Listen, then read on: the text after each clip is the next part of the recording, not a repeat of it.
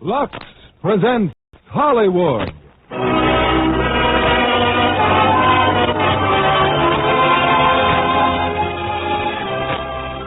Lever Brothers Company, the makers of Lux Flakes, bring you the Lux Radio Theater, starring Barbara Stanwyck and George Brent in My Reputation. Ladies and gentlemen, your producer, Mr. William Keighley.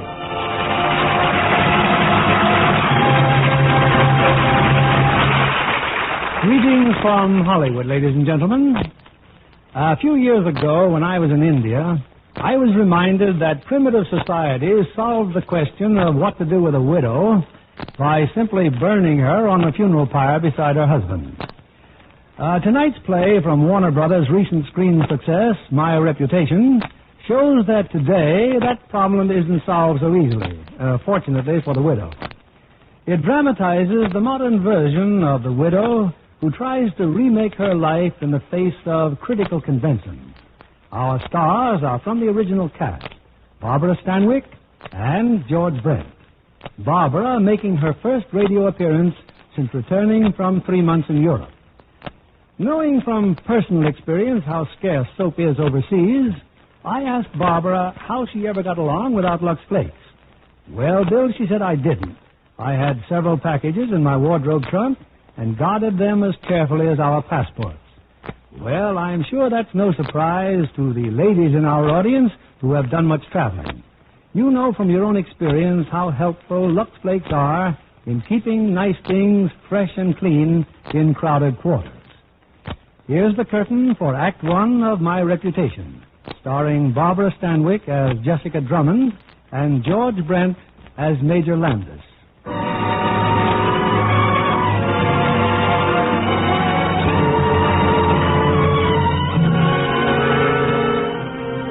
In the late summer of 1944, following a long illness, Paul Drummond died.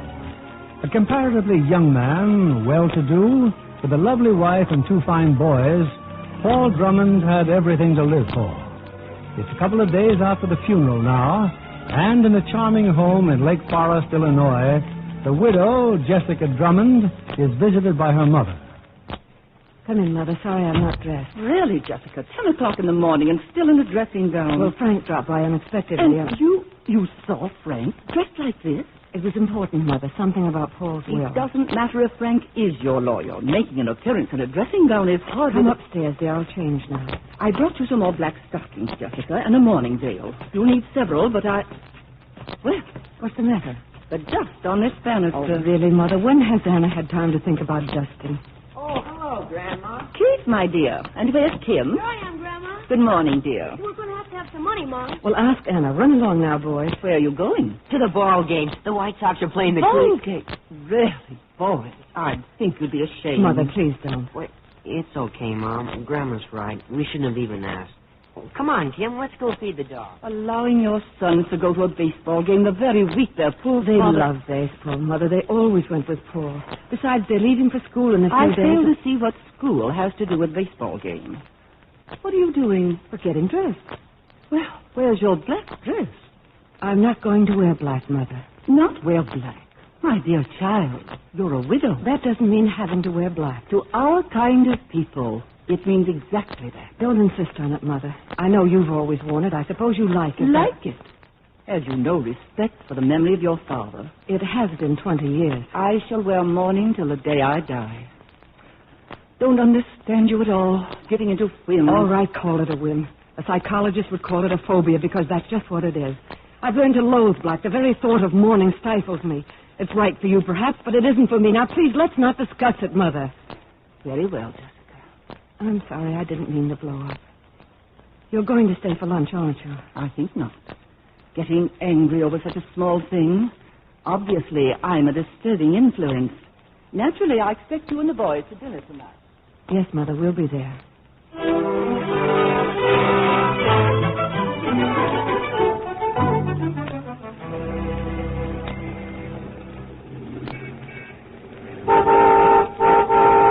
Hey, Jess, wait a second. Oh, hello, George. You come right over here and let me have a good look at it. I just saw Riette in the market. That's right. Bring my wife into the conversation. Hey, you're a sight for sore eyes. Yes, I'm a sight, all right. Trying to market these days. How about stopping by for a drink tonight? Oh, I can't tonight. I promised the boys I would take them on a picnic. It would break their hearts if I called it off, and by the time we get back... Well, if you'll let go of my hand, George, I have to run, really. Sure. Call us real soon. Huh? Yes, I will. Mom, what are we having for our picnic? Yes, bologna and cold ham. Oh, boy, I could eat a bear. Where did you say Keith went? Just over to Gretchen. Oh, I saw her mother and dad at the market. Well, don't worry. Keith will be back, all right. He wouldn't miss this picnic for anything. Mrs. Drummond! Mrs. Drummond! Well, that's Gretchen now, isn't it? We're in here, Gretch. Where's Keith? Where do you think? Hiya, Mom. Hello, dear. Gretchen, how about joining us for the picnic? Well, that's what I wanted to ask you about, Mrs. Drummond. Oh, hello, Kim. Hi. You see, I've got a house guest, Mrs. Drummond, and she's terribly cute, and we're all going to have supper at the country club. And, well, I was wondering, couldn't Keith and Kim join us? Oh, please, Mrs. Drummond. Well, of course, if they'd like. Well, we're having a picnic with Mother. And that's what I told her, Oh, Mom. nonsense. Run along. Well, after all, Keith and Kim are going away to school, and I thought it'd be simply super... Well, what do you do, Mom? All alone here. Well, I'll go to a movie. Oh, gee, thanks, Mrs. Drummond. Goodbye. Come on, kids, let's go. Bye, Mom. Thanks, Mom. We won't be home late.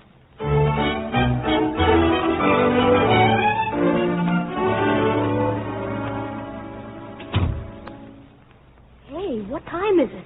Oh, it's about 10 o'clock, I guess. Guess Mom isn't home yet. Who says I'm not home? Hey, didn't you go to the show? Oh, I was too tired. Well, did you have fun? I'll say. The whole gang was there, Mom. But if we'd known you were staying Oh, home... it's all right, dear. I'm glad you had a chance to see all your old friends. 2 more days and you're off for school. Just 2 more days. You're not sorry to be leaving them, are you? Oh, sorry. Well, because you can still go to school here if you'd rather. Oh, I'm glad we're going to Dad's old school. Mother, what's the matter? Oh, nothing, dear. You'll write to me once a week at least? Oh, sure, Mom. Gosh, you won't be lonely. Oh, no, I'll get along fine. After all, Amity and Grandma and I... Oh, look, it's late. We still have 2 whole days to worry about what I'll do when you're gone. Off to bed now.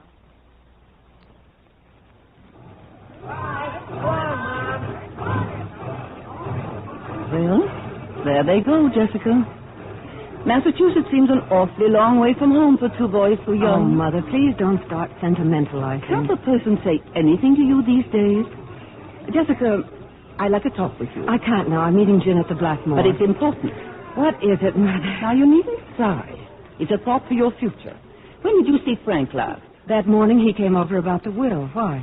Before I go south for the winter, and since you refuse to go with me, I want to know that my child's future is assured. And I think that, next to Paul, Frank is by far the best man for you. Oh, no, really, Mother. I have a feeling that Frank would like nothing better. And what I think apparently makes no difference. Well, may I remind you that at your age you can't be too particular. I don't want to discuss it now. I mean it. We'll continue the discussion in the car. My chauffeur can drop you off at the Blackmore. Oh, I'd rather walk. It's such a lovely day. Honestly, Jessica, there are times when I could just shake you. Of all the All right, Mother, all right. I'll ride.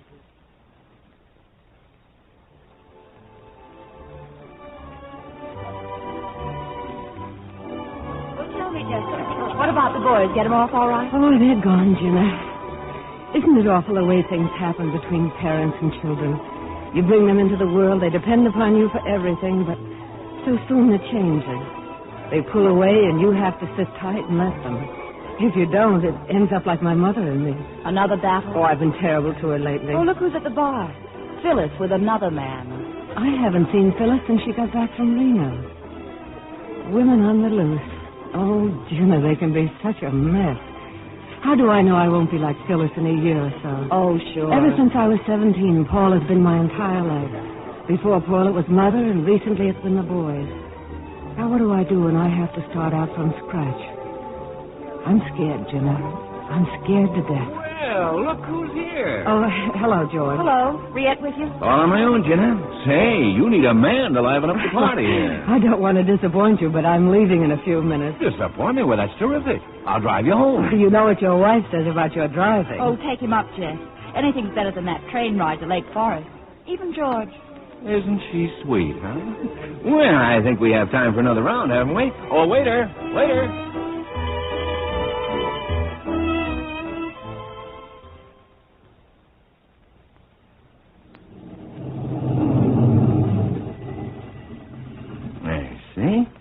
safely home, Chester.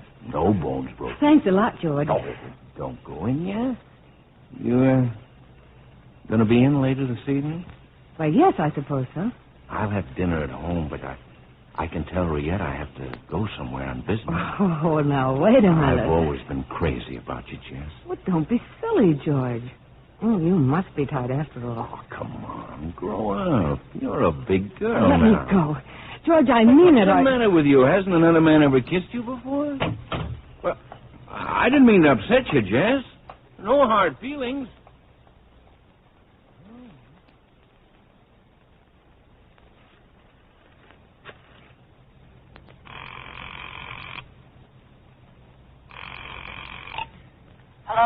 Hello. Hello, Jenna, this is Jess. Jess! Jenna, can I come over and see you? I mean, right away. Now, I've got to. Well, of course, dear. I just can't stand it here alone. Thanks, Jenna.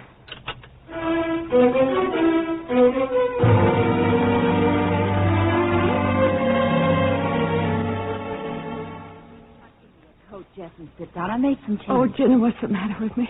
What am I going to do? I seem to be going to pieces. Darling, what is it? I've tried. You know I have. Jenna, the house is closing down on me. That empty room, everything's closing down on me. Mother and having the boys gone, and what's the matter with me? I can't seem to stop this crying. Dear Jess, you're happy. Oh, it's awful to come here like this. I'm so sorry. Stop saying that. And if you don't get out of that house and away from your mother, you'll end up in a sanatorium. I've never been like this in my whole life. It just makes me sick the way you've let everyone manage your life. You've got to start being yourself for a change. Your life's Oh, not finished. Jenna, if I could... Listen to me. Carrie and I are going to Los Angeles on business, and you're going with us. After the business is over, we're taking a cabin at Lake Tahoe. There'll be snow by then. It'll do us all good skiing. Well, if I go anywhere, I should go south with Mother. All right, go south with your mother. I'm the one who has to face her, not you. Well, I'm glad to see you can stick up for yourself. Oh, I didn't mean to yell at you, darling. Please come with us, Jess. We could have such fun. Oh.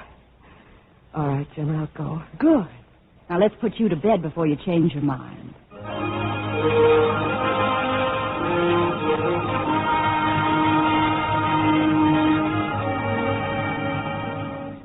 Lake Tahoe. Snow skiing. Oh, why I ever came out here, Hey! Hey, you! Hey, you! You calling me? Yes, I've had an accident. What's the matter? Well, I guess I broke one of my skis. I see what you mean. Anyone who could do that to a ski hasn't any business wandering alone in these woods. I know. I'm sorry to bother you. Well, what can I do Oh, it's for awfully stupid of me, but I've been going around in circles for such a long time. Just a second. One thing at a time. Oh, please. yes. Well, I'm staying at the Abbott cabin, and I know it must be somewhere around here, but I can't seem to... Slow down now. Slow down. Now, to begin with, you're staying at the Abbott cabin. Yes. All right. Now, take a look down there through those trees. Oh, no. Way over to the right. Oh. Well, that's it. Good. Well, now, that's lesson number 1.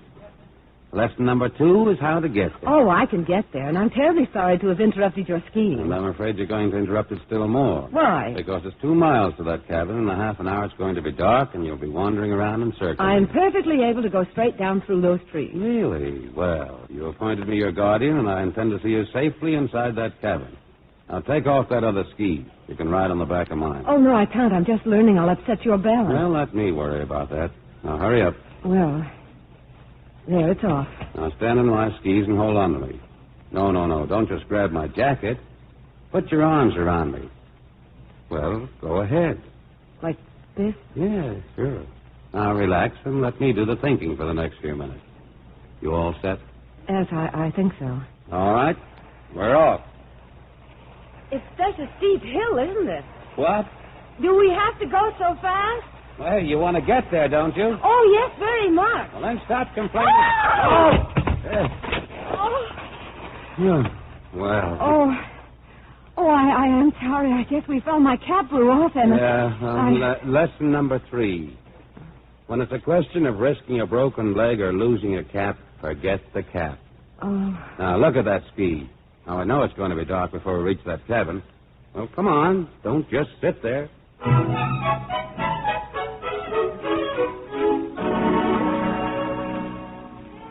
Well, come in. Carrie, close the door. Darling, I've been frantic. We had a slight accident.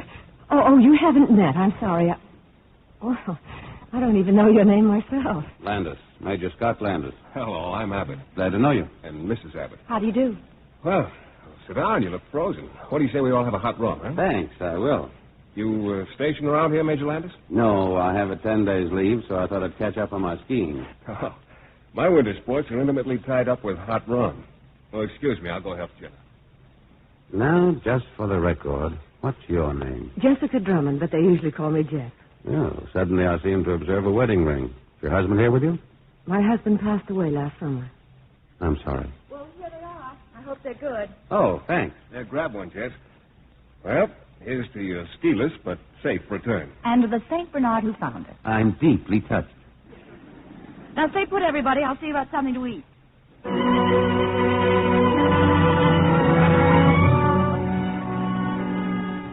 Well, look at the time. You mean to say that I've been talking ever since dinner? Oh, it's 10 o'clock. You good people will excuse me. I'm going to bed. Always the tactful hostess, darling. Hey, a little groggy myself. Oh, look out there. It's snowing again. Where are you living, Major? Oh, not far. Only about 12 miles from here. Oh, you're not going to try to make it tonight, are you? Well, if you don't mind, I could bunk right here on the couch. I wish you would. See that he has some blankets, will you, Jess? Well, see you in the morning, Major. Good night, and thanks. You want some coffee, Jess? Oh, no. I'll be coming up in a minute myself. Sleepy, too? Well, I ought to be. I haven't had so much exercise in months. Did you good. I hate to think of leaving here in 4 days. Must you? I have responsibilities. I have 2 boys, Major, 12 and 14. Good. I suppose that's my cue to say you look too young to have boys 12 and 14. You know you have an odd way of catching people on everything. You expect stock phrases? No, I don't at all. You know, I've been watching you all evening, Jessica. I'll confess it. You've been hermetically sealed most of your life, haven't you? Well, I suppose so in a way. Well, it's time to change. You're very self-sufficient, aren't you? Well, I never even gave it a thought. You see, I've never had much of a chance to express myself. Even when I went to Europe, I went with Mother. Yes, I know. And you stayed at the correct hotels and spoke French religiously while you were in Paris. Mm-hmm. I've seen hundreds of people like that all over the world, guidebook in hand, walking desperately from cathedral to cathedral. Yes, I'm afraid you're right. You know, I like you very much. Must you sit so close to me, Major Landis? Why, I believe you're serious. Yes, I am. Oh, so you're going to rise to your feet and decide it's time to say goodnight, huh? Well, yes, it is time. Well, good night, then, Jessica.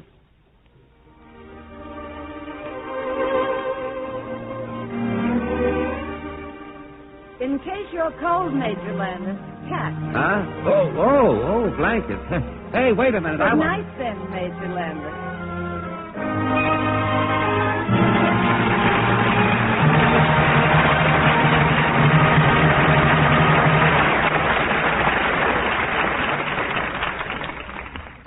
In a moment, we'll bring you Act 2 of My Reputation, starring Barbara Stanwyck and George Brent. Libby, I hear you went to Jack Carson's birthday party. Yes, it was right on the set of Warner Brothers' new musical, Love and Learn. Who was there? Oh, the whole cast. Bob Houghton and Martha Vickers and Janice Page and 300 extras. They'd been shooting a birthday celebration scene for Love and Learn, and when the shooting was over, the cake and the refreshments turned out to be a real party for Jack. Complete with presents, too? Oh, yes, of course. But the nicest thing about the party was that Jack gave presents to his guests. 300? Wow, what were they? Oh, nylon stockings for the girls. Nylons and no Lux Flakes to go with them? Well, I guess Jack figured most of the girls would have Lux anyway. Martha and Janice said there'd been lots of talk about stocking care because the girls had been dancing for 5 days straight. That would be hard on stockings if they didn't get luxed every night. Well, girls who work in the studios soon discover that wardrobe departments depend on Lux to keep stockings lovely for a long time. I think you can rest assured that girls who care about their stockings will see to it their new nylons get Lux care. Martha Vickers and Janice Page say they wouldn't be without Lux. Well, then that proves they're very smart girls, because Lux helps stockings to last twice as long, according to those strain tests we've talked about so often. Silk, nylon, rayon, and cotton all showed similar results. If girls could see how quickly stockings ran when they were rubbed with a strong soap and how much longer they lasted when they were washed with Lux, I'm sure they'd never risk strong soap again. Oh, goodness, no. When stockings last twice as long, why, that's just like getting an extra pair every time you buy a pair. A thrifty thought. That's why clever girls luck stockings after every single wearing. We return you now to William Keighley. Act 2 of My Reputation, starring Barbara Stanwyck as Jessica and George Brent as Scott Landis.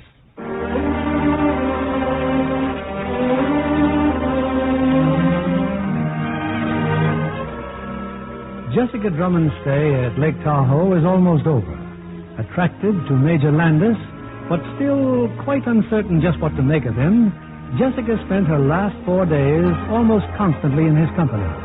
It's late at night now, and they've just returned from a day's drive through the snow-covered countryside. Oh, this nice warm room. Me for that fire. But where are they, Carrie and Jenna? Getting to sleep, probably. I saw their light go off as we came up the road. Wasn't it a wonderful day?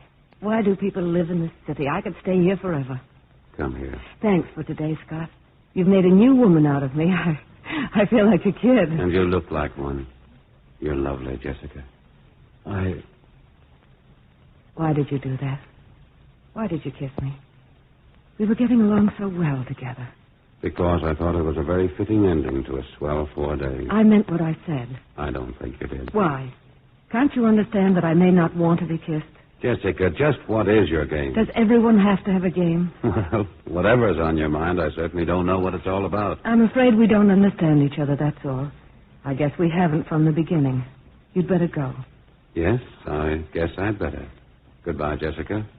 My best to the Abbot. Thank you. Oh, be sure and lock your door, Jessica.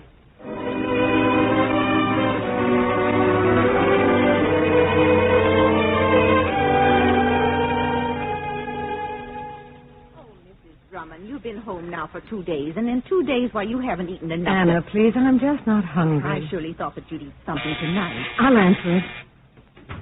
Jessica, the door was open. Why, Frank, how nice to see you. I was out this way, and I took a chance. Some flowers. Oh, Frank.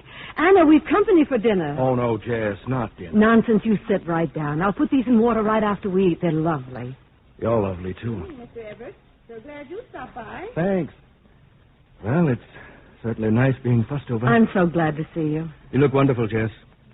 I'm glad now you went with the Abbott. Didn't you want me to go? I wanted you to stay here so I could look after you. Oh, that's sweet of you, Frank. You've no idea how nice this is, sitting here with you. Oh, it's good to have you here. It's no secret how I feel about you, Jess. You and I know the same people. We like the same things. I think the boys like me, and I... Mrs. Drummond, Mrs. Abbott. I'm sorry, Frank. Say hello for me. What did you say, Jenna? You're where? In the Georgian room at the Blackmore, Carrie and I. And guess who's here? Major Landis. With you? No, he hasn't even seen us. He's with some other people. Why don't you get in the car and join us? Oh, I'd love to. Oh, no, I can't. Frank's here. Well, bring him along. Well, maybe, Jenna. Look, if we're coming, we'll be there in an hour or so. Oh, I wish you would come. Well, I'll see. Thanks for calling, Jenna. Goodbye. Jenna and Carrie are night clubbing. Oh, how are they? They're fine. They suggested that we join them. Well, would you like to? Oh, if you'd like to, it might be fun. Why don't we? Well, you finish dinner then, and I'll hurry and change. Oh, but you look fine. Oh, this old thing? No, I want to look glamorous. But what about your dinner? I'm not hungry, Frank, honestly. Anna.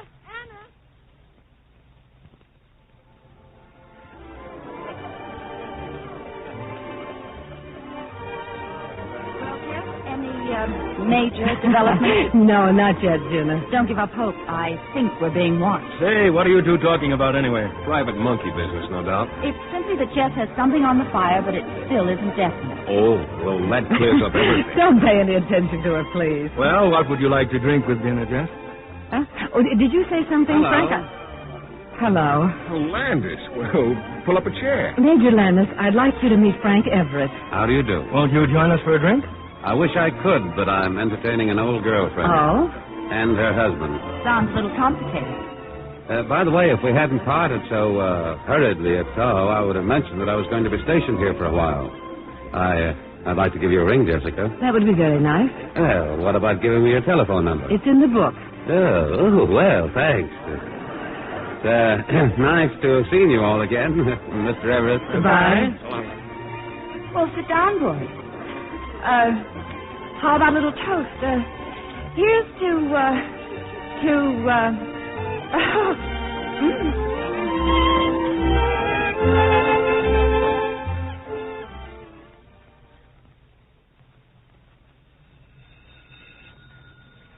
get it, Anna. I'm right here. Hello? Who? Oh. No, thank you. I already have a cookbook. Yes. Goodbye. Now, look, Mrs. Dillon, why don't you let me sew for the Red Cross and you go over to the Hawks and say some bridge? Oh, the old crowd's no fun anymore. I feel dreadfully out of it. But you ought to go out more. It's just Answer it, Anna. But the way you've been hopping that phone every time. Well, I thought that maybe... No, it's never anything important. Yes, ma'am. Hello? Yes? Yes, I'll see. This time it's a Major Landis. Oh, yes. Oh, Anna, would you run upstairs and see if you can find that blue thread? Yes, ma'am. Hello. Well, how are you, Scott? Oh, I'm fine. What? Tomorrow night? The Lakeside 6 o'clock. Oh, yes, that would be fine. Yes, I'll be there. Thanks for calling. That blue thread was right here in the sewing box, Mrs. Sherman. It was? Oh, that's funny. Well, what did he want? I'm having dinner with him tomorrow night. Going someplace fancy? I'm meeting him at his apartment. Of course we'll go directly out somewhere. Well, what are you smirking about? Oh, just thinking what your mother would say. Well, you can stop thinking and hand me that blue thread.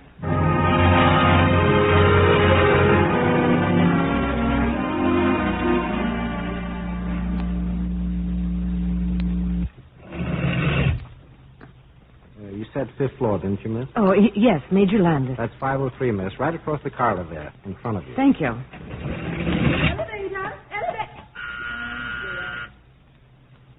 Why, Jessica, what a surprise! Oh, Mrs. Thompson, how are you? I've just been visiting the Jacksons. My, you look lovely. When does Mother return, dear? Well, I really don't know. I imagine... Jessica, well, right on time. Oh, hello. Ooh. Well, it's lovely seeing you again, Mrs. Thompson. Goodbye. Goodbye, Jessica. Well, I must say. Who was the dragon out there? Just a friend of Mother's. Oh, what a nice place you have. Except it isn't mine. A friend of mine loaned it to me while I'm being stationed here. Quite a coincidence seeing you in the Georgian room. Yes. You know, I rather like that Frank Everett. Seems like a nice guy. Oh, he's not only a nice guy, He's a gent. I can't imagine you having anything in common with him. Oh. Oh, I don't mean it that way. I mean, You know, you're what my mother would have called a caution. How is that? Anyway, if you hadn't been poured into that icy mold of conventionality, you'd be a good egg, you know. You're going to hatch one of these days. Am I? Well, let's sit on the couch, shall we? Well, come on, it's not a booby trap. I thought perhaps it was. There. Now, tell me, what did you do today? Well, I went to the Red Cross, and then I did my shopping, and I had lunch with some friends. What did you have for lunch? Consomme and chef salad. No dessert? No, I never eat dessert. That's a martini in front of you. Well, if you'd let me have my hand, well, let me hand it to you. Here. Thank you. I must make a note of this. Never waste pre-war gin on Mrs. Drummond. Now, let's see, where were we? Oh, yes, lunch with friends. Well, I guess I've said all there is to be said about that. Well, then, why don't you just sit back and relax? You're not a very relaxing person. These earrings, are they family heirlooms? Oh, no. I mean, yes, they are. They belong to my mother. Oh, Scott, please, they'll come off. Your mother's, huh? Aye, well. She's south. She'll be coming home day after tomorrow. Oh, it's warm in here, isn't it? Yeah, is it? Well, with all this interesting talk of chef salad and consomme, I'm beginning to get hungry. Where would you like to eat? Oh, any place at all. Any place but here? Yes. Well, then, suppose we just get up and go. Yes. Yes.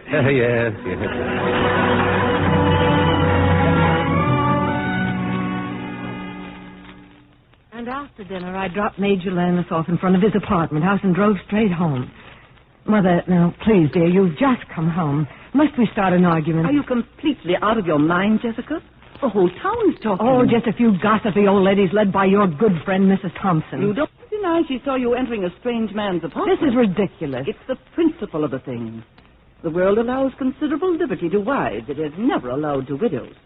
If you won't think of yourself, at least remember your duty to Paul. Keep Paul's name out of this. I've had enough, Mother. Jessica. You talk about duty. It's your duty to go to those women and tell them to shut up. You talk so much about wanting to help me, but what you really want is to drag me back into your ivory tower. Well, I won't allow you to, ever. Where are you going? To see Major Landis, to really give those old biddies something to gossip about.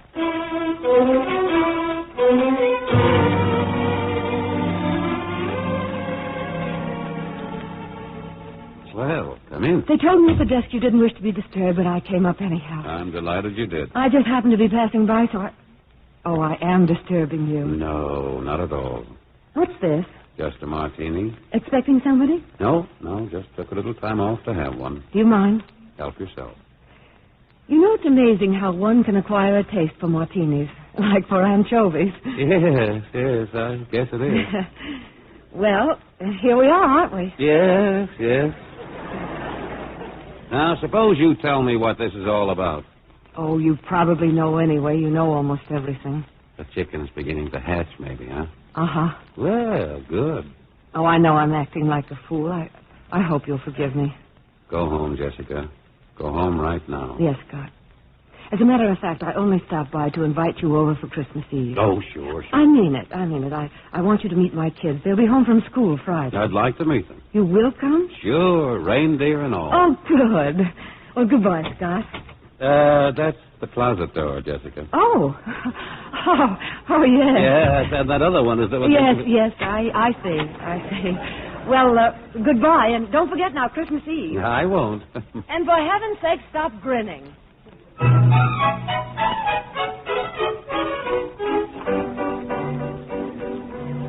In here, you kids.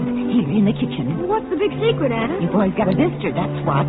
Here they are, Mrs. Kimball. Merry Christmas, boys. Grandma! Hello, Gran. Oh, gosh, Merry Christmas, Grandma. Why'd you come in the back way? What are you doing here in the kitchen? I have no intention of going inside, Kim. Here are some presents for you. Oh, gee. Thanks, You can exchange Grandma. them if you want to. I see so little of you. I know no longer just what you like. Oh, we'll like them, Grandma. Hey, now, why don't you come inside? Yeah, Gina and Terry are here, and Frank and some new friend of Mel's, Major Landis. Major Landis? Oh, not really. What do you mean, Grandma? Never mind. Well, since it is Christmas Eve, but just for a minute, mind you. Hey, look, everybody. Look who's here. Mother, Merry Christmas. Don't let me disturb your pleasure. Merry Christmas, everyone. Mother, this is Major Landis, Scott, my mother. How do you do? I've heard a great deal about you, Major. Isn't it time for the presents? Well, I'll say it is. Now, remember, kids, just one each till tomorrow. Shall we step into the hall, Major? I understand you met my little girl in California. Just where are you stationed? Chicago. Temporarily, of course. Isn't that rather a coincidence? First in California and now Chicago. Oh, entirely a coincidence. And where, may I ask, did you meet Jessica? I can't divulge that information. Why? What do you mean? Secret business. Are you joking with me? No. Here's Jessica. She could tell you if she wishes. Jessica, are you keeping something from me? Oh, Mother, let's not start with that. Not on Christmas Eve. Come, I have a gift for you. That's my fault, Jessica. Madam, suppose we start all over again from the beginning. No, we shall not. I can see that you're a thoroughgoing scoundrel, young man. I'm delighted to hear you say so, madam. Kindly stop calling me madam. Mother, please. Now, Jessica, I know what I'm doing if you don't. Young man? Please, not young man. I think you're in league with the devil. Good night, Jessica. Mother. Well, there went the spirit of Christmas. Well, shall we try to go on with the party? Well, we could sing Jingle Bells again. Jingle bells, jingle bells, jingle all the... Well, what's the matter? Come on, it's Christmas Eve.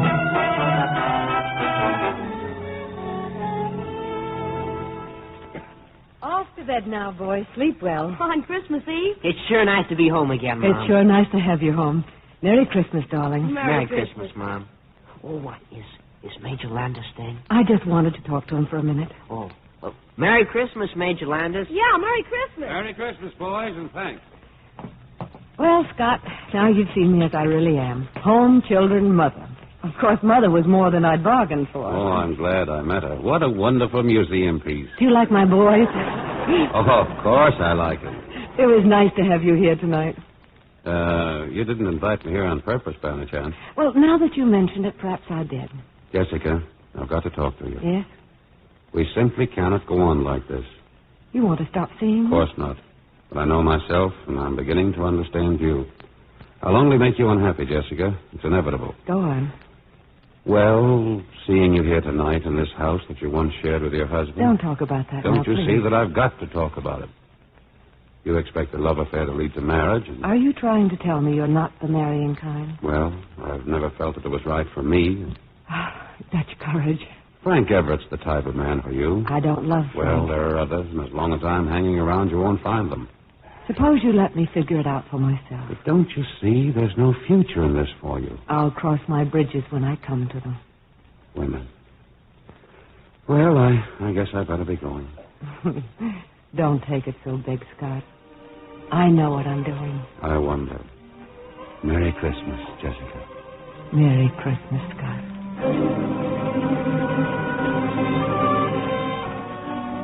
He kissed her. He kissed Mom. Well, that's on account of the mistletoe, probably. They're supposed to do that. But she didn't kiss Frank or Carrie. God, Come on to bed, Kim. Mom shouldn't have kissed him, Keith. She shouldn't have.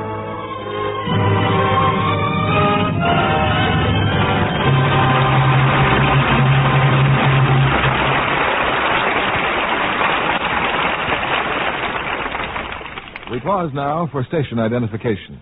This is CBS, the Columbia Broadcasting System.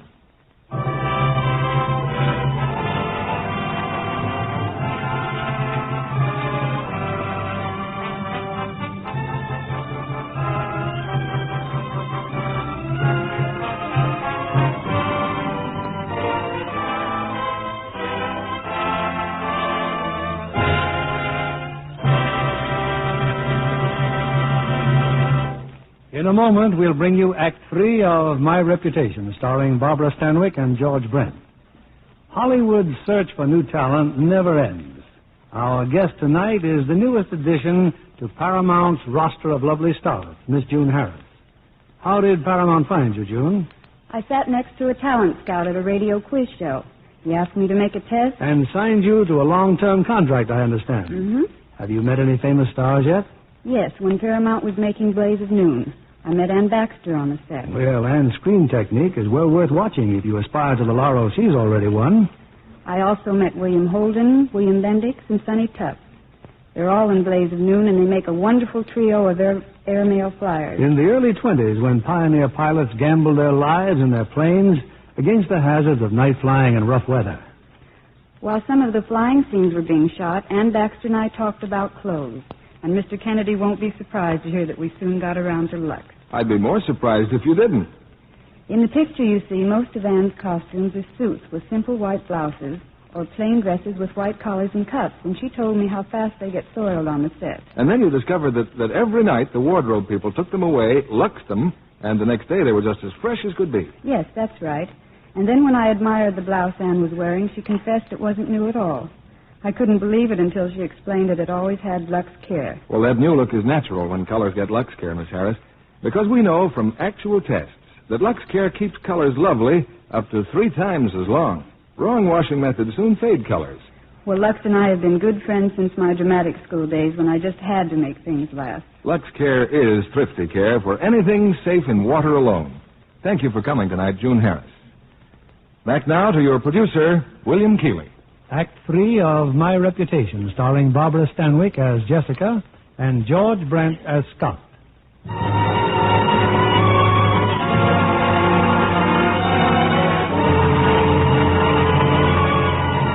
It's just 1 week later, New Year's Eve. At the Drummond house, Jessica is waiting for Scott Landis to call for her, while a few blocks away, at the home of one of their friends, Keith and Kim are attending a holiday celebration.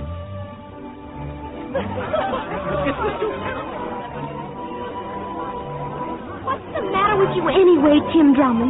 A few minutes ago you said you were having a swell time. Yeah, well, thanks very much. Hey, Keith, let's go home. Well, why? Mom said we could stay until 12 o'clock. You should hear the way everybody is talking about Mom. I mean, the grown-ups inside there. Well, I don't get it. Well, it's true what they're saying, isn't it? Kim, what were they saying? We'll tell you on the way home. Well, after all, your mother always came here for New Year's, and all of a sudden she doesn't. No wonder people are talking. Well, if that's the way you feel about it, I'm glad we're going home. Yeah. Let's go, Kim.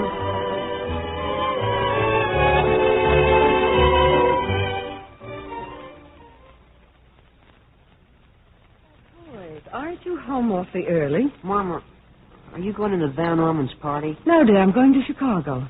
Well, everybody expected you at the Van Orman. Well, I didn't know I was so popular. Mom, did you go to the fights with Major Landis? Oh, yes. Boys, if you have anything on your mind, I wish you'd tell me. They made a lot of jokes about it at the party tonight. And all that stuff about Lake Tahoe and Major Landis. Have they been telling you these things? No, I just heard them talking. I didn't believe it. Mom, none of it's true, is it? Not their interpretation of it. We kind of hoped you'd say they were all lying. Listen to me. I've done nothing whatever you need be ashamed of. Will one of you go to the door, please? I'll get it. Mom, you ought to see it from our side. I don't want to talk about it, Keith.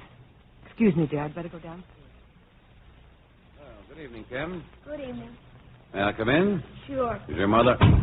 Oh, hello, Jessica. My, are you all dressed up? Hello, Scott. That tone. Something wrong? No, nothing. I'm sorry I have to run off, boys, and I'm sorry about what happened. But there's nothing more I can say now. Kiss me good night. Good night, boys. Good night.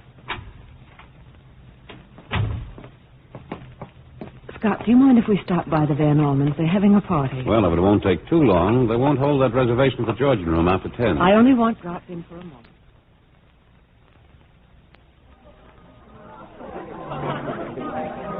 Well, look who's just arrived. Jessica. Hello, everybody. Come on in there. Jessica. So you came after all. Everyone, I want you to meet Major Landis, of whom you all have heard so much. I'm very happy to meet you. How are you? I won't attempt introductions, Scott, but they're all very old friends of mine. Let me take your wrap, dear. Thanks, Riette, but we're not staying.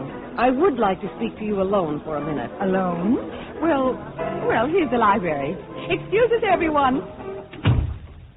Riette, Keith and Kim left the party because they were extremely upset by some things they overheard here. Well, why pick on me? Because it happened in your home. I don't want to know who did the talking, but I'm asking you... I did the talking. I think you've been behaving abominably. Is being seen with a man such a dreadful crime? And what's this nonsense about Lake Tahoe? Oh, come now, Jess. No wonder the boys distrust me. What right have you, Riette? The right of an old friend who hates to see you make a fool of yourself. A friend should come to me first and not allow vicious gossip to circulate. We thought you missed Paul dreadfully. It's obvious you forget pretty quickly. I don't forget. You just resent me for being able to make a new life. Then you admit you're guilty. Oh, that's all you got out of what I've been saying. Look, I'm giving a party and come on. I promise I won't embarrass you in front of your handsome friends. I'm afraid I don't care anymore. Then why did you bother to come here at all? Because I was still coward enough to want to save my reputation. Why, Jess, how quaint. But I'm not a coward anymore. No matter how hard it is to strike out on my own, I'm going to do what I think is right for me, even if it means breaking completely with everything in the past. And that includes you, Riette, and all those so-called friends of mine. Well, I'm ready, Scott. If you'd rather stay... No, I want to celebrate, but not here. It's wonderful to really get something off your chest. All of you good people must try it sometime.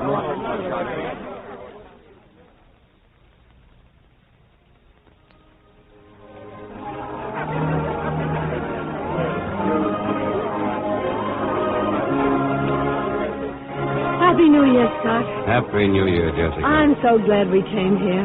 This place has a special sentimental value for me. Do you know why? I think I can guess. Suppose I hadn't been here that night. Jessica. And don't ask me if it was pure coincidence that brought us together again, because I might tell you the truth. Jess, if you don't mind, suppose we order supper now. Well, isn't it early? Well, I don't think we should stay too late. You know what it's like driving a New Year's Eve. I have an idea. I have one bottle of good champagne in the ice chest, and we could have it when we get home. Yes. I'd like to have a last glass with you. Oh, Scott, you're so serious. Oh, I only meant the last glass on New Year's. Now, how about a dance, Jessica?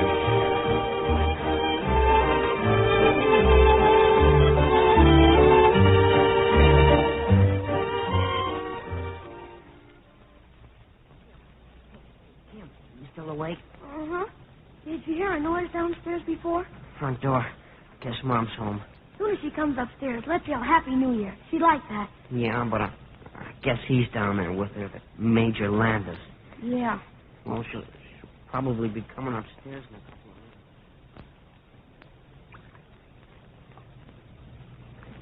minutes. Well, raise your glass, Scott. Here's luck to us. Luck. Oh, this is by far the best.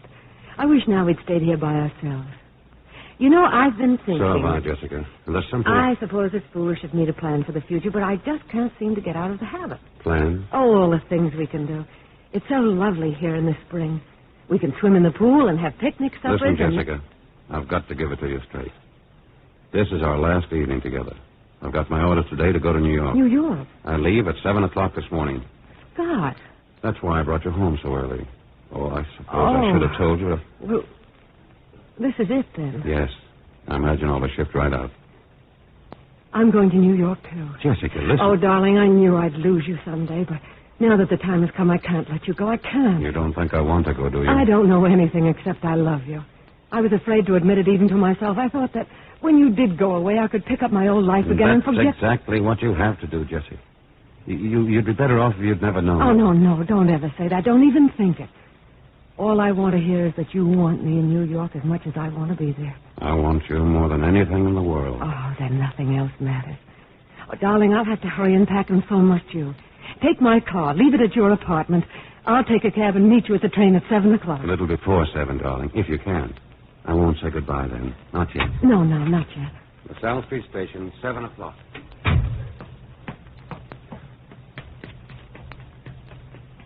Mom. Keith. And Kim. Mom, are you going away? We heard what you said. Yes, dear, I'm going to New York. But why? Major Landis is going overseas, Kim. I want to see as much of him as possible before he does. You'll be leaving for school tomorrow, and, well, Anna will see you off. Oh, try to understand, please. Mom. Excuse me now, please. I have so many things to do.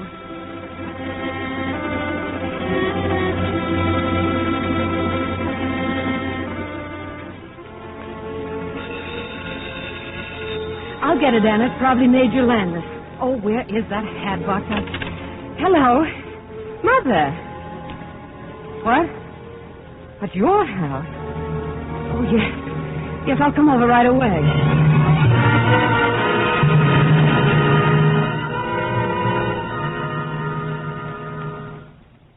Where are they, Mother? Where are the boys? In the drawing room. Jessica, just a moment. I haven't asked them why they came here. But something must be very wrong at home for them to have to come to me for help. All I beg you is that you think carefully what you say to them. Otherwise, you may regret this bitterly the rest of your life. Now go to your boys, my dear.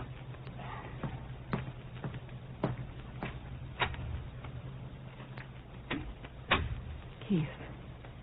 Kim. Mother? I don't know what to say or how to begin.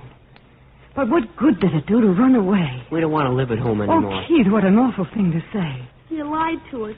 We don't know what to believe. No, I told you the truth, Kim, always. You're going to New York with them. It proves they were right. Oh, Mom, don't you remember Dad at all? Oh, don't say that, please. You know I remember Dad. Nobody remembers Dad but us. Oh, can't you understand that I might learn to care for someone else and still have a place in my heart for Dad? But you belong to Dad. Doesn't make any difference whether he's dead or not. Kim, Keith, will you try for a few minutes to think of me as someone else than your mother? How can we? You are. Well, then just sit down and listen. I don't know whether or not I can make you understand. You don't know how terribly ill Dad was for almost 2 years. He didn't want you to see him suffer. I knew how he felt, so I kept things away from you. After he died, I tried in every way I could to forget his illness.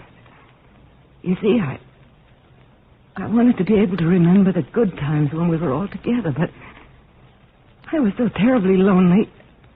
All I could think of was Dad toward the last. Remember that time we planned the picnic just before you went away to school? You went over to Gretchen's instead. I had to bite my lips to keep you from asking you not to leave me. And then when you were away at school, I got so I dreaded staying home. If I hadn't gone away and met Major Landis, I don't know what would have happened to me. Mom, does he mean as much to you as Dad used to? Oh, don't say used to, dear. Dad still means just as much to me, only in a different way. Maybe when you're older, you'll know that you can give all your heart to more than one person and still remain sincere and loyal. The first time you fall in love, it's also wonderful and exciting. It can be like that only once. But second love can be just as true and just as deep. I lost Dad, boys. And now I'm losing Scott. I may never see him again. It's very hard to lose someone you love. Mom. Don't cry, please. Oh, Mom, I want you to be happy, and I try to understand, but golly, it's so hard. Can we go home now, Mom? Kim. I'll say goodnight to Grandma for you. Mother. Yes? We're going home, Mother. I knew you'd do the right thing, Jessica. Thank you for helping me. It's hard to recognize what is right sometimes. I know. Honey, I never thought you could do anything else. I haven't always been old, Jessica. Young people resent conventions. But as you grow older, you realize conventions were established because there was a need for them. Now go home and get some rest, my dear.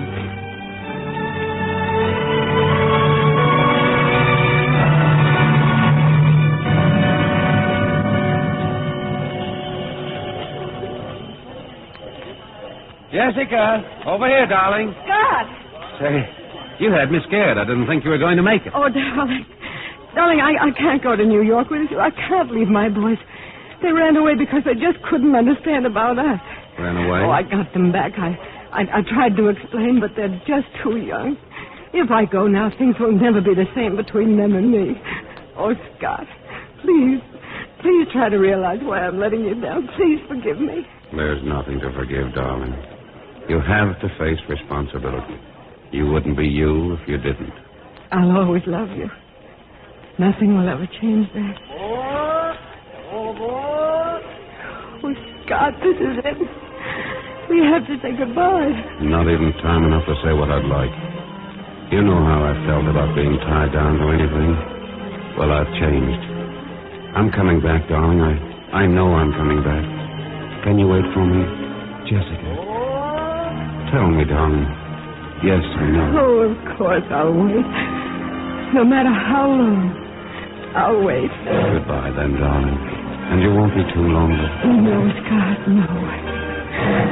I'll never be lonely again.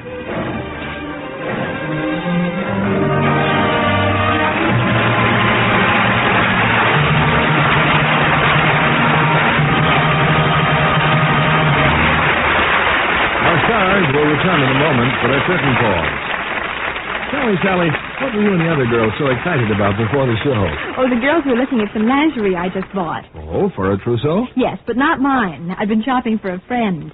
I found a lovely buttercup yellow satin slip for her and a cornflower blue nightie that's a honey. You sound as if you like shopping. I do, especially now when the stores have such pretty things again.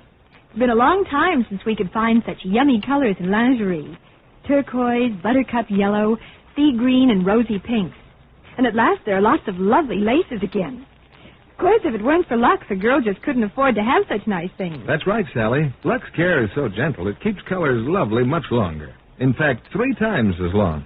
Actual tests prove that slips and nighties washed the wrong way look faded and drab far too soon. Lovely-looking undies do make a girl feel luxurious. And you know, Sally, that with Lux Care you can have 3 times as many without spending a cent more. How do you figure that out, Mr. Kennedy? Well, with Lux Care, underthings stay colorful 3 times as long.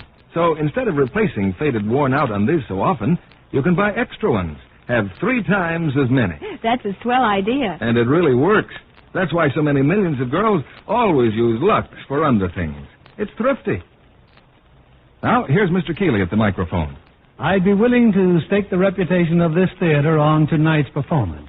So let's bring Barbara Stanwyck and George Brent back to the footlights for a curtain call.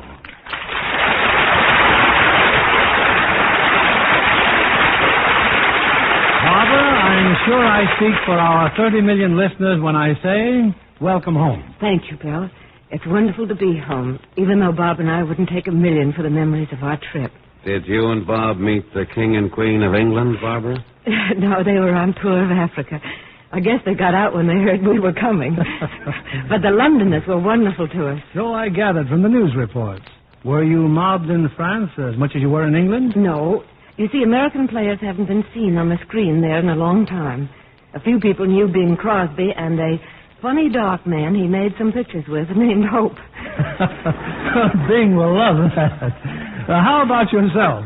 Well, you were recognized, surely. Well, an American sailor stopped us in Paris and said, "Aren't you Robert Taylor and aren't you Barbara Stanwyck?" And we said we were. And then he yelled across the street to his buddy, "Hey, Stan, Americans, Americans!"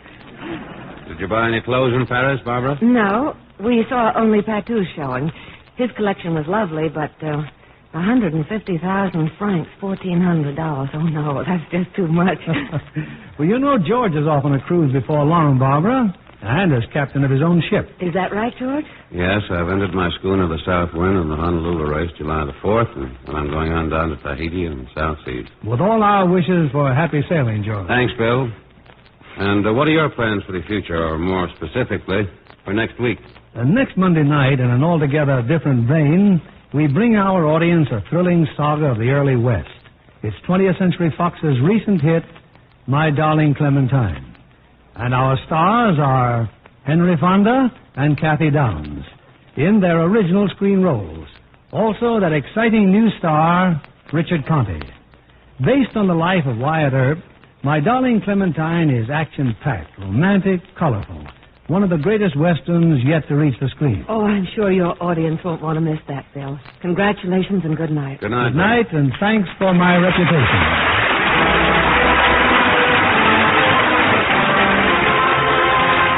Lever Brothers Company, the makers of Lux Flakes, join me in inviting you to be with us again next Monday evening when the Lux Radio Theater presents Henry Fonda, Richard Conte, and Kathy Downs in My Darling Clementine. This is William Keeley saying good night to you from Hollywood.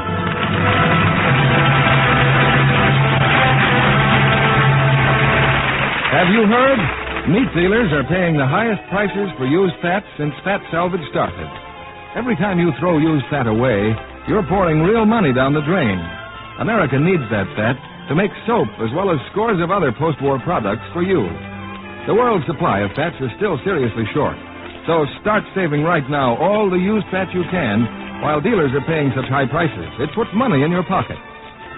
Barbara Stanwyck is currently appearing in Warner Brothers' production of The Two Mrs. Carrolls. George Brent will soon be seen in the Universal International picture, Slave Girl.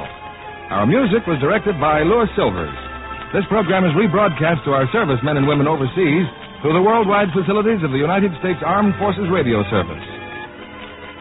Next week, part of the country goes on daylight saving time. If your area remains on standard time, tune in to the Lux Radio Theater 1 hour earlier. This is your announcer, John Milton Kennedy, reminding you to join us again next Monday night to hear My Darling Clementine with Henry Fonda, Richard Conte, and Kathy Downs. Spry. When you bake and fry. Spry. For your cake and pie. Spry. Get your shortening by. Rely on Spry. For lighter, better-tasting cakes, try Spry, the pure, bland, all-vegetable shortening with the magic cake-making secret. Hear them say, boy, what a cook. Rely on Spry. S-C-R-Y. Be sure to listen in next Monday night to the Lux Radio Theater presentation of My Darling Clementine with Henry Fonda, Richard Conte, and Kathy Downs. And why not tune in to Joan Davis every Monday night over most of these stations? This is CBS, the Columbia Broadcasting System.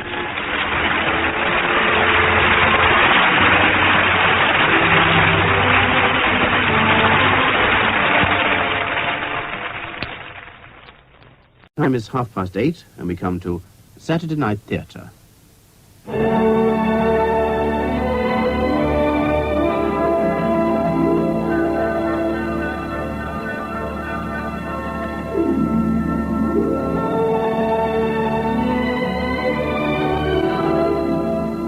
Fallow Land, the novel by H.E. Bates, adapted for radio by David H. Godfrey, with Denise Breyer as Deborah and Geoffrey Matthews as Jess.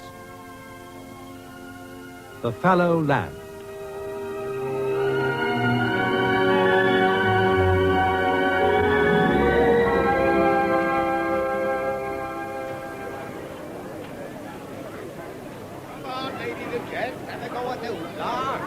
Penny a ring, only a penny, ladies and gents. Penny a throw, you may win a watch.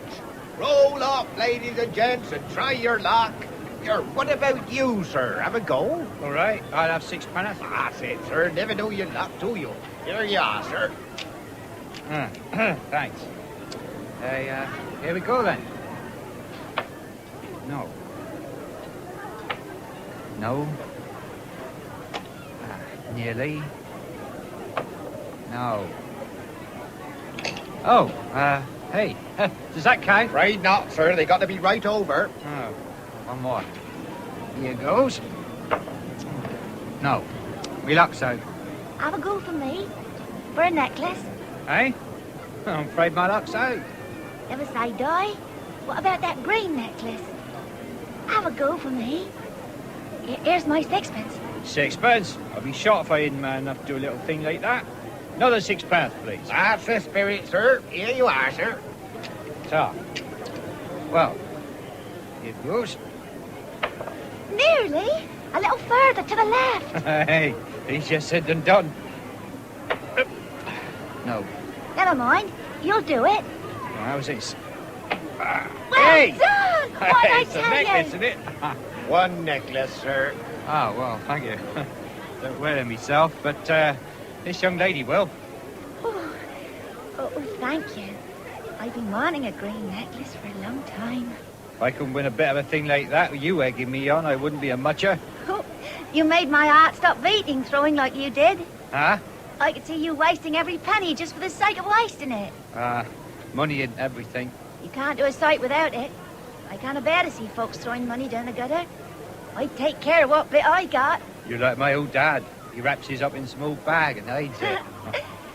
He'd have a fit at you throwing money away like you do, wouldn't he, then? He'd have a fit anything I did, I reckon.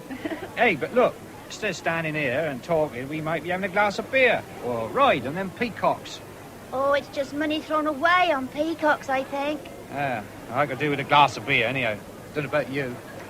I could do with a bit of a sit-down, but I don't want more than half a glass. Come along, then. This is the quickest way. Pass a fortune teller.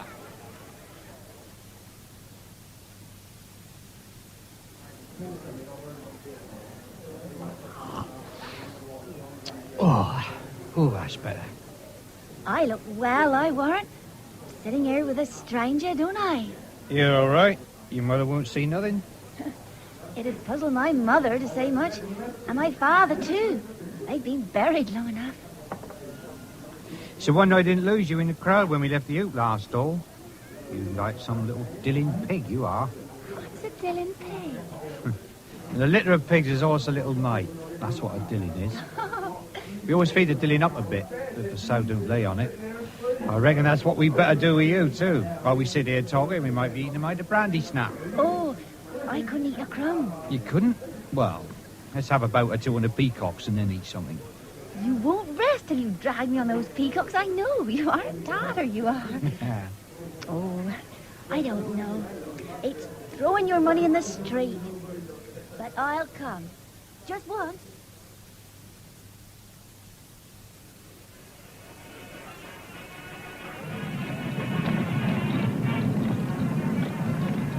There we are. Now, which would you rather, a peacock or a swan? Oh, a swan. Somehow I could never trust the look of a peacock. It's all show and nothing else. Did you ever see a string of swans flying over? No? When we were ploughing, day before yesterday, string went squawking over. They're pretty to look at, flying. Are you a farmer, then? Well, we got a bit of land, such as this. 2, please. Thank you. Now, let me give you a hand.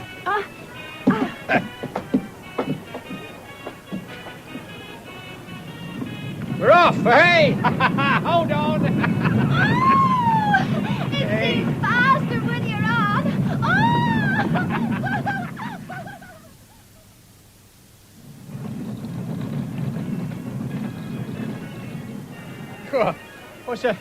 What's a fiddling bit of a ride like that? You don't know as you've had it. You know what it's like when you've had one as well as when you've had a dozen. It's a measly bit of a ride for tuppence, though. Second ride's the best. Besides, what's tuppence? Here we go again, oi!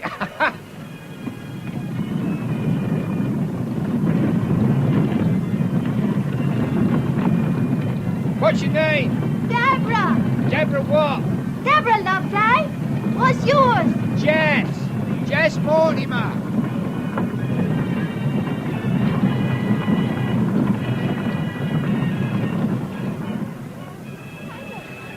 I don't know what you think, Jess Mortimer, but you've thrown away enough money on this thing.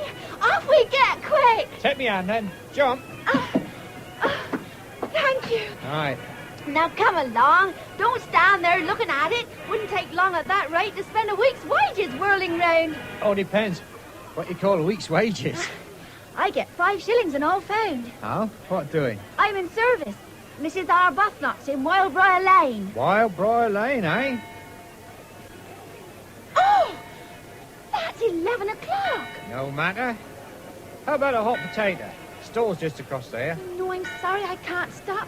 I ought to have been in not a minute after 10, and here I am. Well, if you must go, you better take this buttonhole I've been wearing.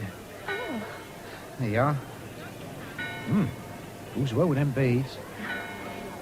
Thank you, Jess. Good night.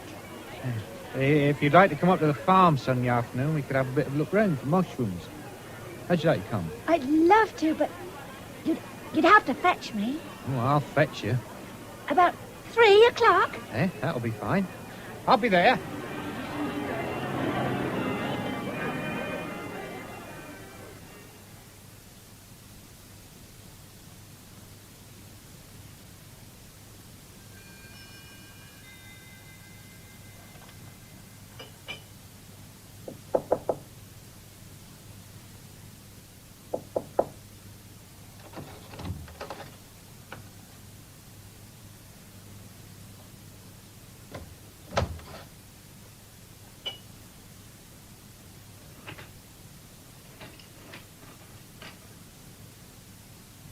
Mrs. Arbuthnot? Mrs. Arbuthnot? I brought your tea, Mrs. Arbuthnot. Oh, well, help me up, can't you? I'm standing there like a dummy, you fool. Help me up. I can't drink lying on my back, can I? Help me up. Now, take it gently, Mrs. Arbuthnot. Gently. I might die while you stand there. Why don't you use your wits? You'd like to choke me, wouldn't you? I know. Now, drink your tea, Mrs. Arbuthnot.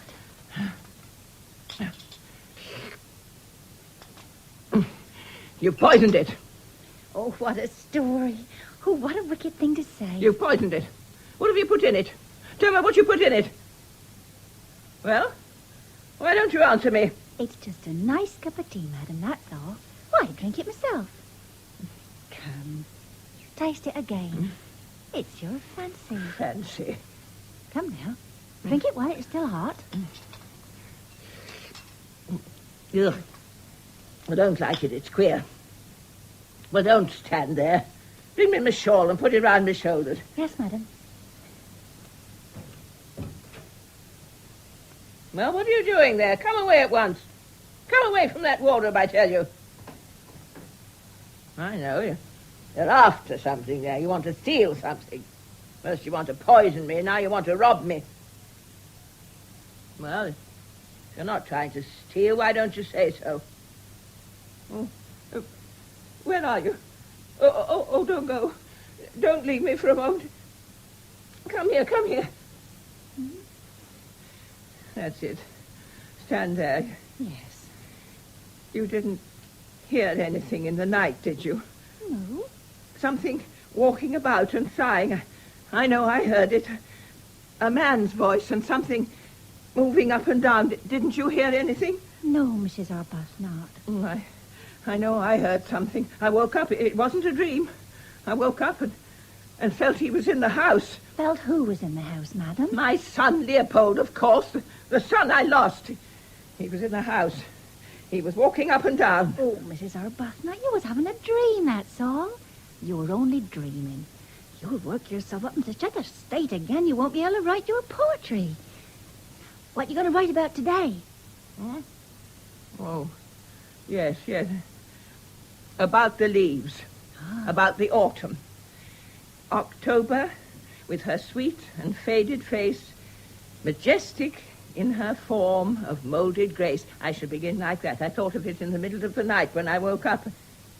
Oh, are you sure you didn't hear anything? Of course I didn't. Now, you lie quiet. You won't be worth a hatful of crabs if you don't. That's better. I'll just go and get your breakfast.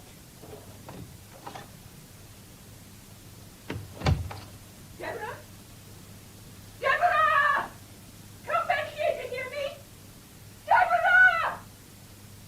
Oh, Jess. If you'd like to come up to the farm Sunday afternoon, we could have a bit of a look for mushrooms. How'd you like to come? I'd love to, but you'd have to fetch me. I'll fetch you. About 3 o'clock. That'll be fine. I'll be there. Look, what's this one? Hey? That's only an old puffball. I trample on them, I do. They ain't no good.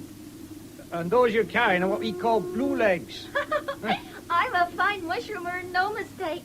Why can't I find them? You'll soon catch on. Hey, now don't throw the blue legs away. The old dad will be glad of them. Oh, am I going to meet a lot of folks? Out of the old mum and dad. Haven't you any brothers or sisters or anybody? No, What does your mother say about my coming? nothing. She wouldn't say nothing to what I'd done. Through his gate here.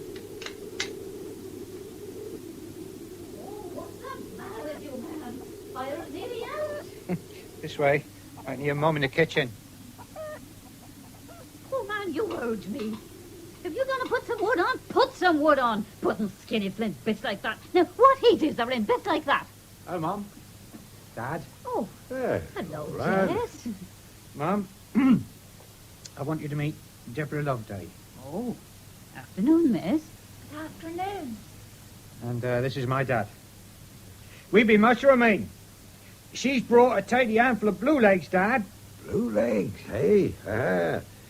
Milking done, Jess? Not yet, Dad. Just going along. Tea's pretty near ready. Now, don't go off, Jess. She'll have to wait, that's all. Cow's got to be milked. Be dark helps. We'll wait for you, Jess. Loveday, eh?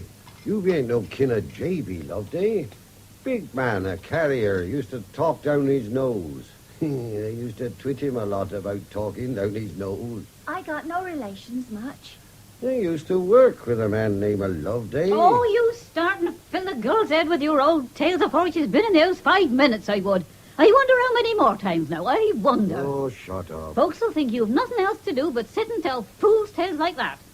If you can fetch some wood in, that'd make more sense, like. Jess says you eat blue legs, Mr. Mortimer. Oh, he'd eat any old truck. Stinking old herbs, and I don't know what he'll bring home some days and stew 'em. Fit to choke a polecat. Oh, mash the tea, woman. I want to get locked up before that. Mash the tea whenever Jess gets in, and not until. Oh, leave off with that poker! All right. Jess will be here in a minute. I expect you're hungry, my dear, but we always waits for Jess.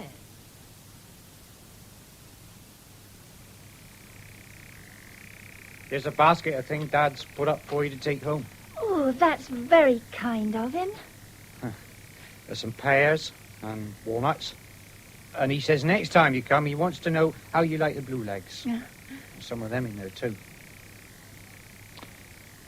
How'd you like our old farm, Deborah? Oh, I like it. And your dad. Come up again next Sunday. I'd love to. Hey, come here. Oh, Jess.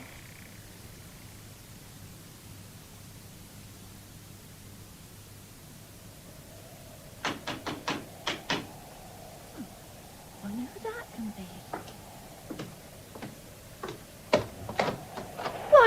Yes! I was just on my way up to your place. My mother's by the bed. Can you come up now? Of course, I was just leaving. Mrs. Arbuthnot's asleep. I'm fit about, Mum. I'm straight. Come on in a moment. It's cold on the step. But what is it? Well, she was drawing water from the well this morning. Just as we were sitting down to breakfast, me and Dad, there was such a rattling and clanging out in the yard. Must have been the bucket rattling down the well again. Well, we went out, and there she lay, groaning. I never heard anybody groaning like her. Straight, I'm fret about her. Well, what did the doctor say? We ain't had no doctor. Why not? She won't. She won't have a doctor in the house for love nor money. Oh, dear, I don't know some folks. We'd best get up to the farm now and see what can be done. I'll get my things first. There's Deborah, Mum. Is your side hurting you? Oh, it don't hurt now. I seem a lot better. I shall try and get up after tea. You'd better stay in bed, Mrs. Mortimer, and let Jess fetch a doctor. No, I don't want a doctor. I don't want no doctor's traipsing up and down. Where's he gone? I heard him go out. Picking the herbs again, I warned. He ain't gone for a doctor, has he? I don't want a doctor. Dad's out of feeding up, Mum. That's all right. Well, I don't want a doctor anyway. Now, do you hear me? That's all right. I shall have to go down and milk, but Deborah, she'll stay with you. You lay quiet, don't fret. Try and have a bit of a sleep. I will.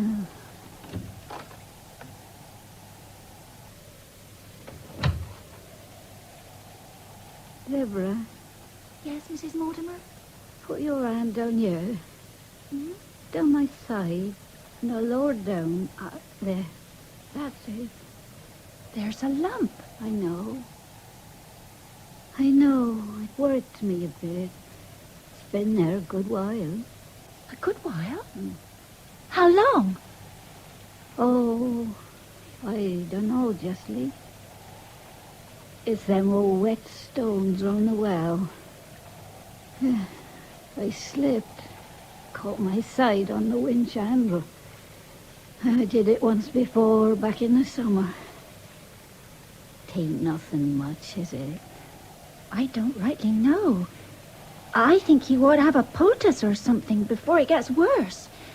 I'll go down and get one hot for you. Deborah. Yes, Mrs. Mortimer? Come here a minute. Yeah? Don't say nothing to Jess. Whatever you do, will you? I ain't said nothing to him. Don't say nothing to him, will you? I shall be all right, though. I shall be all right.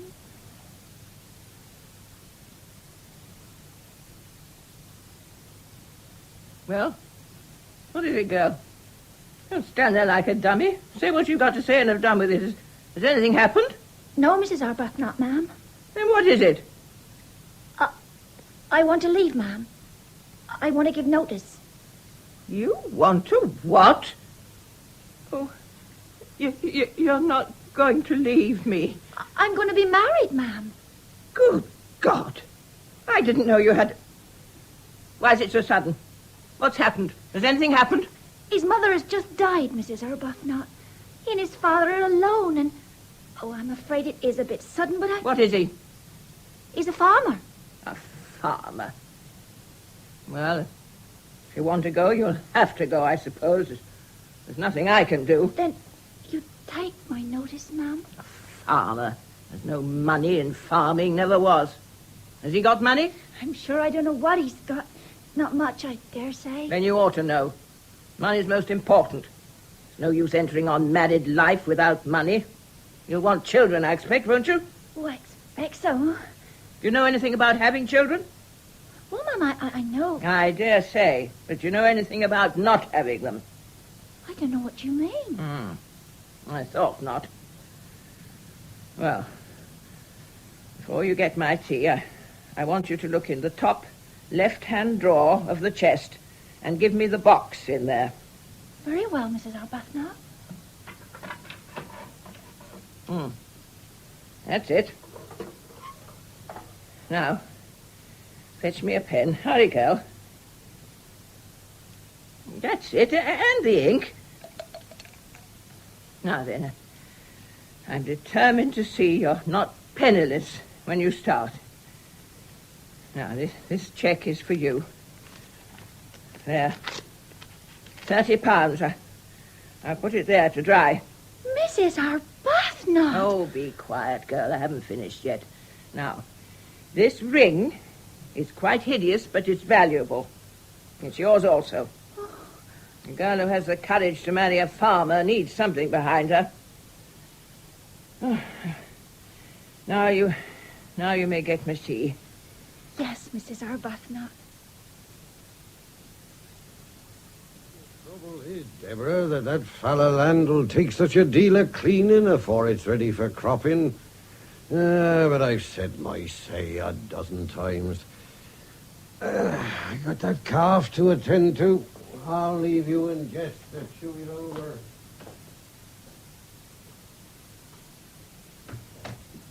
Why don't you try something new in it, Jess? Something new? Yeah, something you never tried before. What ain't we tried, I should like to know? Well, I'd try again then. I'd never see a good field like that go to waste. A good field, did you say? If it was the only field you'd got, you'd have to make it do. Oh, yeah, I dare say. Well, all I can say is you'll have to try something soon. Your son won't always feed on milk. There. He's a right to live as well as anybody. Why don't you think about him and break that field up for something? Aye, keep on about it. You and that fella field. Yeah, me and that fellow field if you like. But if it was cultivated once, it can be cultivated again, I know. You know such a lot about it. What shall we try? Well, you might try sugar beet. Sugar beet? Oh, the papers. Don't you believe all you read in the paper? Well, it's something you never tried anyhow. And there's a paper offering free seed and prizes for the biggest beet. Oh, yeah, we should get a prize, all right. You've no faith, and that's what's wrong with you. If you believed you could do it, you could do it. No man alive could stop you. What do you think just Dad and me could do? I know it's hard. But if it's too much, why don't you hire a man and buy another horse? Man and a horse? The do you think we can get money from to get a man and a horse? Well, you might as well know it first as last. Know what? Your mother left you a little money. Oh, yes, I know. How much? 18 pence. Anyway, how'd you come to know what she left? It'll be a fat lot anyway. Now for a pint and a smell. That's about all. I'm off out. You said anything to Dad? I'm sure I haven't said a word to a soul. Where is it? Still where I found it. In that big chest that belonged to your mother. It's safe enough. Why didn't you tell me before? But it slipped my mind. Slipped your mind? Let's have a look at it. I don't believe it till I see it. Fetch it out. Let's have a look at it. I've got something else to do besides thinking about money, I'm sure. This for a start. Anyhow, how'd you know it's for me? Because it says so. Oh, here, hold David for me a moment. I'll fetch the money once and for all. Here, why don't you take him? I am taking him as fast as I can. Why don't you like him? He's your own flesh and blood. He won't bite you. Why don't you take to him? There's nothing taking about him. So you think? You ought to be ashamed of yourself, that's all I can say. Hey, what's the matter? What are you bawling like that for? I'm your dad! What on earth are you doing to him? Here's your money. Now rest yourself. Now, for mercy's sake, give the child to me. There. Where'd you get this box? I told you.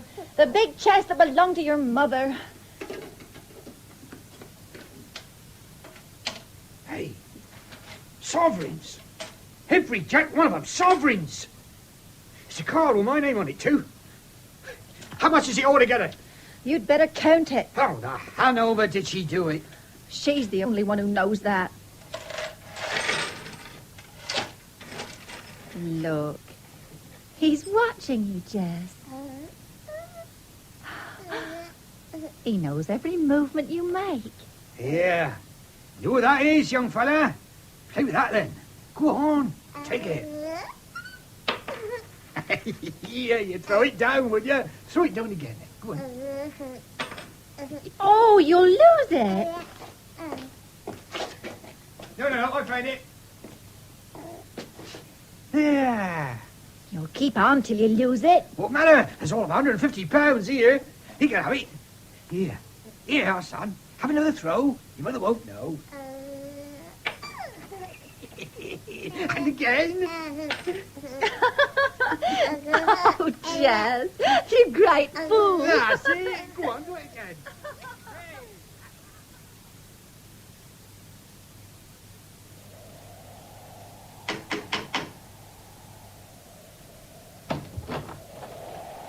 Mrs. Mortimer, Yes?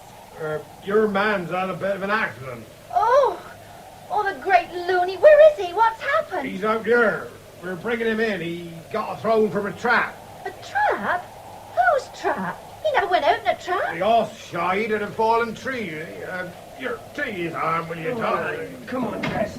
Yeah. That's it. Right there. Well, you can soon be all right now, ma'am.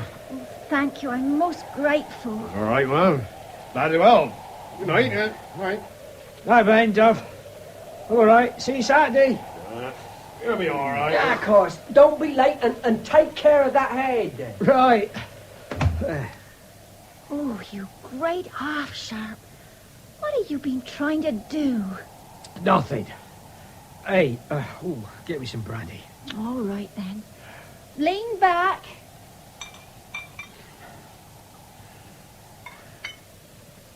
There you are. Now drink that. And how the goodness gracious did you come to do this? Oh, ruddy horse had a fit, that's how. Is your arm broken? Oh, what the hell do you think? You're about half sharp, that's what I think. You must have been drunk, the lot of you. You'd better go to bed.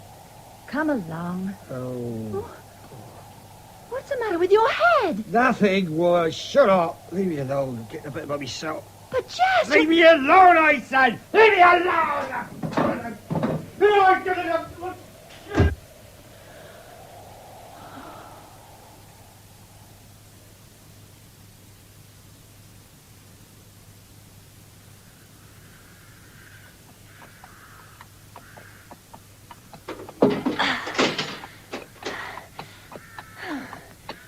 Whose horse have you got there? Whoa! What? I said, whose horse is it? Mine. Who's your thing? Yours? Why, how's that? You haven't bought it. What do you think I did? Picked it off a tree? You'll come to grief one of these fine days, my man. Oh, man. Yeah, you sneer. You done a sneer at me when I first met you. Ah. What made you buy a horse like that? It's no good on the land. What do you think you're going to do with it now you got it? Ride it. What the blazes do you think? You're well enough to ride a horse, but you won't carry a swill bucket or put the plough to that fallow land. Ah, you don't know what you're talking about, woman. Get up, girl. Go on.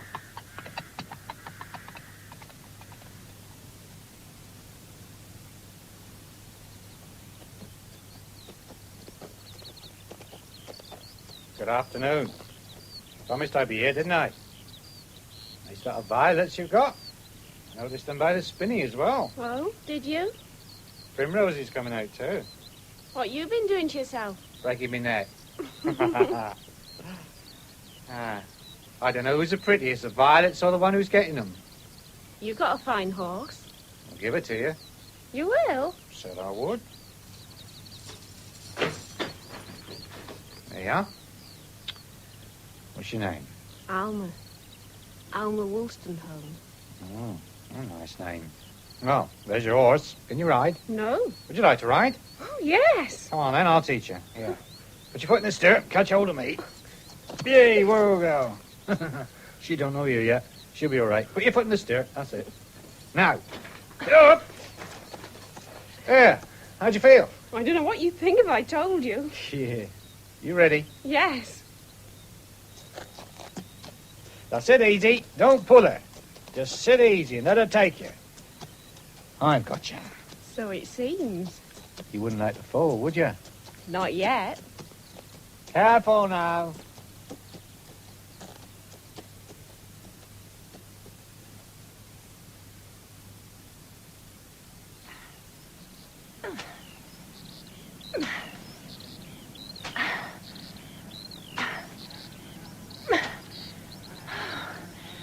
Where are you going, Jess? We're not half through cutting this bean crop yet, and it's only half an hour till sundown. I've had enough, that's all. Do you think your father and I haven't too? If we don't get this crop in tonight, we won't even get back the price of our seed. You heard me. Said I've had enough. I'm off. Not if I know it, you're not. And I don't care who she is. This bit of beans come before any little bitch of a barmaid. Barmaid? Clever dick. Well, whatever she Hey. is, Yeah, what's your game? You let go of me. you're coming back. Who says so? I say so. When this field is clear, you can do your dirty business. Not until. Come on. Get that sickle. Let go of my arm. Let go of my arm, do you hear me? Oh, I warn you, it'll be the worse for you. You. That's about all you're fit for. I've had about enough of this. Ow! You'll be lucky if you ever see me in this hole again. You turn up like a bad penny. Yes, what's up? Where are you going? She knows, Dad. Better ask her. Boy, what's the matter, Deborah? You mustn't weep. Yes! Yes! Come back here! Come back here at once! I'll let him go, Dad. He's not worth it. Let's get on. We must get these beans in before dark.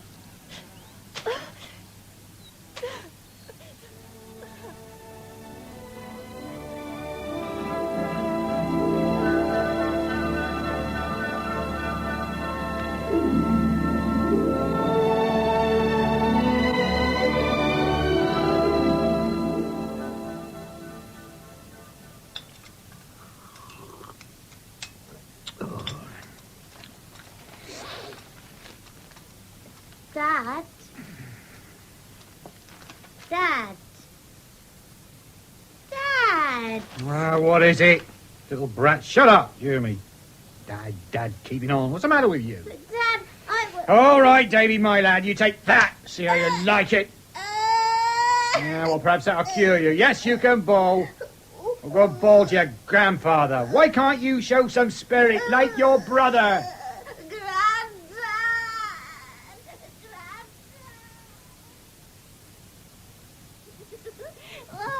Hey, that's the spirit, young Benjamin. That's the spirit. Hey, I'll give you a sovereign if you do it again. No, never mind you fall over. Make a man of you. That's it. Bloody good. Hey, you'll have a sovereign when I put my best trousers on. Bloody. Oh, you young devil. Hey, come here. Now, say it again if you dare. Bloody. That's a nice word. What if it is? At least young Benji's a man, not like his milksop of a brother. So that's all you can find time to teach him. I'll learn him another, if you ain't careful. I can well believe it. Oh, you can you? Here. Say blast it. Benji, say blast it so as your mother can hear. Once and for all. And listen, I shan't say it again. You may do what else you Now, like, but... preach. Very well. You know well enough what I'm trying to say. These children shall grow up a credit to me if they never do to you. Get that into your head. Ah, hear that, you young devil. There's a woman for you. Blast it.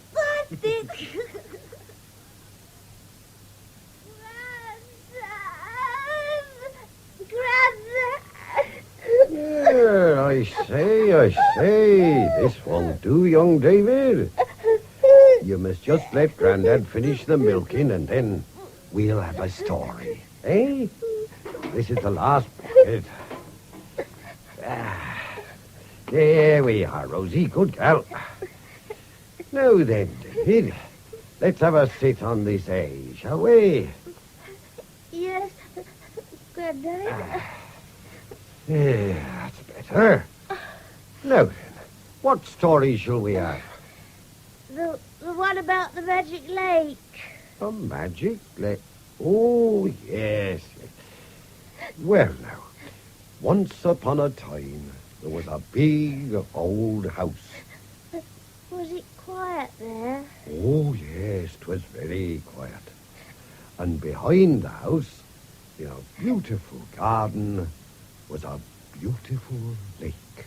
Was that the magic lake? That's right, David.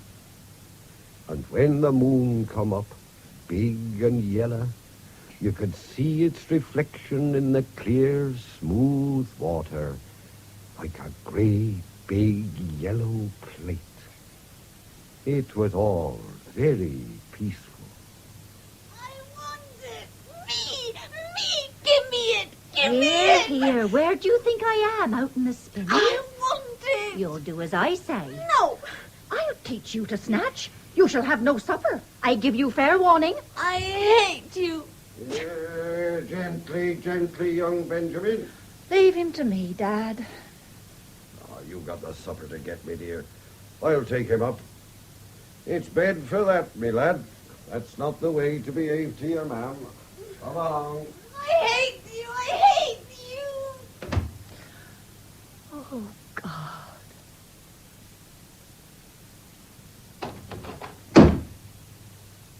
Well, where's supper? I'm hungry. Let me put the fry in the pan. Supper's not the only job around here, you know. Yeah, Ollie. Where's Benji? Where he deserves to be. Oh? Where's that? In bed.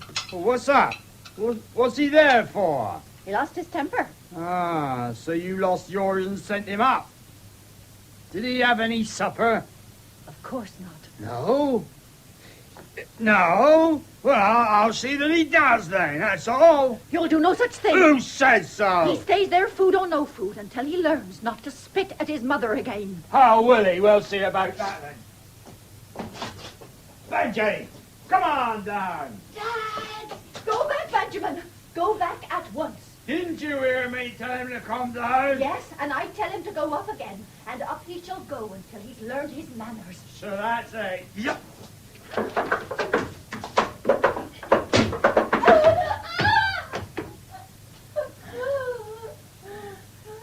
You asked for it. Mom! David! Mind him, Jess. Out of my way. And let that be a lesson to you, mate, lad.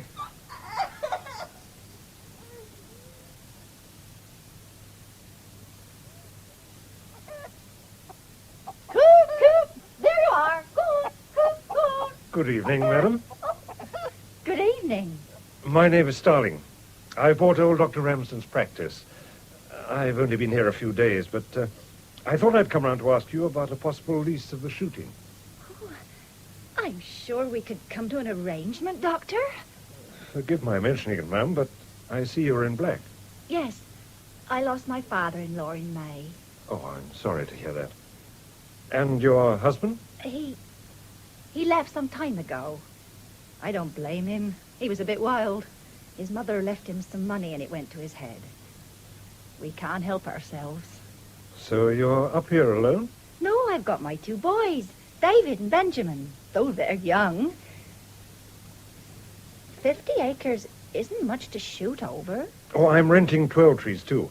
I shall drive up the hill and finish at your place. There isn't much, I'm afraid, Doctor. I see a hare or two occasionally and an odd covey, but nothing much.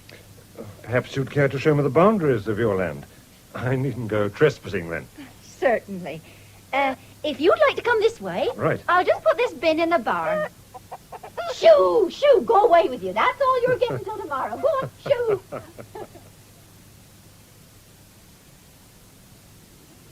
The Sharman's land ends by that row of elms there, Doctor. I see.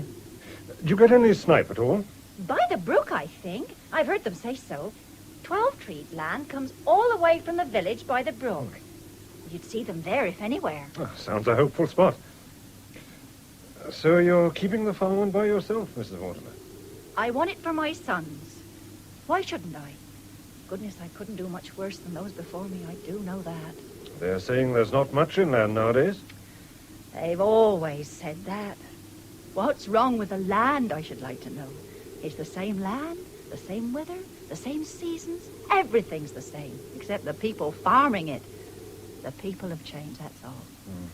The land alone can't do much, can it? Look at this field. Now, this land lay fallow through sheer laziness. My father-in-law let it go completely, and now look at it. Oh, it's poisoned. Look at the weeds and twitch. 5 years won't see it clean again. It's always been the same. Always has been and always will. If you're not master of the land will be master of you. Nothing so sure as that. I only wish it could be. It must be worrying for you with so little help. Oh, nothing worries me much except accounts. And they frighten me rather. Do you know anything about them, Doctor? A little. Well, even if it's only a little, and you can tell me what it is, I should be thankful. I want to do things properly. I must. A farm is a business like anything else. If it isn't run properly, there's no hope for it. I'll be glad to do all I can to help. But talking of accounts, I haven't settled mine for the shooting. Oh, no. That doesn't matter now, Doctor. In the spring... Now. And I think that's what we agreed. No, Doctor, I must go now, Mrs. Mortimer, but we'll have a chat tomorrow about the farm accounts. I'll blow in about this time, if I may. Of course, Doctor. Thank you. Good night. Good night, Mrs. Mortimer.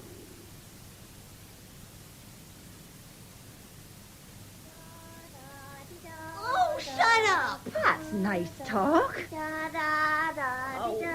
Now stop quarreling, you two, and mind what you're saying. The doctor's just coming up the path. I ain't quarreling. I ain't quarreling with nobody. All right. You're not quarreling, but that's enough. Hush, boy, do.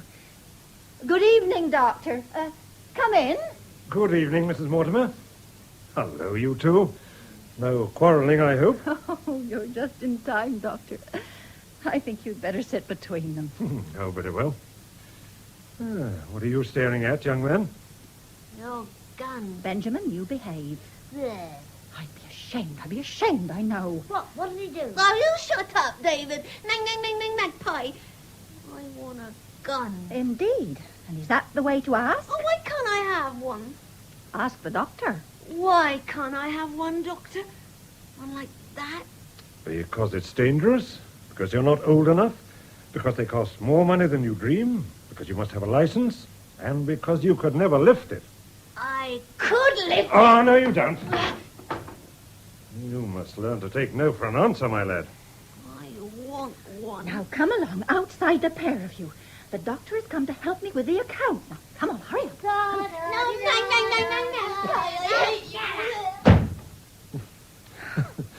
Bit of a handful, those two, Mrs. Mortimer. Yes, though they're good lads, really. But the one thing they need, they've never had, a father's discipline. It must be very difficult for you. I expect they also lack companionship up here. No, not really. There are the 12 trees. They have children, and the Sharmans. Their 2 sons are grown up, but they have a daughter, Sophie. She's 7. David's quite taken her recently. So they're not really alone. But you're right, it's not always easy. Things will sort out, I dare say. Well, let's have a look at these accounts and see if we can sort them out, too.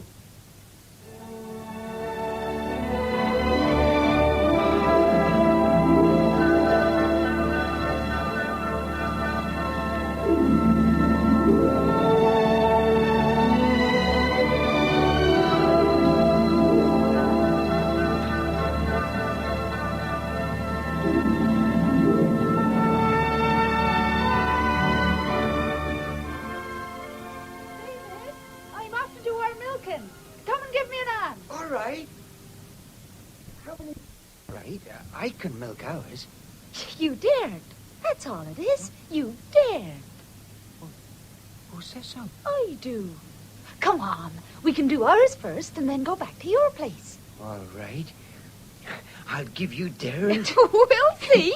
Come on. This is the barn. You take Hetty, the black one there. She's easy. I'll take June.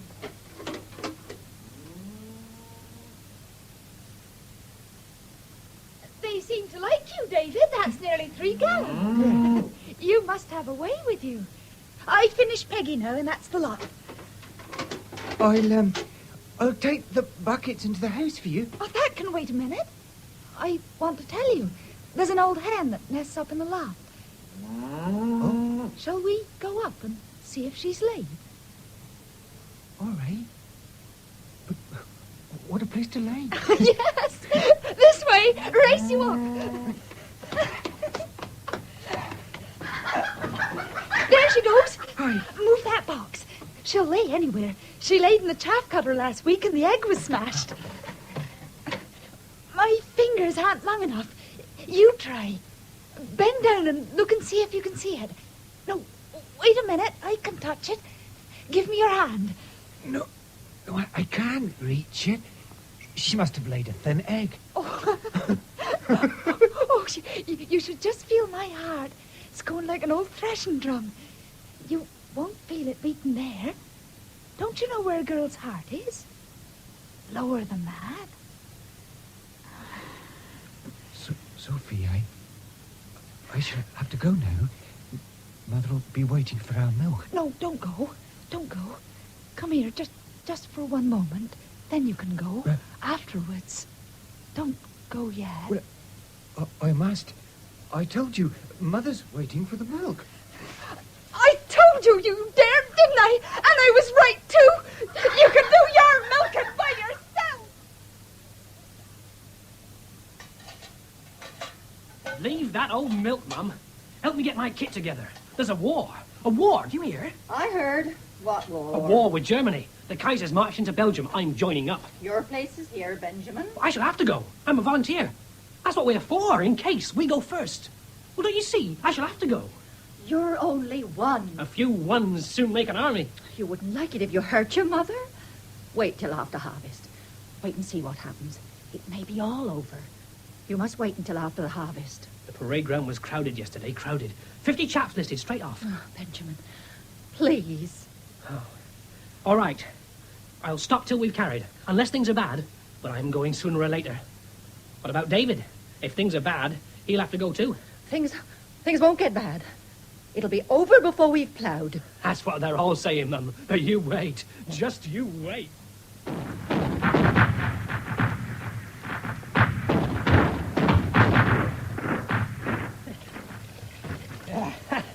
Well, that's the last time I wash in the old sink for a good while. The last time? Yes, Mum. I'm off tomorrow. Tomorrow? Yes, David, tomorrow. Call me early, Mother What a dear. row. Folks will hear you in Staviston. Be quiet, for goodness sake. Oh, tomorrow you'll be saying, oh, if only that boy was singing at the sink. If you weren't so big, I'd give you something to sing for, I know. Can't keep a good man down, Mum. We'll get up before daylight and be off, won't we, David? We'll see. I'll give you a knock. David's place is here on the farm. And so is yours, Benjamin, if you could see it. I see, said the blind man. When are you going? You keep talking about going, but when? Early in the morning, before the sun was rising. Very well, then. If you want to go, you must go. But don't come grizzling home to me when your shirt isn't ready to put on. Or when your dinner isn't ready. Or when your socks need darning. I shan't be at home, my lad.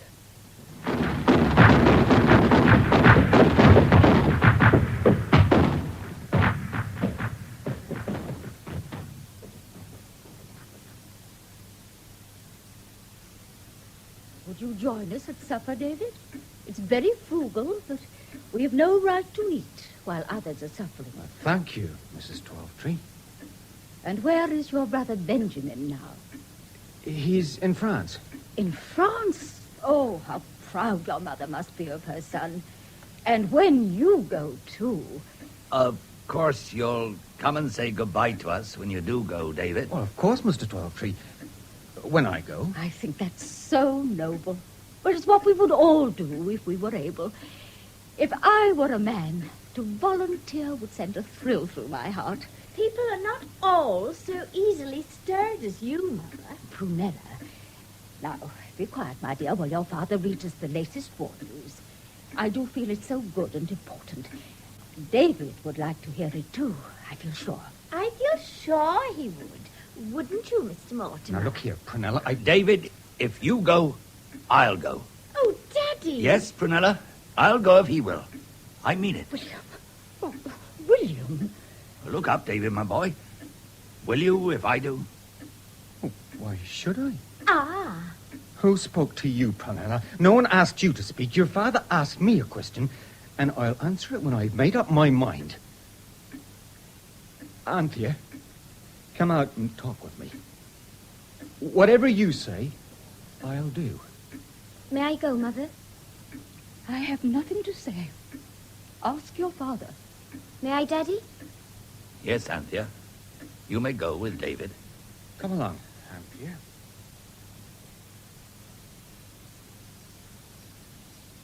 Which way should we go, Anthea? Let's go down by the brook. Do you want me to volunteer? Anthea, you do want me to, don't you?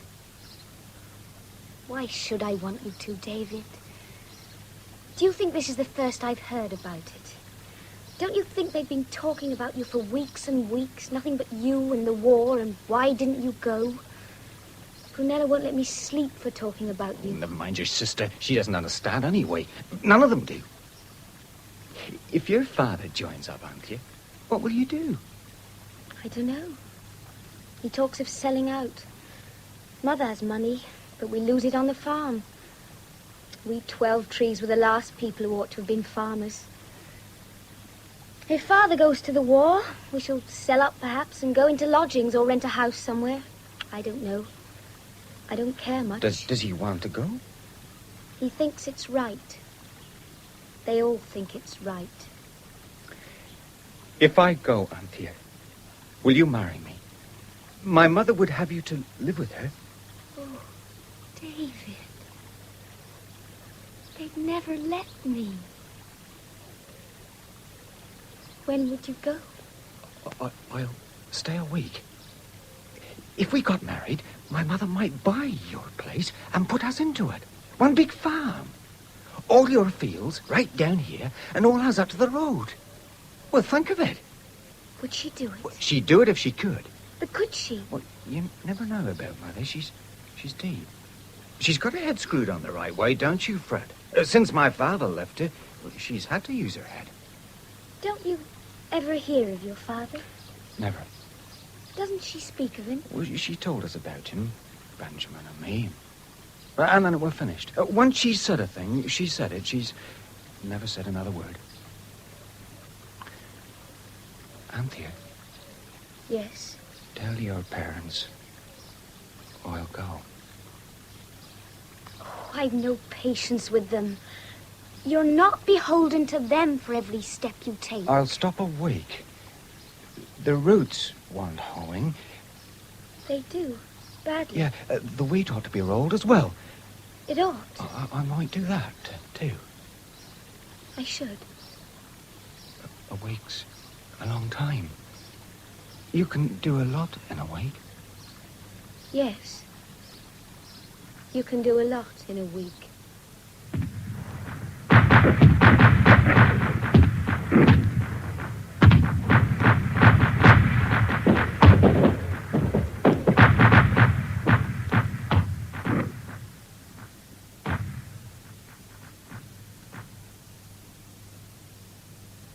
Here's your tea, David. Oh, it's good to see you. It's nice being on leave, Mum. Thanks. Oh, what's all this about money, eh? Well, you've heard me speak of Mrs. Arbuthnot. What, that old girl you used to work for? Yeah, now listen. I received a letter from a lawyer yesterday telling me she'd left me some money. And there's me not even knowing she was dead, poor soul. Oh, how much is the money? If I told you, you wouldn't believe me. 20 or 30 quid, I expect. My goodness gracious, I'll give you 20 or 30 quid. 20,000. What, do you think she was a millionaire? Well, if it isn't 20,000, it's not worth having. Then you don't think 1,000 is worth having? 1,000? 1,000. Cash and security. 1,000? Why, the old... Now, You'll do something with that, I should hope. Do something? What, buy some land, a bit more pasture, some more cows. We'll see, we'll see. You've got to strike out, Mum. If we're going to have a farm, let's have a farm, and not a molehill. What can you do with 50 acres?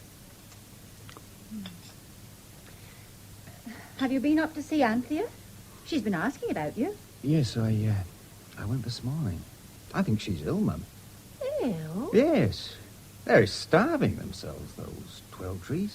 Starving? Well, since Mr. Twelvetree was killed at the front, the three of them just sit there knitting and don't eat enough to keep a mouse alive. But why? Why? They think it's patriotic.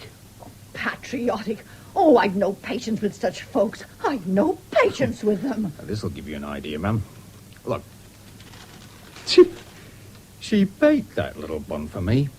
And that's something special. They're just starving. The farm's going to ruin. They've got no cattle now, and the wheat's never been hoed since it was drilled in. Oh. What are you going to do with this money? The money's all right where it is. Why don't you buy their farm, Twelvetrees? Buy it? Yes, buy it. Anthea says she'll marry me, and she can come and live here till the war's over.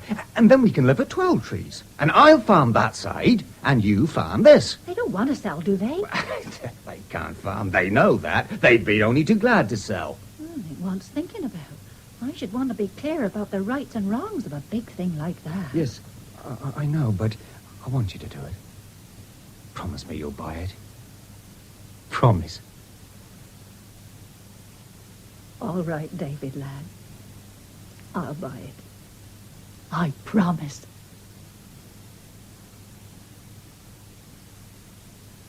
If you'd like to help with the chickens and the milk, Anthea, you can. I'd be glad, in fact. And I'll pay you wages, same as I should other folks. I'd really love to help, Mrs. Mortimer, but I don't want any wages. Oh, now come. Work's work and it's worth money. No. There's nothing wrong about working for money, is there? If it's right for a man, it's right for a woman, I should think. I suppose it is. No suppose about it. It's just give and take. Now, what can you do? Can you feed up and milk? I can feed, but I can't milk. We never did a thing ourselves on the farm. Well, you do what you can, then. You'll soon pick things up. I hope so. I'll get along to those cars. Just a minute, Anthea. Yes? You're not worrying about that boy, are you? If I catch you worrying 1 minute about him, I'll warn you. If he's in the front line, he's in it. And all the fretting in the world won't make a difference. You must take things as they come. You can't help them or keep them back. So just don't worry. I'll try. You'd better. Now go and see to your calves. All right.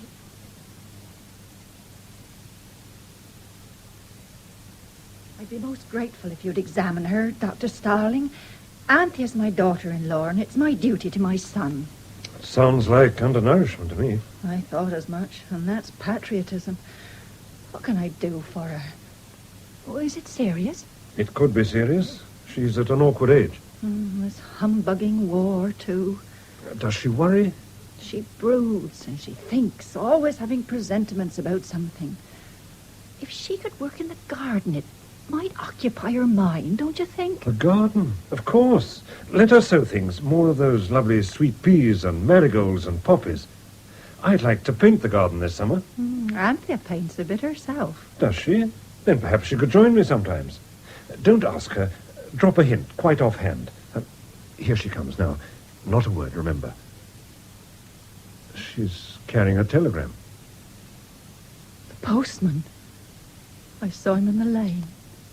It's David. I knew. You'd better leave us alone, Dr. Starling. I will, but I won't go. I'll be outside if you need me. Just give me a call.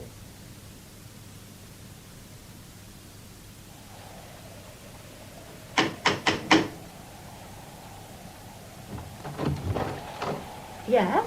Mrs. Mortimer. Yes? Good afternoon, ma'am. I'm a government official. I understand you have 15 acres of fallow land. Yes, what of it? Well, you will appreciate, ma'am, that with a war on, every acre of land ought to be yielding. I have heard of the war. Both my sons went away to it, and one won't be coming back. What do you want me to do with this field? Plough it, ma'am, plough it. How am I to plough it? With a plough, woman. Oh, and will you drive it? A plough wants a man behind it. I've enough to plough now without turning to fallow land. The government takes the men away from us and sends them to their death and then expects the land to plough itself. But, ma'am, the What government do you know about the regulations... land? Nothing. You've sat on your backside in an office all your life, and in 5 minutes you think you can learn what it takes a lifetime to learn? Who told you to come here anyway? It's my duty. Duty? If you want to do your duty, come and strip your coat off and plough the 15-acre field. I'll pay you well. What do I know about ploughing? I'll send you some German prisoners. They'll plough for you. Prisoners? I'll neither plough the field nor have prisoners. While I can stand up, I'll run this farm myself. And when I want prisoners and advice, I'll ask for it. Not until... My good woman, it's a government order, and if you don't obey, you'll suffer. Suffer? Suffer!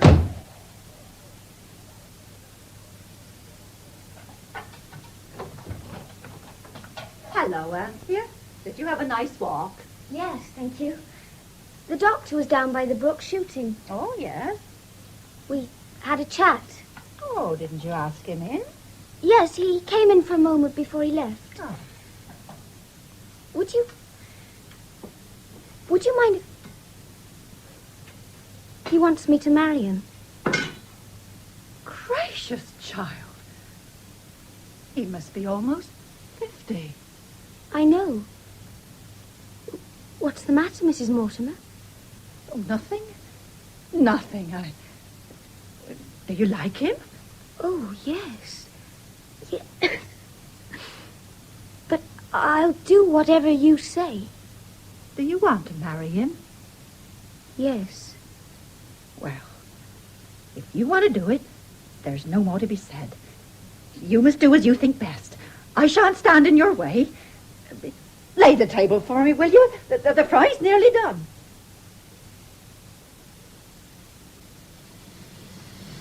Have it done. Have it done.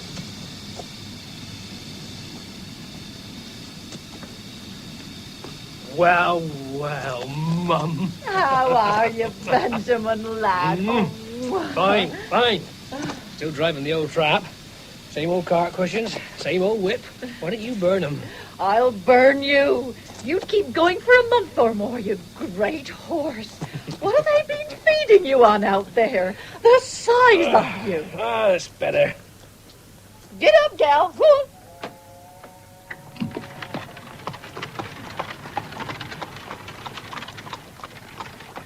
Well, it looks as if I shall be able to sack all the men now you're home for good. You'll do the work of 50. Sack 'em and buy that tractor. You thought any more about the tractor? Tractor? Oh, I've plenty else to think about. We got horses, haven't we? Horses? Who wants horses? I want some on wheels. Wheels are the coming thing. Everything's going to be on wheels. We're all going to be on wheels. Just you mark my words. Same old country. Glad to be back, aren't you, Benjamin? There she is. Same old farm. Same old farm, indeed. It's twice as big. Well, same old farm, only a bit bigger. Same old mulligan going on anyway. You must remember we haven't had the men. Wheels will soon change all that, you see. As I told you just now, we'll soon be on wheels, you and I, Mum. It's the coming thing. Come on, gal. Get up, go on, get up. There. Isn't she a beauty, Mum? Sitting there, go on. See how you like it. A tractor? Don't be a silly boy. We can't afford a thing like that. Go on. What do you think I brought you to the agricultural show for? When you have a farm of your own, it'll be time to do as you like and have as many machines as you please. Not until... You know what we want? A new drill. Look at them old horse drills of ours. Now, look at the rows you drill in one bout with that thing. Your father sowed his wheat broadcast. And he had 10 quarter one year, I remember him saying. There isn't a man in the show that's seen 10 quarter. Now, there's a time saver for you. Now, all you do is you connect the flexible pipe on there, and any water that collects while you're ditching can be pumped out as you work. Hey, how's that for a gadget? No more aching elbows at the sawing stool. 30 logs a minute, clean as a whistle. Just look at it. You know what that is? A kid could work it. It reaps and ties and throws out in a jiffy. Oh, come on, Mum. Say we'll have one. Come on. It'll save its costing 2 harvests. Come on, say we'll have it. You'll never regret it.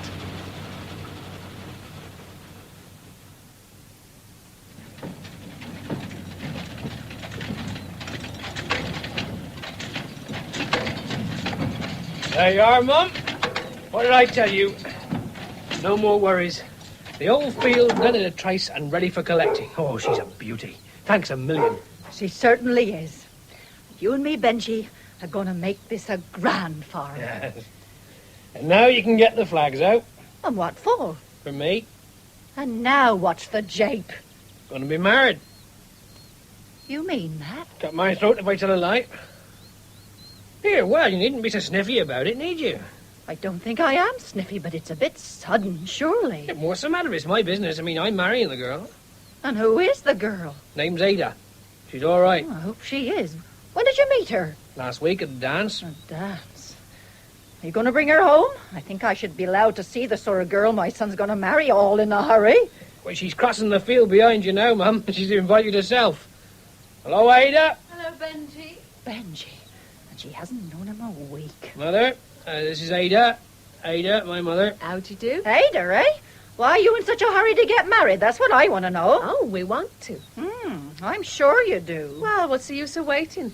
Once you start waiting, you wait forever. You don't catch me at that game. I can imagine that. Where are you going to live? Oh, we thought you'd have us here, Mum. Oh, tied to your mother's apron strings? Well, you came to live here when you were first married. Yes, and I learnt my lesson. Yeah, well, where are we to live? You're big enough to answer that for yourself. You should think of these things beforehand. If I put you in 12 trees, Aye? Could I trust you to look after things? Could Ada do the work? Oh, Mum, you're Don't absolute... say you would just for the sake of saying so. The farm was to have been David's. He was to have farmed that side and me this. Could you farm it? On my own? You'll both come into it when I'm dead in any case, so I'd better by half make it over to you while I'm alive. And then I can see you reaping the benefit. Oh, we'll farm it, eh, Ada? We'll show you how to farm. It's a big thing. Oh, you'll see. When you see me across that hill ploughing a whole damn field, and the time it takes old Rook to do a headland, your eyes will drop out. Oh, you'll see me. And at harvest time, I'll cut my own wheat in the morning and yours in the afternoon. Farming? You don't know how to farm. And as for the fallow field you're always on about, we'll settle that one, too. Will you, my lad? I wonder.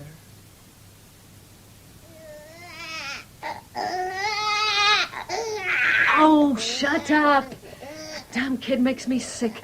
Nothing but bawl, bawl, bawl all day long. Have you fed him, Ada? Fed him? I'm always feeding him. He bawls when he wants to be fed and bawls again when you've fed him. Oh, it's sickening. Shall I nurse him for a bit? No, I don't care. Come along then, love. Kids don't give you a minute's peace. Don't I know it? There, love. That better? How are the hens, Ada? Are they laying at all? Laying? Don't get an egg apiece for breakfast. Oh, what's the matter with them? Oh, ask me another.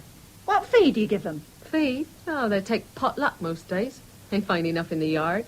They want a bran mash these cold mornings. I dare say, but who's going to get a bran mash here with 2 kids to feed and dress? Not me, thank you.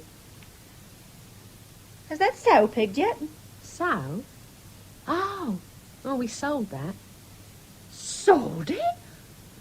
That sow was in pig. What the nation did he sell it for? Oh, the tractor wanted new parts or something, and Ben thought it was more important than the sow, so he sold her. Well, he's sharp. He could have got credit for the parts, couldn't he? He's finished getting credit.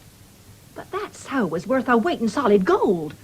She'd have soon had 12 or 14 pigs besides more litters. Oh, well, it's done with now. Can't say I'm sorry either. I can't stand the rotten things. There's not much you can stand, is there? No, there ain't, and I don't care who knows it. If I've another winter in this place, I shall go scatty. Muck, muck, muck. Oh, nobody to talk to, and kids bawling all day long, up to our necks in debt. I am sick of it. In debt? But what's Benjamin been doing? Doing? What can you do with a place like this? We shall make it pay if we lived here till doomsday. Farming don't pay nowadays. It's finished. You had a free start. I was hoping you'd make a go of it between you. How? That's what I want to know. How? Work. That's the only thing on the land. Work and patience and more work. Here, take the babe. I'll be going now. I want a word with Benjamin. Oh, you can save yourself the trouble. He's gone off. Gone? Where to? If you must know, he's gone about some partnership in a motor bus. He's going to run from all the villages to the market. That's what we're selling up for.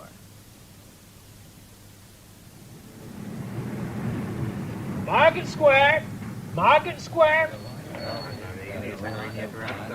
Thanks for the ride, Benjamin. Oh, that's all right, Mum. It's on the house. I pays like everyone else. Take it.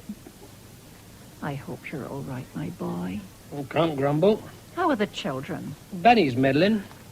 How's yourself? You don't look too good. Oh, I'm all right. Had a fall on the farm, that's all. Shall I go see him? Please yourself. What time will you be home for tea? 4. I'll come down about then. Bye, Mum.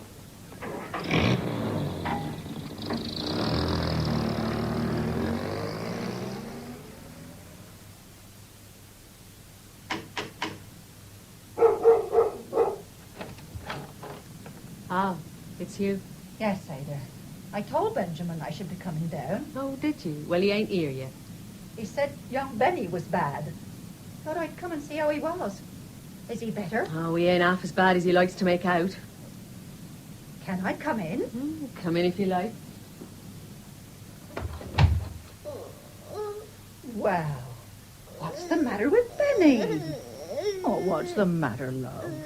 Oh, don't be so daft, boy. Let her look at your ear. Oh, he's a damn nuisance. He won't let you touch him. I've had enough straight. Let me look, Benny. Let Gran have a look.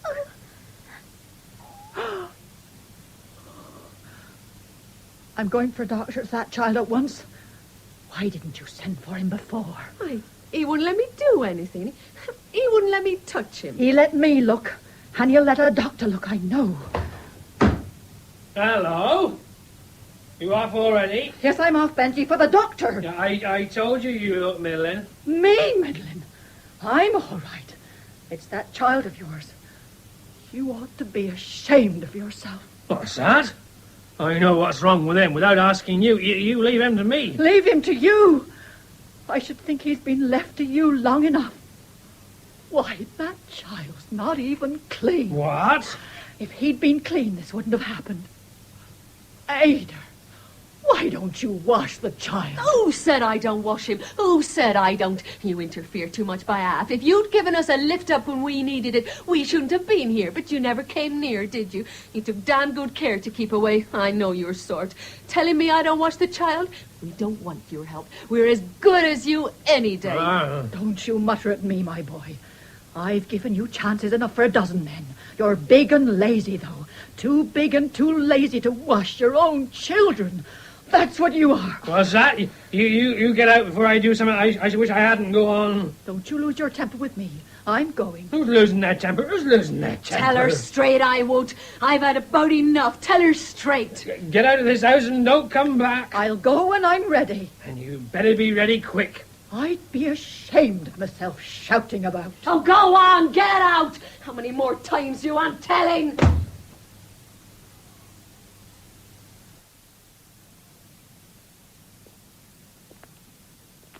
Hello? Everything all right, missus? Hmm? Oh, yes, Rook, thanks. Saint, you know. What's the matter? You look middling. Me? I'm all right. What's the matter with me? I'm all right, man. You want to be careful at your age. It's tidy hot, you know. What if it is? I've got things to do. I can't bother with the heat. All right, missus, all right.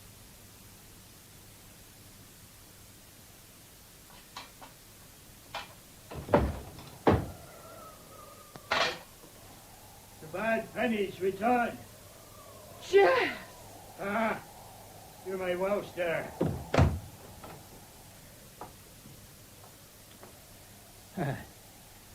Baking day.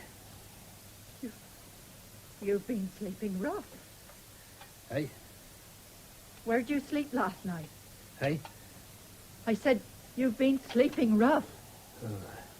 Best I could find. Can't you hear? Hey. Oh, I've been a bit deaf this 2 years. Ain't done amiss, you see. New gates, new poultry houses. Now you've come. Are you going to stop? Hey. Oh, I come up to see you got a bit of a jacket to give away. What made you creep back after all this time? You can stop and have a bite if you care. It's cold, but you're welcome. You can go and wash while I dish up if you like. I shan't bother. Bit of muck, more or less, wouldn't hurt me. Just as you please. Well, it's ready if you are. Ah.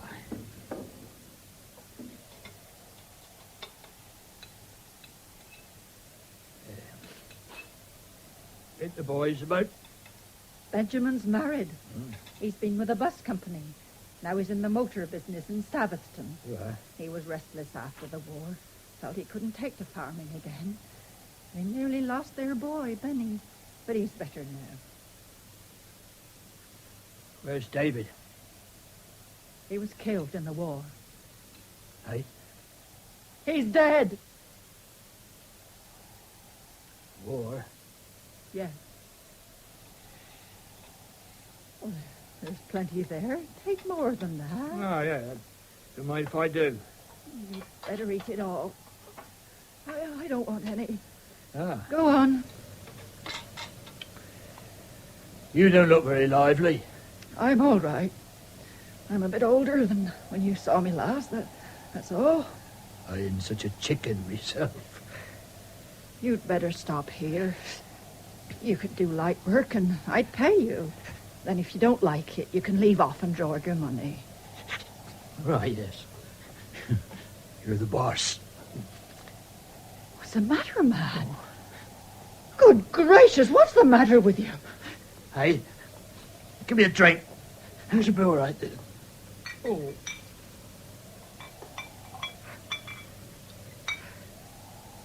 What's the matter with you? It's that damn gas. I got it. It's got it proper. Thank you.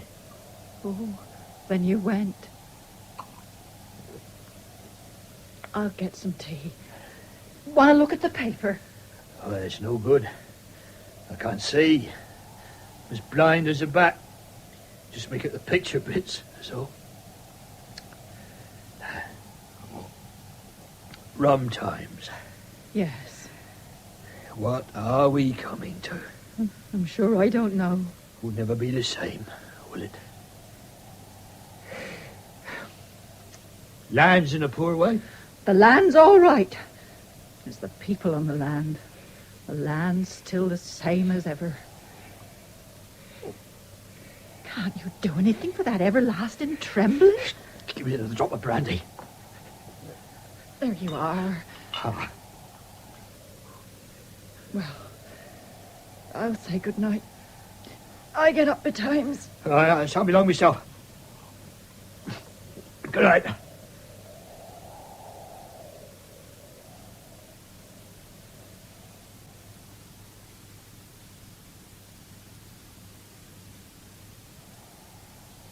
Is that you, Anthea? Yes, but you must rest. How many eggs today? Nearly 40. 40? Oh, good gracious. What's Jess doing with them? Not an egg to 3 hens. You mustn't talk. I don't care. Where is he? Fetch him up. I want to talk to him. But you mustn't. I'll get up if you don't fetch him. Promise to close your eyes if I do. All right. All right.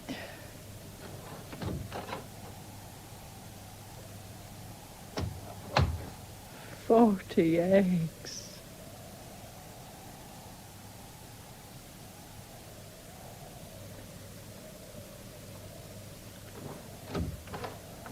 Were you having a nap? Ah. How'd you feel, me darling? That's right as they'll let me be. Have you done that ploughing? Hey? Oh, the fallow land, yes. We made a start. A start? You ought to be finished. I want that wheat in. Oh, that'll be time enough. It ought to have been ploughed a month back. If you don't plough that field, we shall lose it. You know what it used to be? Why don't you do it? Why don't you? Now, you've talked enough. Lie still now. You must go, Jess. Hey? It's time you went. I'll go. Now, try to sleep.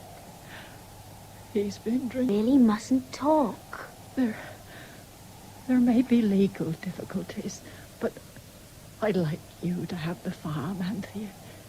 You and the doctor. You would have had it if David had come back from the war. Jess'll drink it away.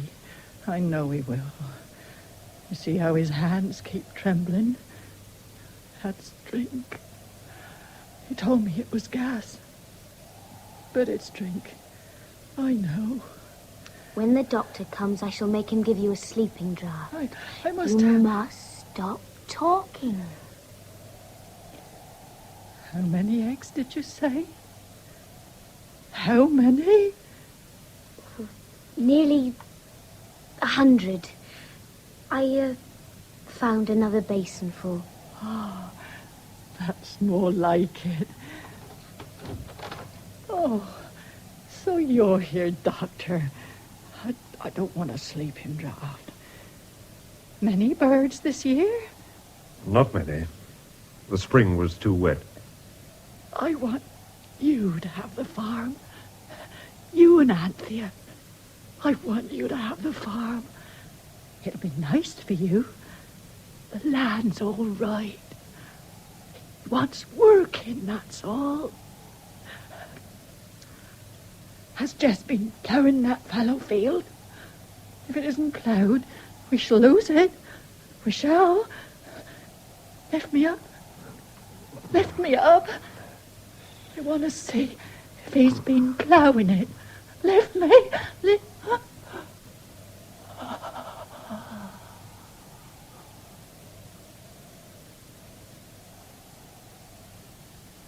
Anthea, my dear, go and sit in the car while I tell Jess.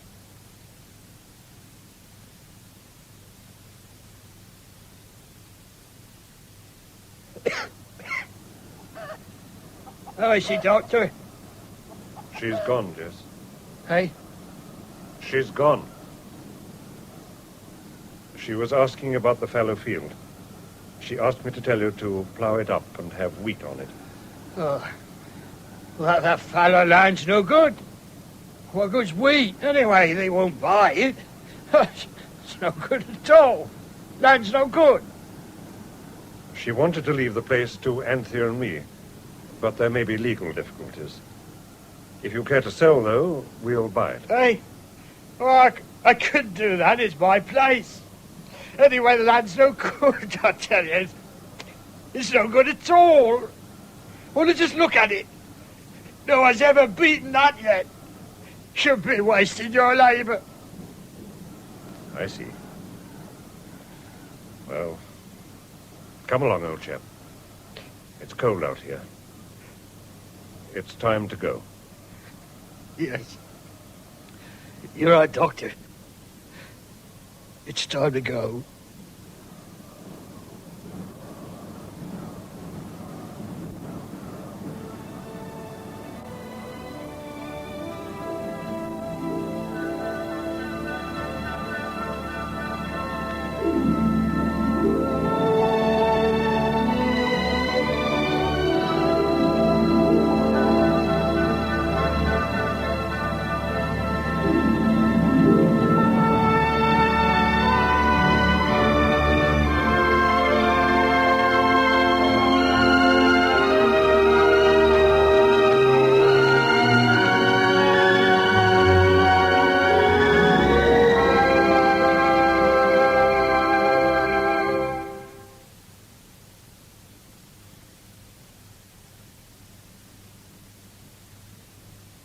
The Fallow Land, the novel by H.E. Bates, was adapted for radio and produced by David H. Godfrey. The part of Deborah was played by Denise Breyer, and that of Jess by Geoffrey Matthews. David as a boy, Alwyn Griffiths. David as a man, John Forrest. Benjamin as a boy, Sandra Clark. Benjamin as a man, David Valler. Anthea, Julie Hallam. Ada, Sandra Clark. Dr. Starling, Peter Williams. Mrs. Arbuthnot, Joan Sanderson. Mrs. Mortimer, Kathleen Helm. Mr. Mortimer, Charles Simon. Alma Woolstenholme, Jane Knowles. Sophie Sharman, Greta Gourier. Mrs. Twelvetree, Hilda Schroeder. Mr. Twelvetree and Rook, Brian Haynes. Prunella Twelvetree and Baby Benny, Alwyn Griffiths. Government official and Duff, Anthony Hall. Fairground attendant, William Edel.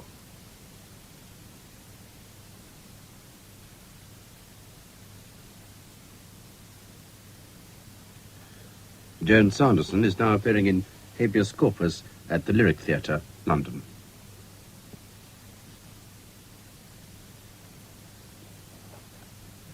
Tomorrow afternoon at 4 o'clock, you're invited to enter another world, the world of Winnie the Pooh and the House at Pooh Corner.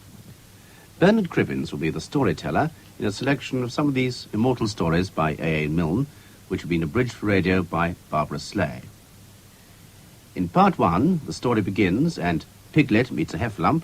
We're introduced to Winnie the Pooh, and Piglet and Christopher Robin unmask the horrible heffalump. Bernard Cribbins has his own unique style of reading, and he manages to encompass the entire range of characters, making them all live in their own right. The Best of Pooh, stories from Winnie the Pooh and the House at Pooh Corner, begins tomorrow afternoon at 4 o'clock. Now the weather forecast for tomorrow. Most of England, Wales, Northern Ireland and southwest Scotland will have a cloudy day with periods of rain, which may be heavy at times with local thunderstorms. Parts of southern England will become brighter later. Eastern Scotland and northeast England will be rather cloudy, but mainly dry with hill and coastal fog patches. Northwest Scotland will be dry with sunny intervals. It will be rather cool in most places. The outlook, rain at times in most areas, but some sunny intervals mostly in the southeast, generally cool. Now, after Big Ben, the news, read by Brian Hudson.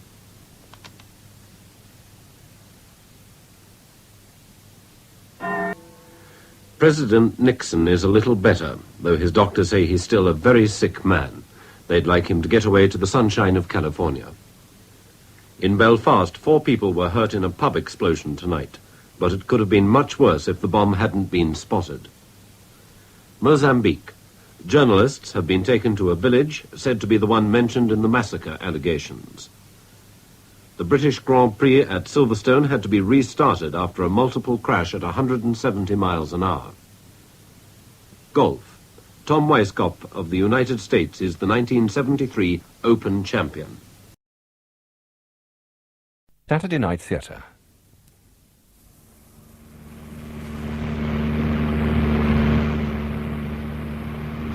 Just a few seconds more and we'll be down, you old cow. What the hell? Oh, damn fool. Hey, you! Look out! Get off the runway! Look out! You'll be killed! You'll be killed!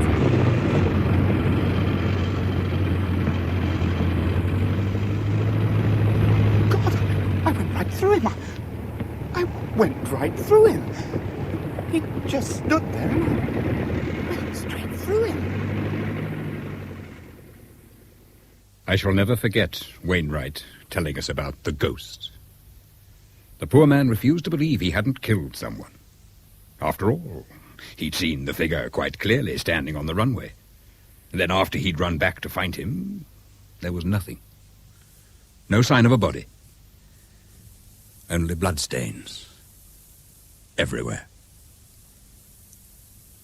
I think I was the only person in Montrose camp who understood a little of Wainwright's bewilderment. Because the previous night, I too had seen the ghost. It seems very strange to be writing all this now.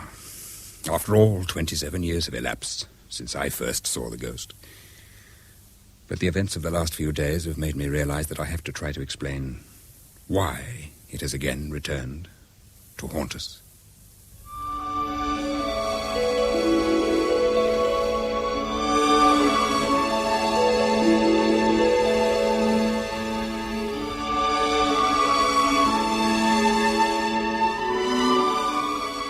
The Montrose Ghost by Martin Jenkins. Based upon a short story of the same title by Harold Balfour, Lord Balfour of Inchrye. With John Pullen and Rosalind Shanks. The Montrose Ghost.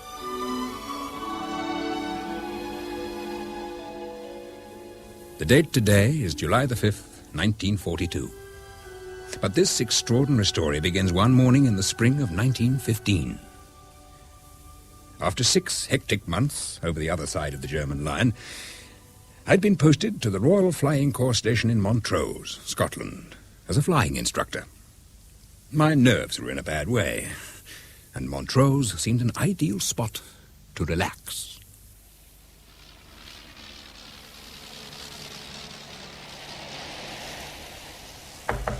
See who it is, Flight? Sir, it's Mr. Adams, sir. What does he want? I'd like a private word, please, sir.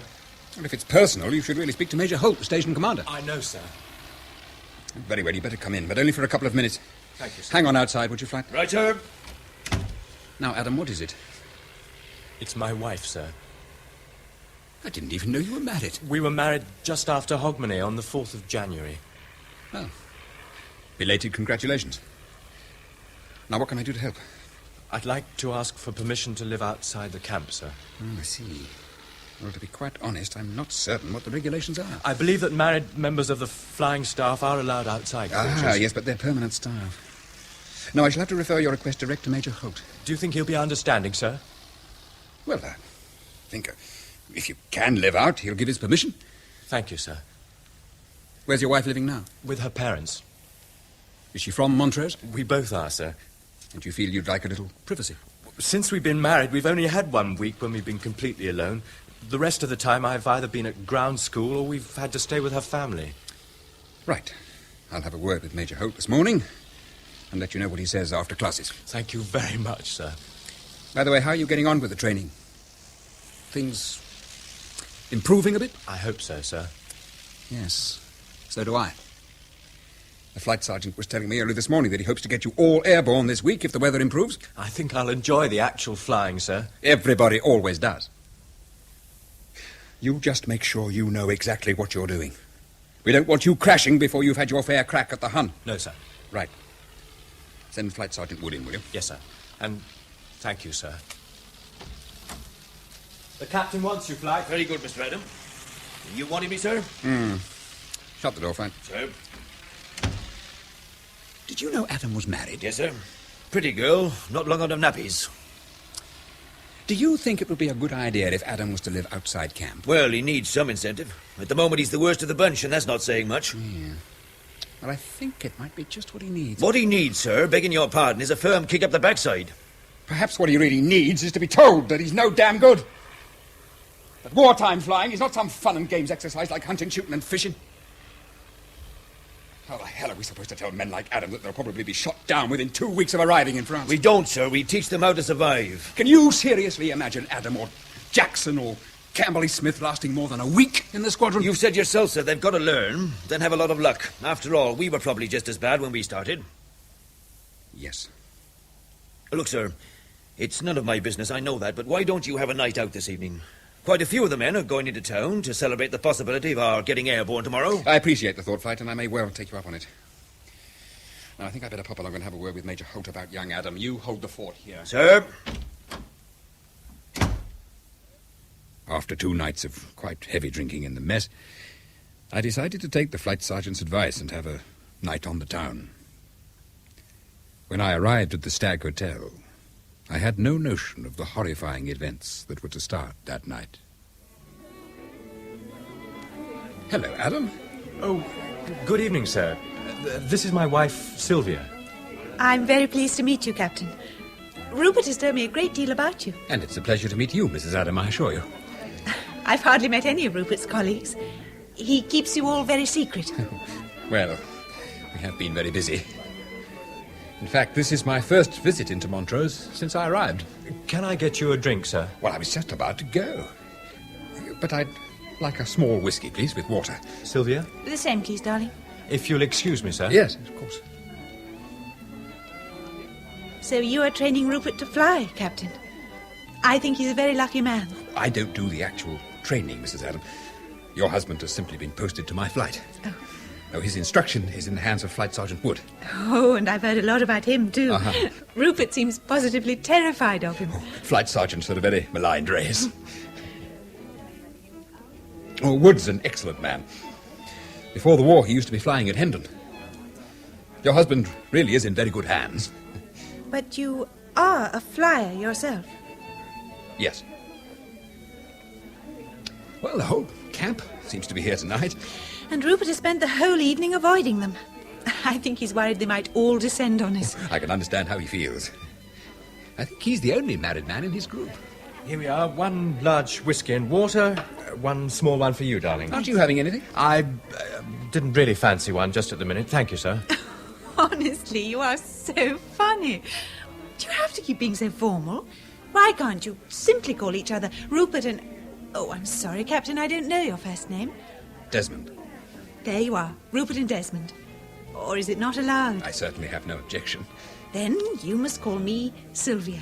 The only thing I do insist is that we drop the Christian names back at the camp, on all occasions. Of course, sir. Desmond. Now, I want to know all about your flying career, Desmond. Oh, it's not very outstanding. You're just being modest. Rupert tells me you were awarded the Military Cross. Yes, I was.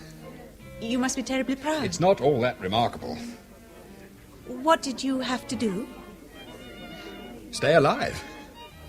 That's what I keep trying to teach them. How to stay alive.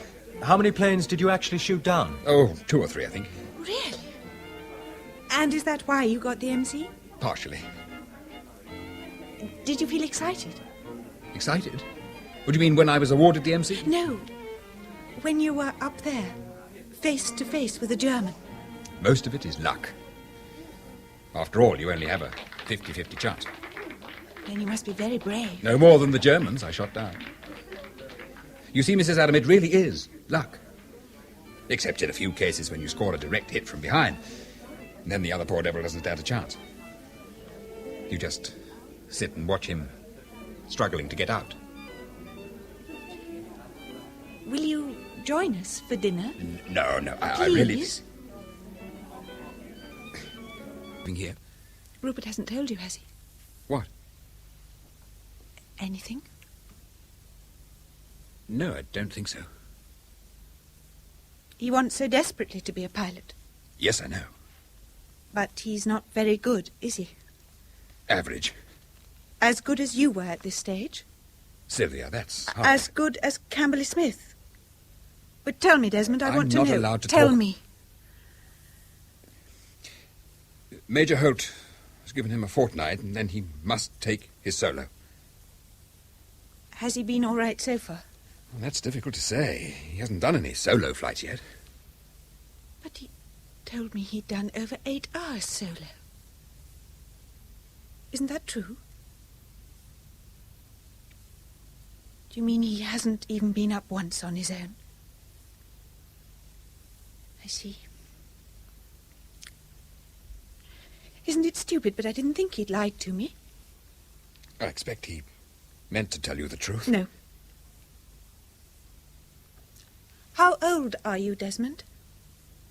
Nearly 22. Why? So is Rupert. Yes, I know. His birthday is January the 4th, the day we were married. He lied to me then. Oh, not openly, but he implied things. Sylvia, don't you think I should go? I won't get all tearful, I promise you. It's not that. Desmond, do you know what it's like, living in a town where everybody knows your business? I'm afraid I was born in Croydon. We all kept very much to ourselves. People would say, so, you're marrying the Adam boy, are you? Then they'd smirk. Not openly, but they knew I could see all right. I don't even think my father really approved. Look, I think you're upset. I'm not upset, Desmond. For God's sake, don't talk to me like a child. I'm sorry. That's just what Rupert says. I'm sorry. I'm sorry. Till I'm sick of it. If only he'd stop apologising. Sylvia, listen to me for a second. I've known that things weren't exactly 100% between you and Rupert, but I thought Rupert was worried about his flying. If there are other things, and you think it could help Rupert, then I'll listen. I've become fond of you both, and I want Rupert to succeed so that you can be happy. Does that make sense? Did you know Rupert's jealous of you? In God's name, why? The times we've danced together. The evening we went out before he came home. Oh, hundreds of little things. But Rupert idolizes you. From a distance. I don't understand. Neither do I. To Rupert, I'm some kind of child to be loved at arm's length. When we were engaged, Rupert made a great point of saying that he had already had some kind of experience. He was most anxious that I should believe him. He even told me the days it happened. But you see, it was all lies. And now, when Rupert sees us together, he sits and watches us. But then when he and I are alone, nothing. Nothing at all. Then perhaps you're imagining he's jealous. If he was, wouldn't he say something? Is that what you do? Yes. Why? Because you're a very beautiful and attractive woman. I don't believe Rupert would raise a finger to me even if I went to bed with another man. That's a terrible thing to say. Is it? When I've been married for 5 months, and he has never once... I don't believe you. You see, we both love each other. But Rupert cannot consummate our marriage. And since I met you, things have been even worse. Why? I told you that Rupert was jealous. Well, so am I. At night, I have longed for you to take Rupert's place. But He would grow more confident, but he hasn't. I need to know that I am capable of loving completely. But you must believe that one day he... One day. This year, next year, sometime. I don't think I could bear it if it never happened. No. So you see, Desmond, you don't even have to go to all the trouble of seducing me. I'm a very easy conquest. Happy? Very. And you? Yes. What's the matter? You've been lying there staring into space. Rupert's coming out of hospital tomorrow. Yes, I know. Are you glad? Yes. You do realize that during the last 3 weeks, I've fallen in love with you. I'm sorry. And now I don't want to lose you. But Rupert need never know. We can still see each other. No. I feel guilty enough as it is. I've betrayed Rupert. I've slept with you and... Well, I hate the idea of you being with him. But he is my husband. Sylvia, can't you leave him? Please.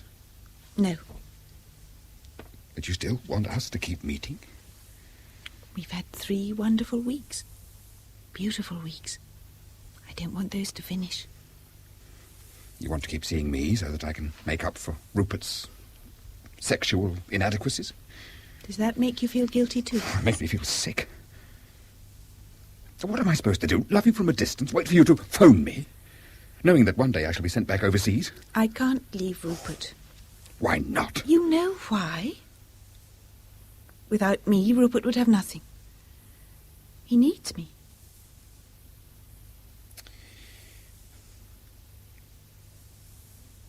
Did I mean anything to you? That's not fair. It damn well is. I don't love you, if that's what you mean. Then why the hell did you make me think you did? I enjoy being in bed with you. And from what I've heard, most men would be only too pleased to have a regular affair. Yes.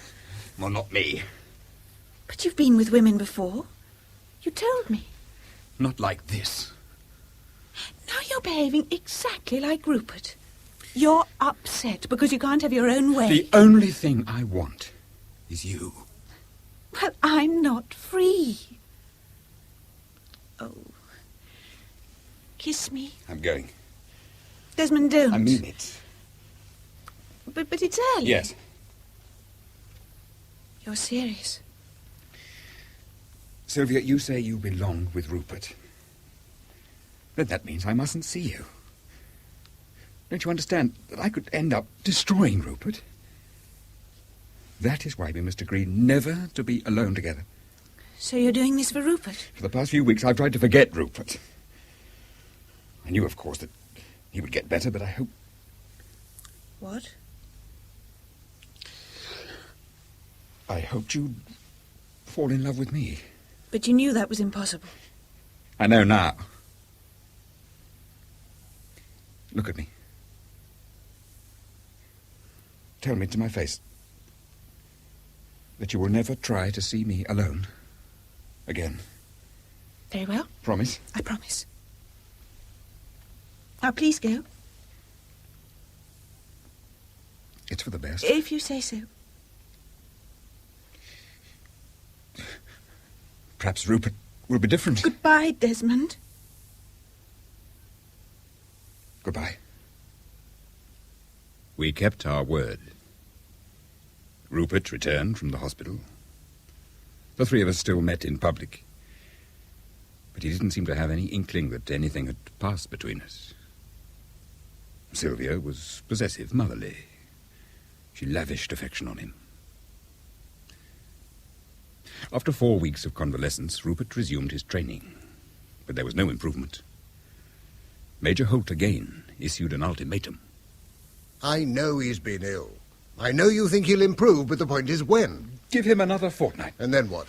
Another month? He just needs confidence. Desmond, we are not running a kindergarten. We're supposed to be training young pilots. Well, yesterday he did quite well. The flight was relatively pleased, and that's encouraging in itself. Very well. He can have 2 more days, and then he goes solo. And if I don't... He flies solo, or he's out. And if I don't think he's ready? Then send him straight to me. I see. Thank you, sir. Desmond. Yes, sir. It may be kinder to Adam in the end. To let him know he's a complete failure? To save his life. After all, he is married. Yes, sir. Don't let this become too much of a personal challenge, Desmond. Would you like me to transfer Adam to another group? No, sir, thank you. 2 days, then. I want a full report. Naturally, sir. For those 2 days, Wood and I devoted all our energies to getting Rupert into the right frame of mind. Looking back, we were quite encouraged. He seemed to have a new kind of determination. His concentration was better. And above all, he actually managed one dual flight without making a single major mistake. The night before his solo, I was drinking in the officers' mess when I was called to the telephone. Hello, Captain Little. Desmond, I must see you. Sylvia, you shouldn't telephone me here. Can you come immediately? Is Rupert there? He's gone to his mother's. We agreed. I have to see you. But I... Desmond, please don't argue. Just come. Why? I'll see you in half an hour. Bye.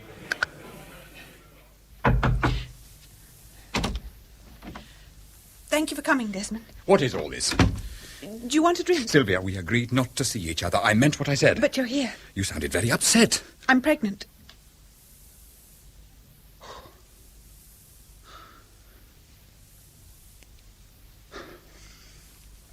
Are you sure? Confirmed this morning.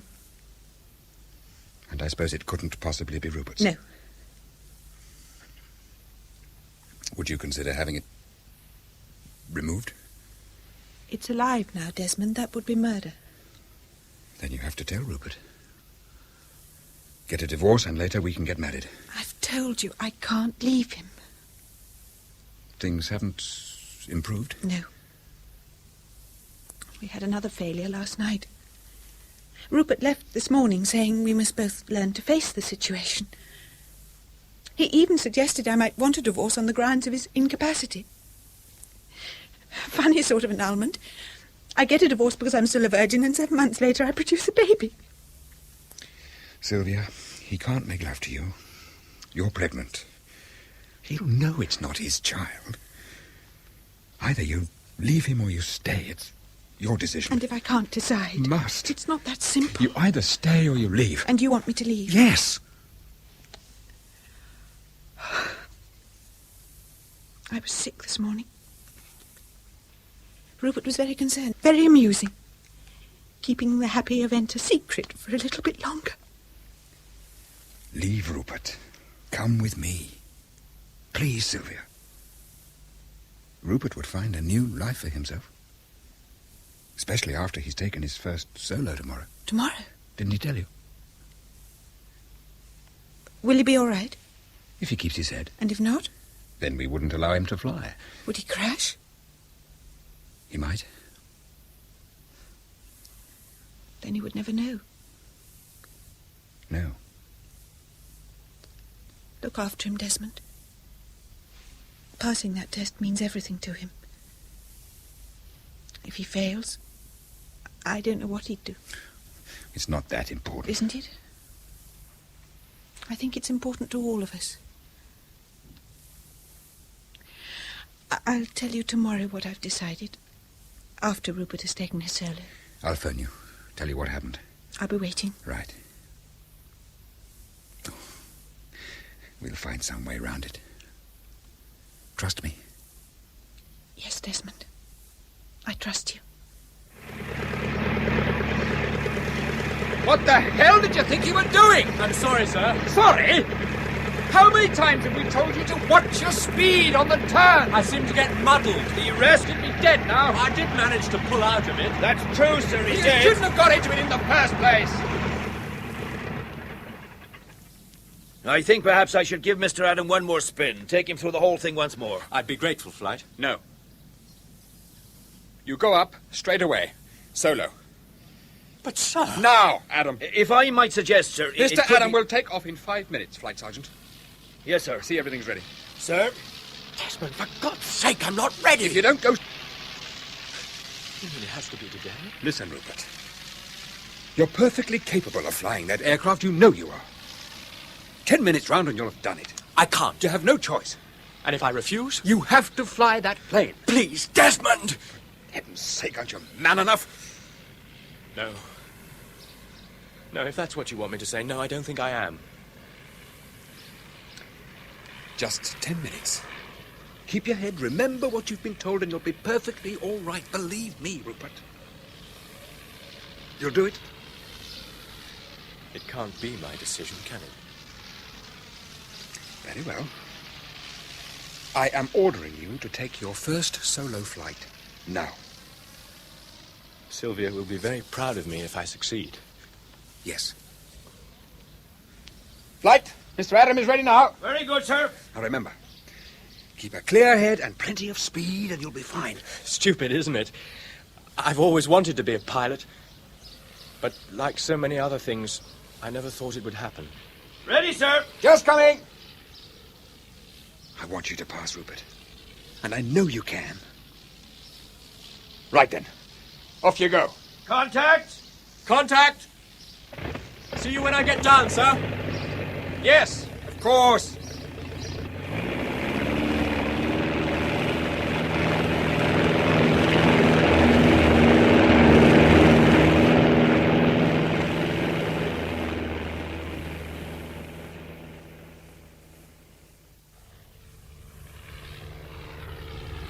So far, so good. Takeoff was quite smooth. He's holding steady. 400 feet. Good regulation height. Now the first turn. Round he comes. Whoops, a little bit slow. It's all right, though. He managed to put on some bank, all right. Is that young Adam? Yes, sir. I thought I'd better take a look. Of course, sir. He's just completed one length of the airfield, sir. He seems to be doing all right. I think he knows what has to be done. Although I did have to order him into the plane. The silly young fool's letting that nose up again. Getting to watch his speed. Watch your speed! Your speed! It's getting worse. He'll stall! Rupert! For God's sake, get that nose down!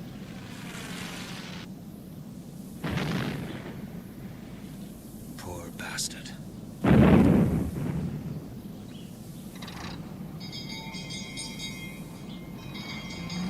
Why do they bother? Take control, will you, Flight Sergeant? Sir? He didn't feel a thing. He couldn't have, not in that. I've seen 3 enemy planes disintegrate, but always from the air.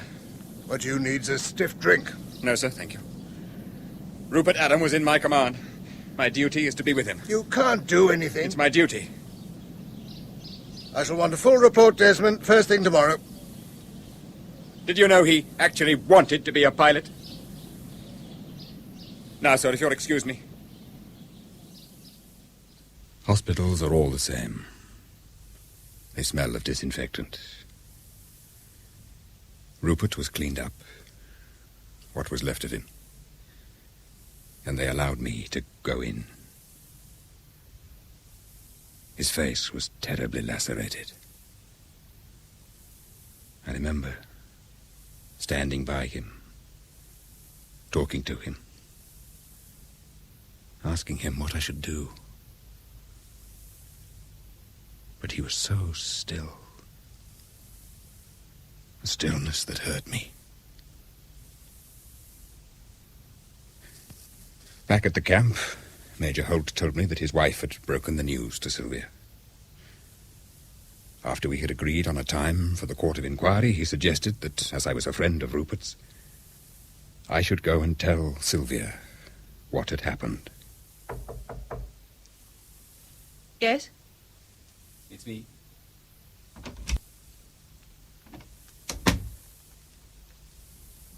Sylvia, I'm sorry. They say you could hear the sound of the crash over a mile from the camp. The smoke was very black. I saw that. He didn't feel any pain. Mrs. Holt told me he would have died instantly. Yes. What happened? He stalled completely and... Why? Why? Why was Rupert flying at all? You knew he was too frightened. Oh, I don't think I should really talk about that. Why? Well, because there'll have to be questions asked later. No. Now. He took his solo because I ordered him to. Then you sent him to his death. If Rupert hadn't flown this morning, he would have had to leave the corps. You sent Rupert to his death. You killed him. Sylvia, that is nonsense. Dangerous nonsense. Dangerous? If Rupert was ever to prove to himself that he could fly, then I had to order him into that plane. It was for his own good. His own good? Desmond, Rupert is dead. Because of his own negligence. The inquiry will confirm that. Don't you think your distinguished inquiry might be interested to hear that you are the father of my child and not Rupert? They could put 2 and 2 together. He crashed because of sheer careless flying. After you had ordered him into the plane. Why, Desmond, why? Did you think this could solve our little problem? Sylvia, that is a terrible accusation. But is it true? If you hadn't known I was pregnant, would you still have ordered Rupert to his death this morning? Oh, for God's sake. Would you? What exists between us had no bearing at all on my actions.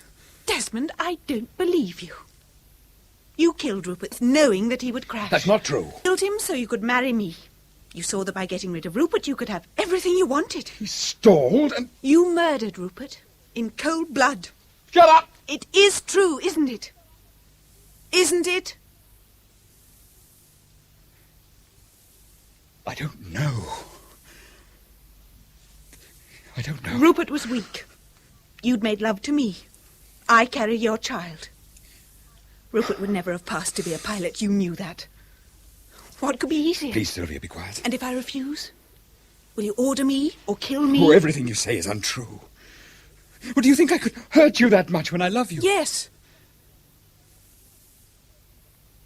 What will happen to the child now? You mean Rupert's unborn son? But he's our child, yours and mine. No, Desmond, he's Rupert's son, Rupert's and mine. Oh, you can't. But doesn't it solve everything? You kill Rupert. Now, no one need ever know. Everyone will think that Rupert left a son. From today, he'll be an Adam. I shall bring him up here. So you see, Desmond, you need never have anything more to do with us. You made me promise I should never see you again. Now, I agree. But nothing that you've said is true. Perhaps Rupert knows the truth, but he's dead. His son is alive. And that is for the rest of my life. Sylvia. Please go. Very drunk. They had to carry me to my quarters. I was undressed and put to bed. It was when I woke up that I first saw Rupert's ghost. My head. Oh, God, what time is it? What the devil do you want? Who are you? Oh, my God. Blood. Blood all over. Oh, God. Rupert. But you're dead. I saw you. What do you want? Rupert. Is Sylvia telling the truth? Did I kill you deliberately? God, what am I saying? Did you know he was my son? Rupert, listen to me. Rupert! Here, right beside the foot of the bed. Desmond, listen, you were very drunk. He was badly cut. The blood was running down his clothes onto the floor. You see there? Bloodstains. It's blood, all right. And here's my handkerchief. You can see. I tried to wipe it up before I came to you. But the whole thing's preposterous. It was Rupert Adam, I swear it. The dash it, old man Adam is dead. Yes. What the hell do we do? Nothing. Nothing? Is anyone going to believe I saw a ghost? Do you believe it? Oh, Desmond, how can I say? Ghosts, the supernatural, I just don't know. Then leave it. In a way, I'm sorry I panicked and involved you. I'm not sure that's what Rupert intended. Yes, well... Oh, let me have that handkerchief. Yes, of course. My God, there's nothing on it. You sure? Well, you must have two. That's the handkerchief. But that's not possible. I saw that blood not 2 minutes ago. Look, sir. On the floor. The bloodstains have gone as well.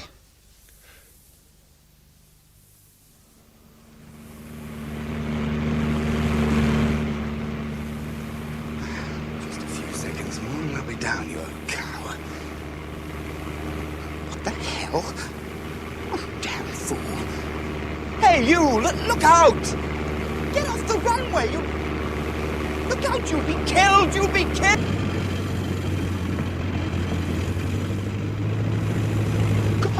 I went right through him. I went right through him. He just stood there and I went straight through him.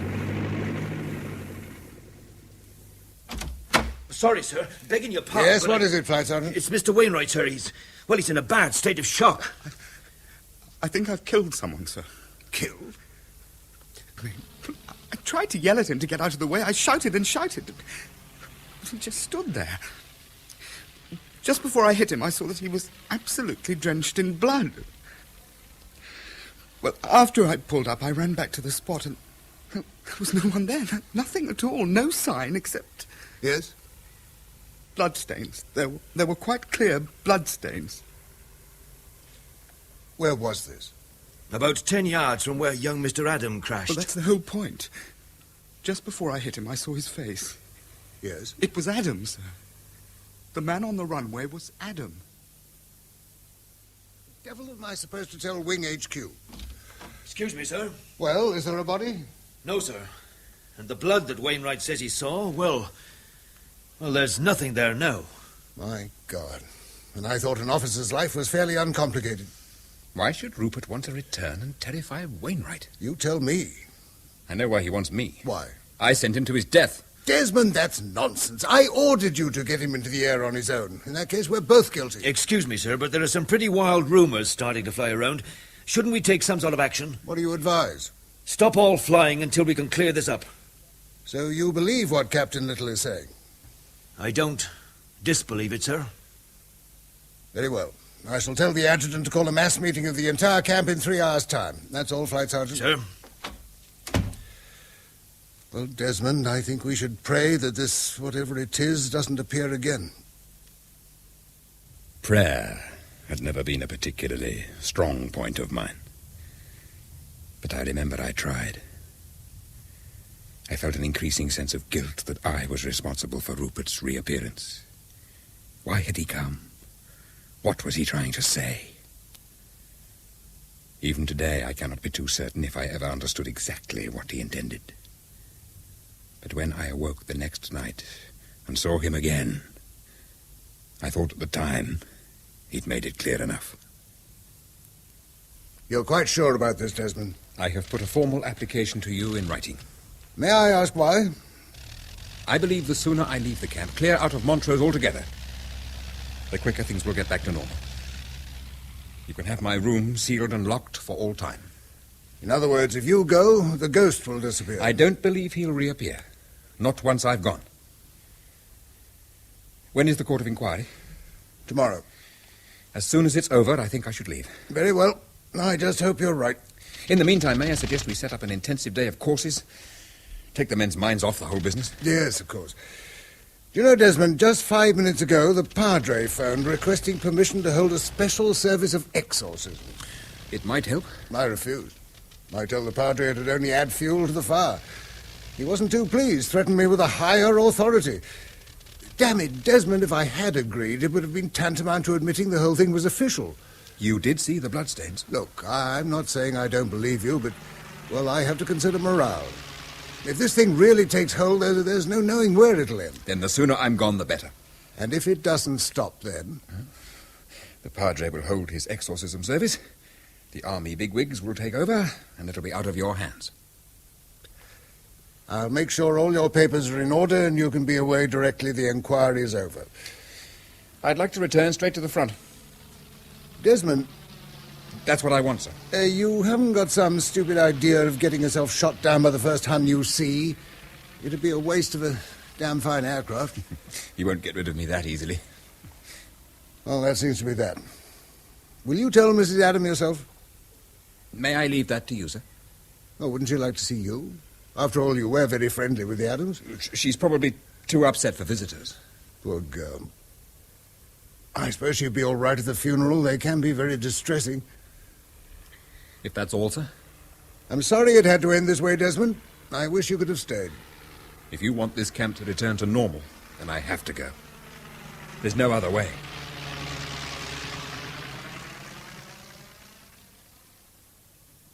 I was right. The camp did return to normal. I left straight after the inquiry recorded a verdict of accidental death while flying solo. And Rupert's ghost was never seen again. At least, not in Montrose. I was then certain Rupert had wanted me to leave Montrose. He had haunted the camp to force me to leave. Perhaps without me, Sylvia and the child would be his.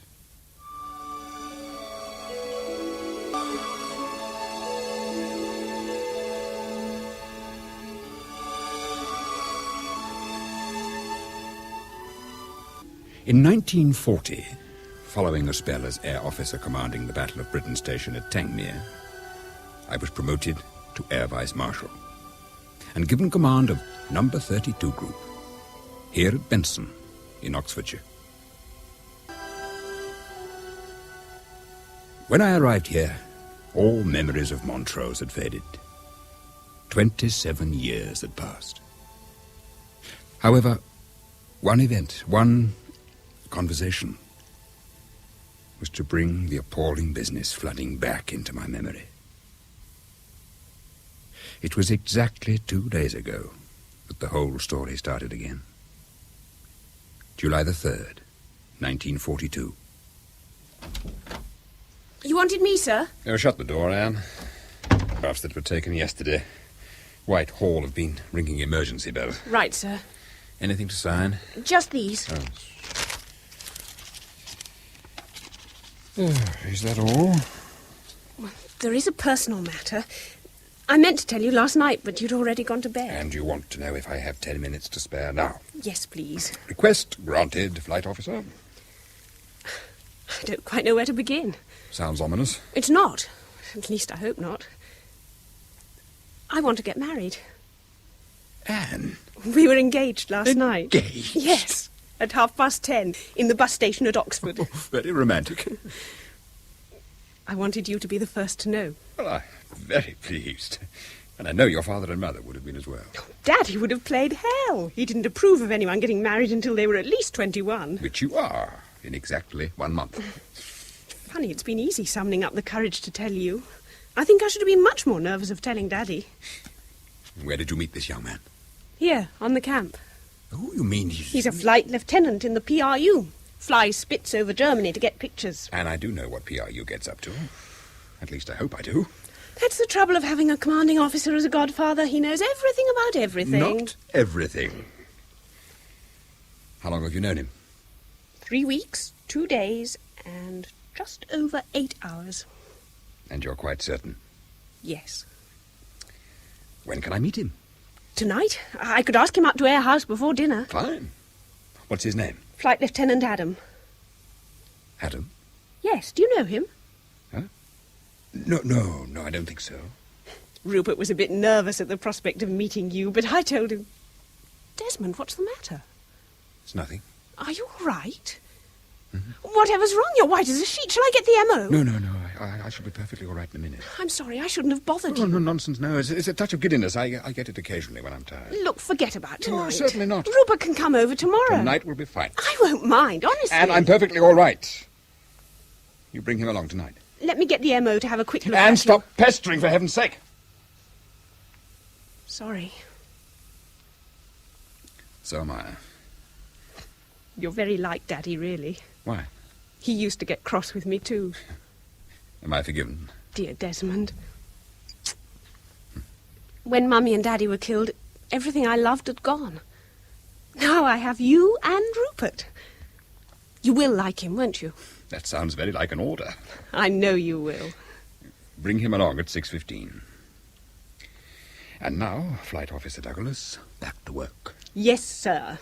Oh, by the way, where does Rupert come from? Scotland somewhere, Montrose. His father was in the RFC, like you, but he was killed in some sort of accident. See you later. And, Desmond, thank you. Oh, my God.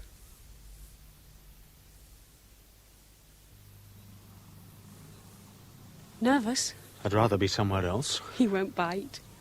And you have definitely told him? Yes. And he didn't mind? He was a bit surprised. In fact, he went quite pale. I thought you said he was pleased. He was stupid. I just chose a day when he was a bit off colour. Well, then shouldn't we skip tonight? He insisted on seeing you. He could hardly refuse after the glowing report I gave you. Happy? Yes. Is that all? Want me to prove it? Hey, but not now. Time we made an appearance. Hey, wait a minute. What the hell do I call him? Godfather-in-law to be? He's my AOC. Why not, sir? Oh, very original. Honestly, he's very sweet. Since my parents were killed, he's done everything for me. Just forget he's our AOC and simply remember you're my fiancé. That should break the ice. Now, come on. There you are. Come in. Well, you must be Rupert. I've already heard a great deal about you. Very pleased to meet you, sir. Now, drinks. Anne, I know, will have sherry. Rupert? The same, please, sir. Well, despite the war, I do have several good Scotch whiskies. I prefer sherry, thank you, sir. And pass round the biscuits. Dinner will be later. You will both stay. Well, sir... We'd love to. Good. Thought you might. So I've had everything set up for 3. There, now. 2 sherries. Oh, thank you, sir. I have told Rupert there's no need for him to stand to attention the whole time. I'm not. You haven't relaxed since we came in. Oh, dear. Well, look here, Rupert. I think we could be a little less formal, even within these hallowed walls. How about Desmond? Yes, right. Desmond. 10 out of 10 for initiative. You didn't know you had such a fearsome reputation, did you? A good AOC knows everything. Now, Rupert, tell me something about yourself. Well, sir, I'm Scots. I was born in a little town called Montrose. Do you know it? Yes, I do. As a matter of fact, I was stationed there once. Oh, really, sir? When? Oh, years ago. Anne tells me your father was killed. I'm sorry. In a flying accident. It happened before Rupert was born. He never even knew his father. I'm not sure which is worse. It's funny, he never really was my father. He was just a series of photographs. Someone my mother and grandmother used to talk about. So, in a sense, he was a complete stranger to me. Does your mother still live in Montrose? Oh, no, she's in London. We came south in 1938 after I got my A licence. Rupert's very anxious for you to meet her. Yes. Yes, of course. When could you, Desmond? Well, actually, she's coming up to Oxford tomorrow to meet Anne. Would tomorrow evening be convenient? You've no other engagements? That's one advantage of having a goddaughter as secretary. She knows everything I'm doing. Yes, of course it would be ideal. Would your mother care to come for dinner? I think she'd be delighted. Rupert will find out definitely and let me know. And then you, no doubt, will tell me. Do you know how your father was killed? Yes, he crashed from 400 feet. Died instantly. Apparently, he'd been ill, and my mother always maintains he wasn't really fit. It was his first solo flight. Tell Desmond about the ghost. Ah, no, that's just superstition. Local tittle-tattle. Ghost? Aye, stupid rumour. Well, apparently after my father was killed, local people claimed my father had been seen as a ghost by some of the men at the camp. If you go up to Montrose today, there'll be some old drunk who'll tell you about the ghosty. And what's odd, Rupert's mother will never talk about it. She flatly refuses to tell Rupert anything. You see, sir, I have exactly the same name as my father, and ever since I was a little lad, my mother's one ambition was for me to be a flyer. She used to take me up to the camp to watch the planes and tell me, one day you'll fly one of those. And now here I am. Thank heaven. Personally, I don't believe in the supernatural. Now, I think dinner should be just about ready. And nip out and tell Edwards he can serve. Well, come on, Rupert. I'll show you through to the dining room. Oh, right, sir. Thank you. Right, Desmond. How many more times? Sometimes I despair of any normal home life ever again. I had dreaded meeting my son. Would he resemble me? Would either of them notice the similarity? I needn't have worried. Rupert had his mother's features. The same chestnut-coloured hair. The deep, intense blue eyes. He talked so openly about his father, the father he had never known, the father he presumed to have died in an air crash. And now I had agreed, for Anne's sake, to meet Sylvia. But I knew it could be disastrous. Very early next morning, I ordered a car and was driven up to London, ostensibly on urgent business. In fact, I told the driver to take me to Eaton Square. I had obtained Sylvia's address from Rupert's file. Well, Desmond, I can't say I'm pleased to see you. I must apologize for contacting you suddenly, out of the blue. It's been a long time. But I felt it was most important. You're older, greyer.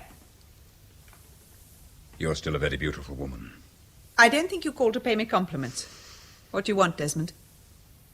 Do you know which group Rupert is in? Of course, number 32 at Benson. And do you know who his AOC is? You? Yes. It was quite a shock to me as well, to be suddenly introduced to my own son. Rupert is my son. His father is dead. He is also my son. No, Desmond, I kept my promise. I swore that I would bring him up as Rupert's son. And I said I would never see you again. I had also intended to keep my word. But yesterday, my goddaughter Anne came to see me. She told me she wanted to get married to Rupert. Anne is your goddaughter? Yes. Her mother was killed in an air raid, and then last year her father was lost at sea. I had no idea. She's like a daughter to me. So you see, I wouldn't want her to be hurt. Does Rupert know you are Anne's godfather? Of course. I met them both last night for dinner. You didn't tell Rupert who you were? Sylvia, I'm not that stupid. It's quite obvious that we cannot agree to the marriage, for both their sakes. In God's name, why? You can ask me that. I want Rupert to have nothing to do with you. I told you that before he was born. Now you say your goddaughter wants to marry him. I could never allow that. Anne has no blood ties to I me. have told you what I want. Now, Desmond, I think you should go. I've no wish to prolong this discussion. What will you tell Rupert? That is none of your business. Oh, but I think it is. If those two youngsters love each other, what possible right have you to prevent their marriage? I am Rupert's mother. He will listen to me. Well, what are you trying to protect him from? Are you still going to allow something that happened all those years ago to ruin their future? I want to safeguard Rupert's future. And that means forbidding his marriage to Anne? If necessary, yes. What are you so frightened of? Myself. I'm frightened of what I know. I don't understand. Frightened of what can happen if you love someone too much. You mean Rupert? No, Desmond, I mean you. Me? All that time at Montrose, it was you I loved, you I wanted to be with. But you... I know I sent you away. Because you loved Rupert? Because I knew I had in some measure caused his death. After all, if he died, I could be free with you. Then that awful afternoon when they told me he'd been killed, and then later when you told me you'd been forced to order him into the air, it had all come true. We could be together. But I knew I should never be able to live with the belief that I had in some way made you order Rupert to fly that day. You should have told me. The only thing I could think of was the baby. He had to be protected. He must never know what I had done. Above all, he must be proud of his dead father. I resolved that I should never see you again. I hated myself so much that it was not difficult to hate you as well. And now you think I could harm Rupert again? We both could. But he's so unlike Rupert. He's confident, proud. Just like his real father. You mean you have told him who I am? No, I wanted him to grow up like you. I wanted him to be a young Desmond Little. The only difference would be that he'd believe his father was called Rupert Adam. And you're proud of him? He's everything I could have wished. I don't want that spoilt, Desmond. And you think if he marries Anne, things will change? It would bring us together again. There is always the possibility that one or other of them would learn the truth. Then let us meet deliberately, but as perfect strangers. Let them see us together.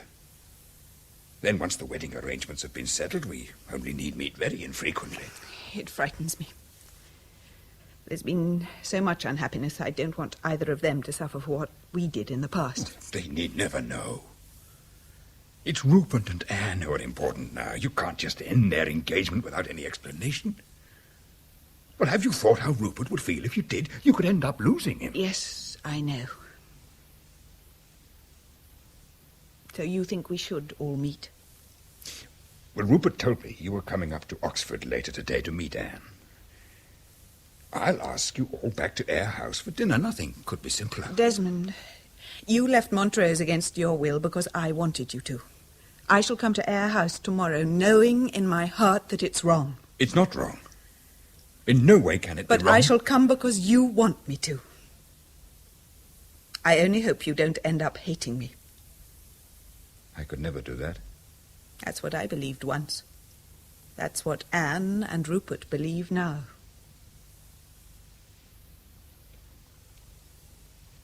Do you still... Could you still love me? After all these years, what a wonderful, arrogant question. It could never be that simple, Desmond. When you walked through the door 10 minutes ago, you were a stranger. Oh, perhaps it is possible to love a stranger who reminds you very strongly of someone you once knew. But the Desmond little I knew left me with a baby son. I loved him and I hated him. I loved him so much that I sacrificed my life for his child. And I hated him because he never allowed me any life of my own.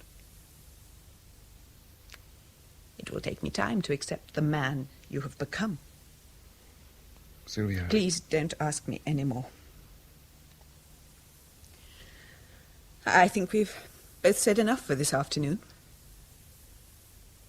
For the sake of Rupert, and because I understand a little bit how you feel for Anne, I shall come tonight. Now, Desmond, I want to write some letters, so if you will excuse me. Yes, of course. I'm looking forward to meeting Anne. Really. I am. All the way back to Benson, I was too amazed to think clearly. I had left Montrose because I thought Sylvia blamed me for Rupert's death. Now she had told me that she felt guilty herself. Suddenly I thought of Rupert Adams' ghost. And when I returned to Benson and found myself plunged into a terrifying personal dilemma, I knew that Rupert's ghost was still affecting our lives. He was, in fact, demanding some kind of sinister revenge. A revenge which I would ultimately have no chance of avoiding. Any messages? Captain Roberts and Wing Commander Buckle are waiting to see you. What is it, Jack? May we have a word in private, sir? Yes, of course. Go in my office. I won't be a second. Right, sir. And any news about this evening? Yes, Rupert just called. His mother'll be delighted to come for dinner. Good. We'll see if you can rustle out some tea in about 20 minutes. I'm parched. Right. Oh, sit down, gentlemen. Well, Jack? Top secret coded signal from command. Ministry want us to lay on a special photo reconnaissance flight first thing tomorrow. What's the target? Intelligence have been receiving reports that the Germans are opening some kind of secret weapons factory here, just south of Rotterdam. And they want us to supply the photographs? Yes, and a little more. Such as? After the pilot has taken his high-altitude shots, he's to fly down for a complete low-altitude coverage as well. Like hell they do. Buckle's quite right, sir. But that's virtually suicide. The poor bastard won't stand unearthly. Oh, they've thought of that, sir. He's also to break radio silence and give a full verbal description of everything he sees. And that'll make him an easy prey for every 109 and Fockable from the target to the coast. Must be damned important. Whew, is that all?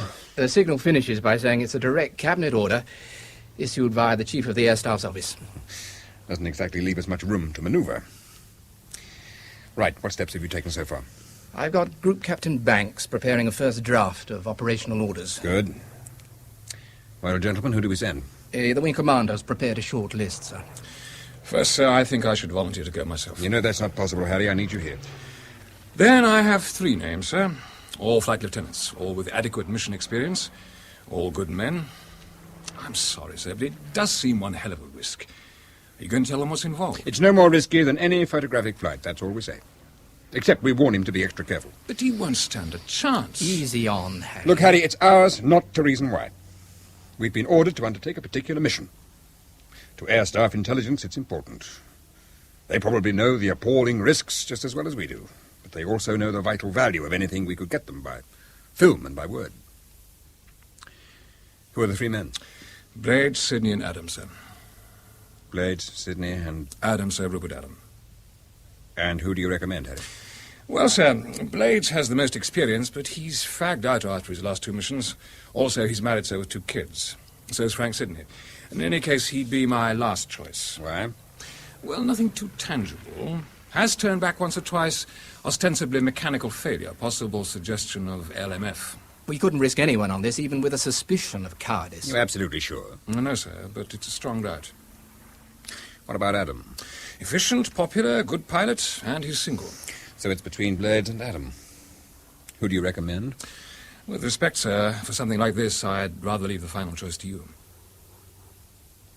Jack, make sure Banks has everything sewn up in a couple of hours. I want to go through the whole operation with you.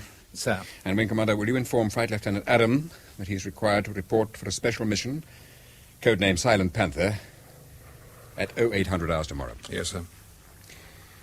Perhaps if he pulls out every stop on the Merlin, he may be able to corkscrew upwards and outclimb the enemy. It's possible. Everything's possible, Harry. Don't write him off yet. No, sir. Sorry, sir. We must give Adam no inkling of the odds against him. Quite the opposite. He must believe he can succeed. And then, with luck, he might make it back. Right. That's all, gentlemen. Thank you. For fully 5 minutes after the men had left, I could hardly believe what had happened. On my direct order, another Rupert Adam was flying to almost certain death. Then I remembered Sylvia was expected for dinner. I would have to sit with her, with Rupert, with Anne. Was this Rupert's revenge? I dreaded our evening meeting. At first, it seemed to go quite smoothly. But suddenly, after the meal, Sylvia told the two youngsters she wanted to talk to me. Desmond, what is this mission Rupert is going on? It's routine. Anne seemed very worried, very uneasy. There's nothing to worry about. Rupert has to get some photographs of a top-secret enemy establishment. And that is routine? For us, yes. Rupert refuses to say anything at all. He's only obeying his orders. Whose orders? Yours? Indirectly, yes. Why is Rupert going? Why? Because he's the best man for the job. The best man? Of all the men under your command, you had to choose Rupert. It was my duty.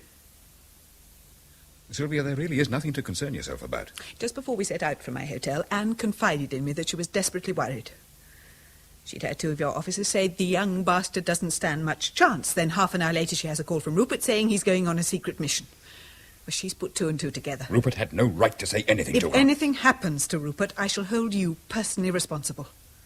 Sylvia, the boy wants to go. I know that. He'd go if everything was against him. It's all in the line of duty. Isn't that what you say? Sylvia, you must believe I have no power to stop Rupert going. Has he any chance of returning? Of course. I love Rupert more than anything in the world. If he dies, I will turn Anne against you. You asked me this morning if I still loved you. I hate you, Desmond. You asked me as a stranger, but now you are not a stranger. You're the same man who came to see me after you sent my husband to his death. I hated you then. Now you're sending my son to his death. Again, I'm powerless to stop you because Rupert wouldn't listen to me. He's too proud, just like his father. Sylvia, if I could prevent this, Anne I would. and I will make it our duty to hate you for the rest of our lives. I think I should be getting back, Mother. The Air Vice Marshal and I have finished. Well, good night, Rupert. I shall see you first thing in the morning. Try to sleep well. Oh, I shall, sir. No fears on that score. See Mrs. Adam to the door, eh? Right. Good night, sir. And thank you for a lovely evening. You and I will be seeing a great deal more of each other, Anne. I certainly hope so.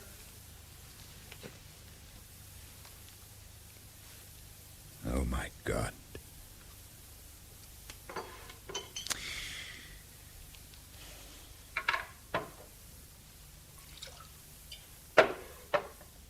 Oh, damn.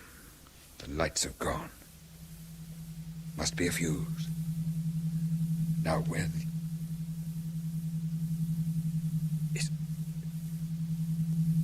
Is that you, Rupert? Yes. I half expected I might see you. For God's sake, tell me what you want. Is that it? I see. Is that what you want? I am right. It is What you want me to do? Desmond, are you all right? What? You were talking to yourself. Oh, the lights fused. They're perfectly all right now. Everything went black. You're tired. Are you worried about tomorrow? I was. Is it going to be dangerous for Rupert? It could be. Where's he going? It's a secret mission. We're both wrong to talk about it. But Desmond, I've been sick with worry all day, ever since I heard Jack Roberts say Rupert hadn't much chance. Listen, Anne. You're the only person in the world who matters to me. Have I ever lied to you before? No. Then go to bed and don't worry. Rupert will do whatever is necessary, and whatever his orders are, he'll obey them, and we'll be proud of him. All right? I don't understand you tonight. Don't try. Go to bed. Sleep. And in the morning, pray that Rupert's mission will be successful. Now I must write some letters. In fact, I have one long letter. Off you go now. See you in the morning. Night, Desmond. I pray you will be happy, darling Anne.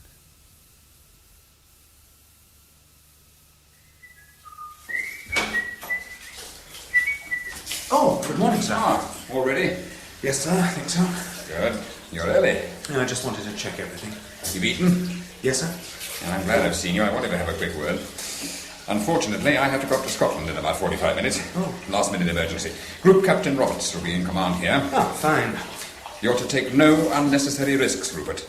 We don't want any heroics. I'll take care. Get your high altitude coverage, then make one swoop for your verbal report. At the first sign of trouble, out. Don't worry, sir. I will. Hudson will be stationed halfway across to pick up your RT. Right. Well, Anne and I look forward to hearing all about it this evening.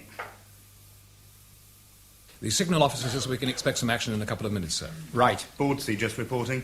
They expect Silent Panther to break silence in about 90 seconds. They say there could be interference. Weather poor, low cloud. Switch on the amplifier, Harry. Right, sir. Hudson in position, sir. Escort? Group 12 in position, sir. Come on. Harry? Sir? Harry, did you know young Adam and Anne Douglas were virtually engaged? Engaged? Yes. Who told you? She did just now. Poor kid. Does she know about all this? Apparently she overheard us talking yesterday. She's in a bad state. I just left her in floods of tears. Why the hell couldn't AOC have stayed with her? Damn it all, he must have known. I'm sure he would have if it had been at all possible. If I'd known, I'd never recommended him. That's nonsense, Harry, and you know it. We all agreed Adam was the best man for the job. 0902 hours. Bordsea report signal imminent, sir.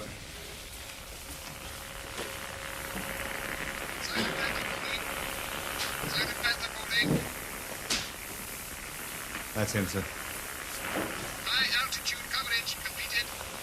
Repeat, high altitude coverage complete. I'm now diving to 5,000 feet. So far, no trouble. Nothing unusual. Can't you improve the signal? I'm trying, sir. Come on, lad, cut the nattering. I'm over target. Whole complex covers about 6 acres. Not much activity. Verbs. Heavy flag all round. Several large transports parked on the perimeter. No flag. Still inactive. Wait a minute. There's one big shed at the far end of the airfield. Hold on. Going down to have a look. Nothing much so far. We should start climbing out now. This could be what we need. Hello? Hello? Shed doors open. Rockets. Repeat, rockets. Scores of the beggars. Packed inside. Tell the PM they're like giant cigars. Flag being nice. Trying to get low altitude photographs. Intelligence were right then. Once. We'll do one more low sweep over the field. Angels 10 above. 109s. And climbing. Full boost. Must be 30 or 40 of the beggars. Climb! Use the emergency boost. They're swarming. I'm nudging. Hit. Engine on fire. Won't make it. Goodbye, everybody. I've got all the gen. I've had it. Come on, son. Time? 0904, sir. Signal Bomber Command. We want that bloody place blasted off the face of the earth. Bordsea coming through, sir. Well? They report all contact lost with Silent Panther. Repeat, contact lost. Pilot presumed shot down. Full verbal description being immediately relayed to CAS Hudson and Group 12 returning to base. End of signal, sir. Why the hell did he do that last low-level swoop? If he'd climbed out as soon as he saw the rockets, he'd have been okay. What he could have told us would have been invaluable. How do we tell Anne Douglas? We should leave it to AOC. When's he due back? He left a message saying he'd be back late morning. Ask her to come to my office in 5 minutes, Harry. Right. What the hell do I say to her? My God, poor kid.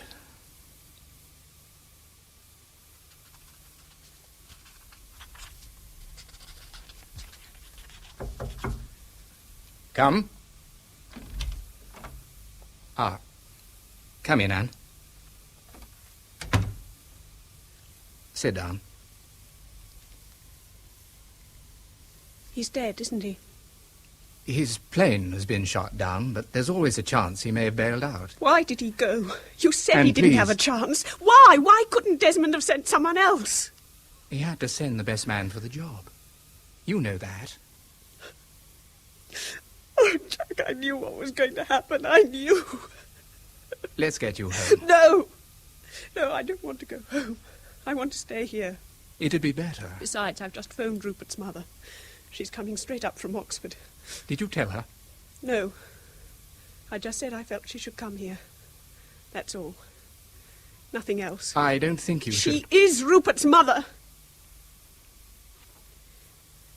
I'm sorry. It's not your fault. It's no... I'll warn the gate that Mrs. Adams coming. Did Desmond know Rupert would be killed? Anne, I can't answer that. You know I can't. We all knew the risks involved. We all agreed who should be sent. There was no alternative. No alternative. When is AOC due to return? He should be back when Mrs. Adam arrives. Good. Well, if you're sure you're all right on your own. I won't do anything stupid. Right. Then you stay here till Mrs. Adam arrives, and then we'll go to the AOC's office. You're sure I'm you're... all right, really. I'm sorry, Anne. Very sorry. He was a fine young man. And you helped to kill him. Goodbye, Anne.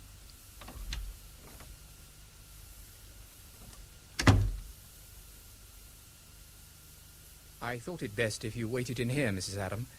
We're expecting the Air Vice Marshal back at any minute. Thank you. Everyone here is very proud of your son. Please, Captain, I should rather we simply accepted the fact that my son is dead. It will save us all further embarrassment. Mrs. Adam, I know how distressed you must be, but Rupert did manage to obtain vital information. Are you trying to tell me that my son died honourably? Yes, I am. I see. Well, Captain, I find it hard to distinguish between dying honourably and murder. Anne has told me that Rupert stood no chance of returning alive. Is that true? Is it, Jack? Mrs. Adam, you can't expect me to answer a question like that. Your son was simply doing his duty. On whose orders? He was selected because Who issued the direct order to my son? The AOC, naturally. And I shall ask him if Rupert was murdered. Mrs. Adam, I really do think you Murdered, should... Captain. Sent to his death. Oh, I know how proud and honourable you all are. I know how you'll pin a medal on him and then expect Anne and me to spend the rest of our lives honouring his memory whilst you forget all about him. Well, I'm not going to let that happen. Not again. This time, Desmond Little is going to answer... My God! Hello. You're not dead. Dead? For heaven's sake, what is all this? Mum, what are you doing here? Oh, Rupert, I thought you were dead. They all said you were dead. Who said? We heard it. Every word. Look, just a minute. Will someone please explain what the hell's going on? Anne? How did you do it? Do what? Sir, what is all this? Less than an hour ago, we heard Silent Panther shot down in flames. Bordsey reported half an hour later. No survivor. Silent Panther? How did you get away? But I don't understand. Silent Panther was cancelled. Cancelled like hell it was. You mean... Oh, my God. You thought I was dead. You thought I'd been shot down. Well, no wonder you looked as if you'd seen a ghost. But if you weren't in Silent Panther, who was? Well, AOC told me quite distinctly it had been cancelled, scrubbed at the last minute. When was this? Oh, about 15 minutes before takeoff. Yes, I just had my final briefing with Flight Lieutenant Buckle. I was on my way to the apron when AOC stopped me and said it was all off. Then if you haven't been in Silent Panther, where have you been? To Rosyth. What? Rosyth? Yes. He said SNO Rosyth wanted some aerial photos, and would I buzz off and get them? In fact, he'd been going himself, but when Silent Panther was scratched, he asked me to go instead. And that's where you've been? Yes. What code did you use? Beta minus. I see. Look, sir, what does this all mean? Beta minus was AOC's code signal for his emergency trip to Scotland. What plane did you fly? The standby Spit. He said as Silent Panther had been cancelled, we should... And you took off at 7:48 in Beta minus? Yes. Oh, then... Who was in Silent Panther? It was Desmond, wasn't it? There's no other explanation. But it doesn't make sense. I mean, why should he want... Why should he want to risk his life on a hopeless mission? Why did you, Rupert? It wasn't hopeless. There was always a 50-50 chance. No, Rupert, there was very little at all. They didn't tell you that. Yes, well, even so, it had to be done. We had to find out if there was a rocket base there, and if there was, then it had to be destroyed. I knew that. I knew the risks. Does it matter why? He must have had his reasons. Yes, he did. Perhaps he felt it was right for him to go. Right! He was the AOC. Exactly. But it doesn't make sense. I think it does. He acted out of a sense of duty and personal honor. He knew what he had to do. Maybe, but why? He would have had his reasons.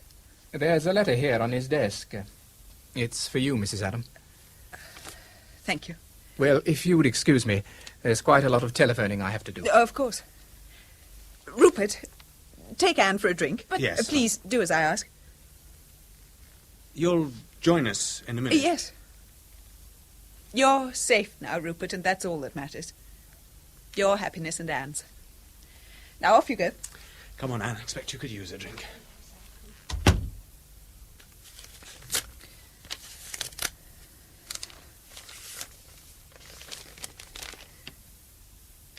As I don't know who will be reading this, I am addressing it to you, Sylvia. And you will have to decide whether Anne and Rupert should be told the truth. I had to write this because it is necessary for me to try to get everything clear in my own mind before I finally carry out Rupert's last instructions. So here goes. I shall never forget Wainwright telling us about the ghost of Rupert Adam. The poor man refused to believe he hadn't killed someone. So when I saw Rupert's ghost again tonight, I knew he wanted me to fly Silent Panther tomorrow. In any case, I'm not even sure that I hadn't already decided that is what I should do. I still don't know exactly why Rupert returned. Did he want revenge? My death for his? Did he want to save our son's life? Did he want to prevent me seeing you again? Perhaps it was a combination of all these. Well, Sylvia, that's it. When you read this, I shall be dead. And you will have to decide what to say to Rupert and Anne. Will you tell them the truth or not? Will you tell Rupert I am his real father? There have already been too many lies, Desmond. But what else can I do? I shall tell them you simply wanted them both to be happy.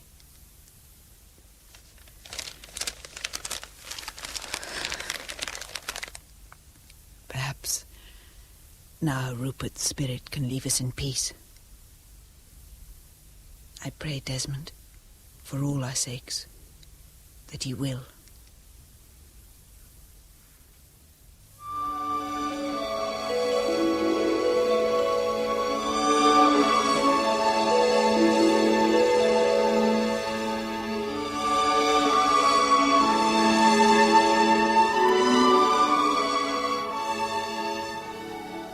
In The Montrose Ghost, the cast was as follows.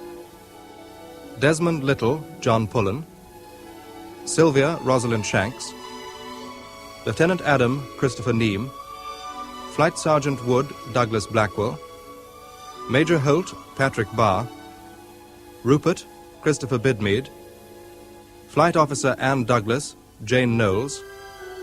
Group Captain Roberts, David Graham. Wing Commander Buckle, David Neal, and Lieutenant Wainwright and Signals Officer Sean Probert. The Montrose Ghost was written by Martin Jenkins and based upon a short story of the same title by Harold Balfour, Lord Balfour of Inchrye. The play was produced and directed by Jerry Jones.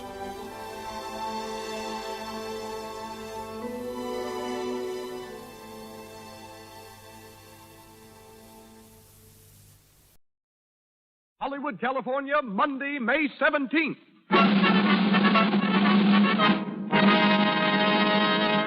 The Lux Radio Theater presents Betty Davis and Fred McMurray in another language with John Beale and May Robeson.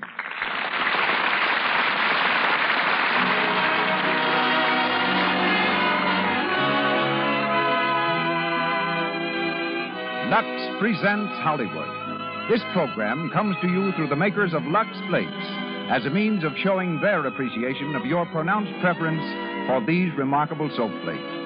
Our stars tonight are Betty Davis, Fred McMurray, John Beale, May Robeson, Margaret Hamilton, and Hal K. Dawson. Our guests, Mrs. James Roosevelt, mother of our president, and Miss Janet Henley, one of Hollywood's foremost wardrobe authorities. Our producer, Cecil B. DeMille. Our conductor, Louis Silvers, all of whom join me in saying, welcome to the Lux Radio Theater.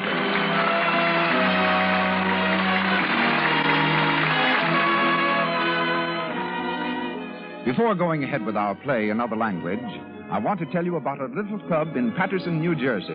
Miss Laura Brock, the secretary, writes, We are a group of girls who meet every Monday night. Wanting a name for our club, we have taken the liberty of calling ourselves the Lux Time Girls. One of our bylaws reads as follows. Any member getting a run in her stocking during the course of any meeting must pay a fine of 10 cents. Our treasury hasn't been increased by a single dime so far because all the girls are Lux-wise. And as a matter of fact, we very seldom get runs at all anymore. They know that Lux cuts down runs because it saves the elasticity. The letter continues. We thank you for the splendid entertainment of the Lux Radio Theater, and we wish you continued success. And we thank you, Miss Brock, for your letter.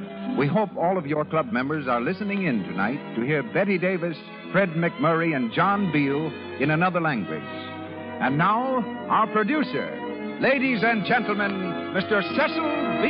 DeMille.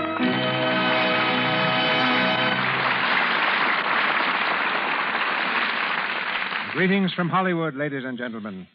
Some years ago, Mrs. Rose Franken, a housewife and mother of 3 children, surprised her friends by writing a play. Several people promised to produce it, but when nothing happened, Mrs. Franken became so provoked she wrote another. It fooled everyone. Another language ran 344 performances and was promptly sold to pictures. Betty Davis, who commands the stage tonight in the role of Stella Hallam, earned her first money waiting on tables in school. Facing the camera for her screen test in New York, she fainted but passed, only to spend many weary months in Hollywood playing fill-in parts in screen tests for other hopefuls. As far as I know, her record of making love to 36 men in one day before the camera is still unchallenged. While Betty was eating lunch one day, Pandro S. Berman passed by, stared at her for a few moments, and informed her she would play opposite Leslie Howard in Of Human Bondage. Starred from then on, she won the Academy Award for Dangerous, and is next seen in the Warner Brothers film, The That Certain Woman. Fred McMurray's Paramount Pictures, his 2 previous performances in the Lux Radio Theater, and his many other air appearances find us greeting him as an old friend. He's heard tonight as Vicky Hallam and will be on the screen shortly in Exclusive. John Beale, who created the role on Broadway and in pictures, is again Jerry Hallam.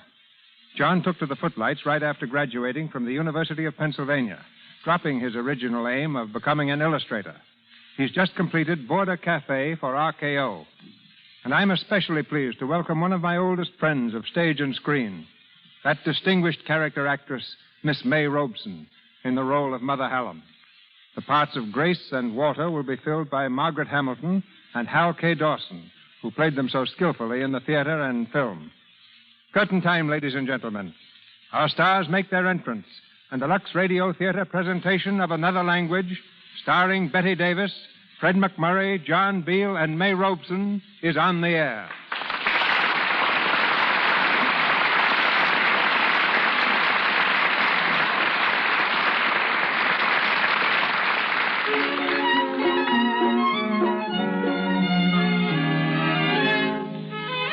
Our scene is a tiny studio apartment in downtown New York, the unpretentious but charmingly furnished home of Vicky and Stella Hallam. It's early Monday morning, and we find Vicky at the telephone. He seems to be having a little difficulty making himself understood. Now listen, is this the Center Art Institute or isn't it? All right. Now, what? I don't care if you're only the cleaner. I don't care if you're the president. All I want to know is Mrs. Hallam's still there. Mrs. Victor Hallam. Yeah, she's one of the students in the art class. Well, there must be somebody there. Well, run up and take a look, will you? It's important. I said run up and take a look. Hello, Vicky. Oh, never mind. How are you, darling? I'm all right. Do you know what time it is? Yes, I'm terribly sorry. It's nearly 8 o'clock. I've been trying to get you on the phone. I know it's awful of me, but I couldn't stop before. I was right in the middle of the new piece. But it's done now. It's in the cast, and, oh, Vicky, I think it's going to be all right. That's good. You must be starved. I'll get you something right away. Well, wait a minute. Maybe you don't remember what night this is. Why, it's Monday. Yeah, and we were supposed to be at my mother's at 7 o'clock sharp. Oh, Vicky. Oh, Vicky, darling. No, it's all right. It's not the first time you've forgotten it. Are you angry with me, Vicky? Well, I'm not exactly happy. I'm sorry. I know how sacred these Monday night family meetings are. They're not sacred, but I think we could make a little effort to get there once in a while. Walter manages it, and so does Paul. And their wives are there every time. Yes. Has it ever occurred to you, Vicky, that maybe your brother's wives are a little more welcome than I am? What do you mean by that? I don't know, but sometimes I feel I can't help it. I feel they resent me. Oh, don't be ridiculous. Why should my family resent you? I don't know. But I think they do, Vicky. All except Papa. He's a dear. And the rest of them are a lot of palookas, I suppose. I didn't say that. Well, that's what you meant. I didn't mean that at all. I like them, Vicky. I only wish I could make them like me, that's all. Well, maybe you don't try. Maybe if we went up there a little more often, you'd get to know them better. It's not their fault, Stella. I know that. It's just that they don't understand you, all this art school stuff. Oh, but you understand it. You do, don't you, Vicky? Well, sure, I do. Then give me a kiss, darling, and tell me that you're not mad anymore because I'm late. Oh, but why did you have to pick the night of all nights to hold things up, Stella? I couldn't help it, darling. Honestly, I couldn't. This bust of you was the first thing I've done that I thought was really good. And I feel like shouting. Probably it's because the subject was so grand. Crazy. Don't spoil it, Vicky. Kiss me and make it perfect. Now hurry up and get ready. I'll only be a minute. Oh, Walter and Grace are going to stop by for us. Are they? Yeah, I told them you'd be late, so they're taking their time. When Walter comes, make sure you don't smoke one of his cigars. Huh? If I remember, the last one you smoked flew up. Oh, Walter's all right. Of course he is.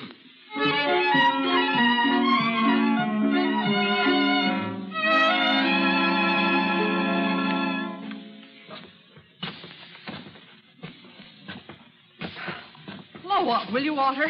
My feet are killing me. Which apartment is it, Grace? 12. Boy, what a joint. What did Vicky ever want to live down in this part of town for, anyway? Stella, you mean? Yeah. She's got him wound round her little finger. Ring the bell. All right. Guess she thinks living down here makes her arty or something. Hello, Walter. Hello, Grace. Hiya, Vicky boy. How's the kid? Fine, thanks. Well, step right in, Gracie. Make ourselves to home.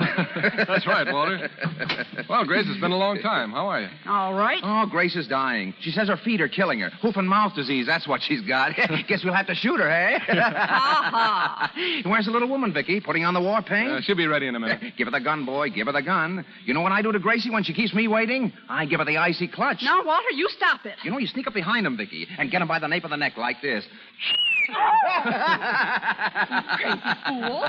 The icy clutch, Vicky. Get it? Hello, Grace. Hello, Stella. How are you still, old girl? How's the kid? Fine, Walter. How are you? Well, I'm like the weather. Everybody complains about me, but nobody does anything. Oh, shut up. Say, we'd better get going. Mom will be waiting for us. I'm ready. I'll run down and hail a cab. Oh, don't be foolish, Vicky. Oh, we've got to, Grace. We're late already, and it's my fault. I'll turn out the lights. No sooner said than done. Oh, Walter, not all of them. I can't We'll break see our my hand necks. before my face. Ooh, boogie, boogie, boogie, boogie. Stop it now, Walter. The icy clutch.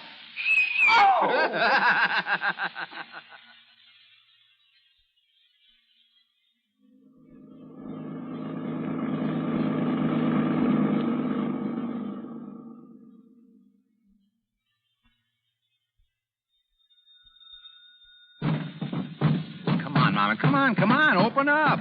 Stop it, Walter. Hello, Mama. Hello, Victor. Hello, dear. Come in. Oh. Well, Mama, how's my best girl? Oh, I'm fine, my boy. You know, I was afraid you were not coming. Oh, how do you do, Stella?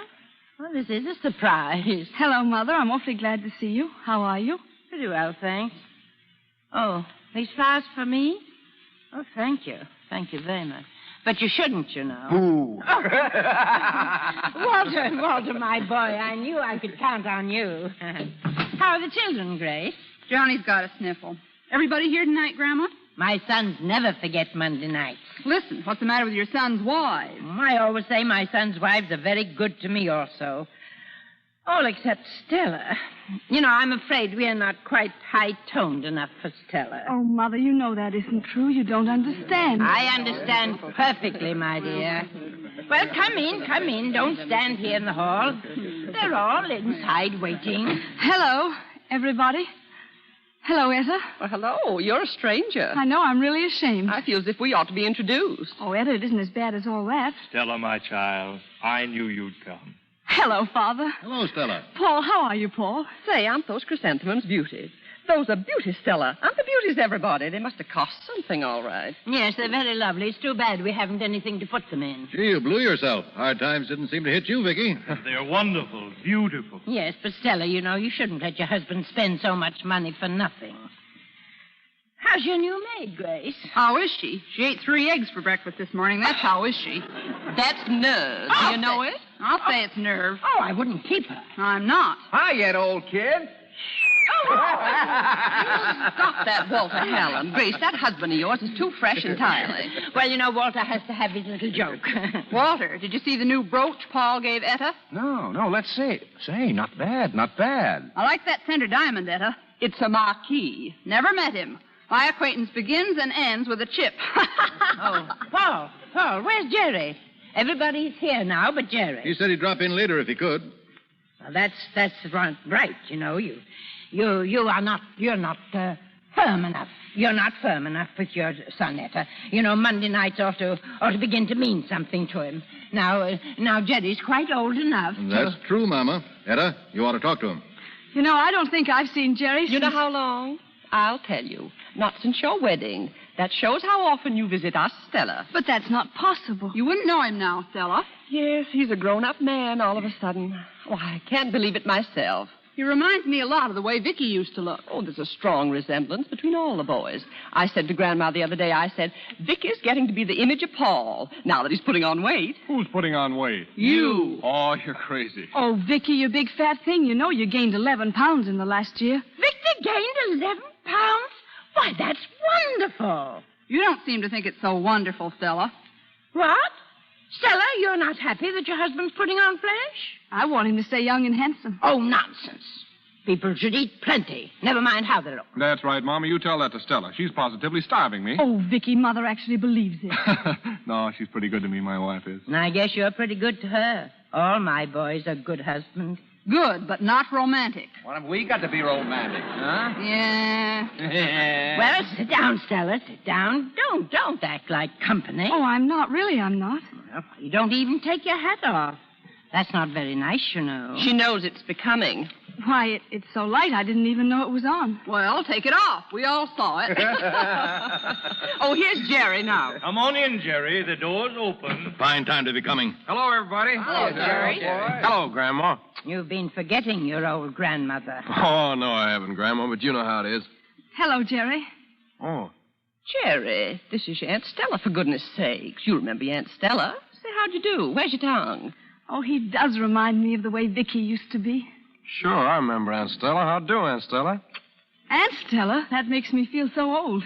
Well, if I don't call you Aunt, I can't kiss you. And besides, you're not a bit like an aunt. I mean, well, you're not a bit old. Hey, go on, no, Jerry. He even puts his foot in it the way Vicky used to. His ways are a lot like Vicky's, but I don't notice the resemblance so much. Etta means Vicky was never so good looking. Oh, yes, he was.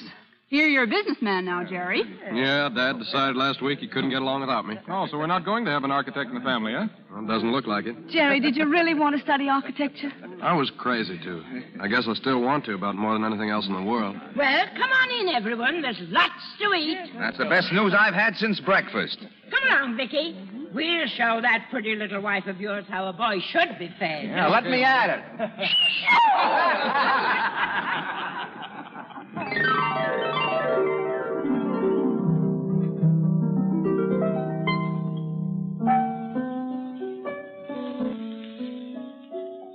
What's that you're playing, Aunt Stella? Debussy. It's swell. Oh, listen to them in there. I bet they'll sit over that table till 12 o'clock. They're enjoying themselves, Jerry. You know, Aunt Stella, you don't seem to belong to these Monday evenings. Aren't they awful? You have to sit around all night and jaw over things that aren't important and eat a lot of things you don't want. I hate to come here. I know how you feel, Jerry. Do you? Is it true you're an artist, too, Aunt Stella? I mean, do you paint and sculpt? I used to before I was married. I'm beginning again. Well, good for you.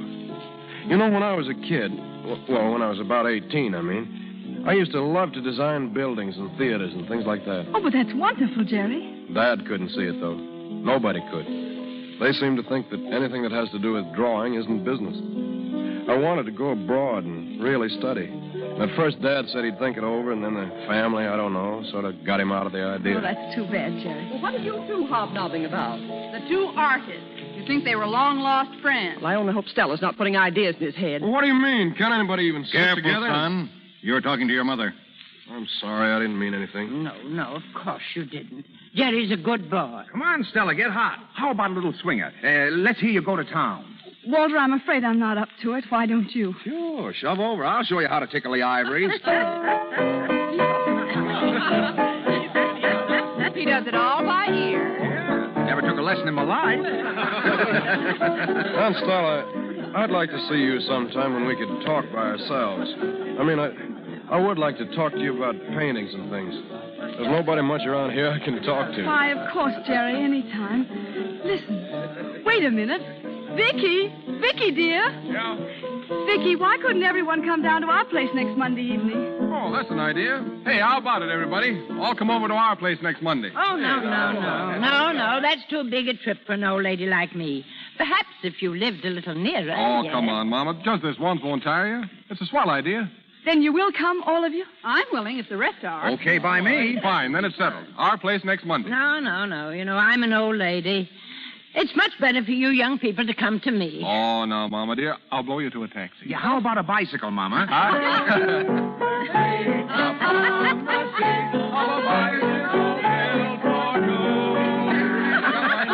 Well, Aunt Stella, I meant to talk to you alone, not with the whole gang around. Why, then, anytime, Jerry. Just drop in and have dinner with us. Thank you. Oh, gosh. I'm dying for sleep. We ought to be going, Walter. Me, too. I can't keep my eyes open, hardly. I ought to wash my hair. Come on, Stale. Get your duds on. Here's your coat. Catch. Here, let me help you on with it, Aunt Stella. Thank you, Jerry. Here, let me help, too. You got you that time, That's a fool trick. You want to watch out what you're doing, do you hear? Jerry. What's gotten into you? talking to your Uncle Walter that way. Apologize to your uncle this instant. Go on, Jerry. Say, excuse me, Uncle Walter. You were very fresh, really. I apologize, Uncle Walter. Oh, don't mention him, my boy. I know your business troubles make you irritable. Jerry, don't mind them. You will come to see me, won't you? Estelle, are you ready? Estelle? Yes, Vicky. I'm ready.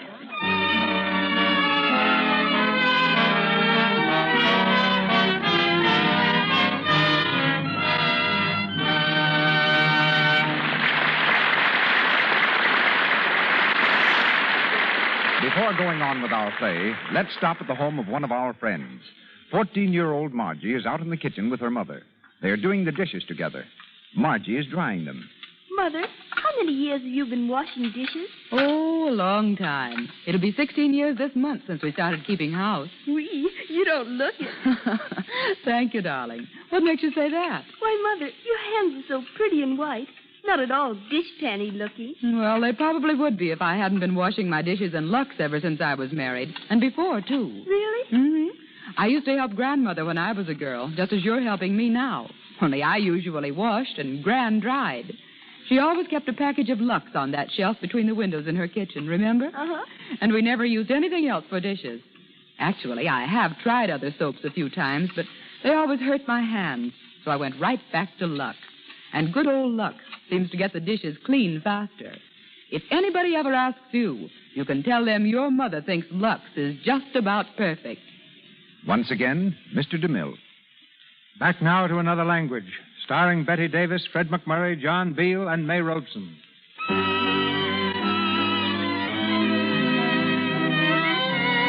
1 week has passed. Since their meeting at Mother Hallam's, Stella has been seeing Jerry occasionally, trying to bolster up his spirits.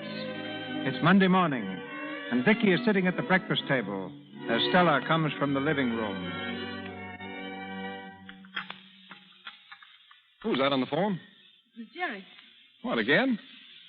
Yes, he sounded a little upset about something. He wants me to have tea with him this afternoon at the Ardmore Hotel. Said he wanted to talk to me. 10 to 1 he wants to beef about something. Oh, but they're all so against him. We're the only ones who can help him. We can't close him off, Vicky. Well, I'm not going to close him off exactly, but I'm certainly going to mind my own business. And you do the same.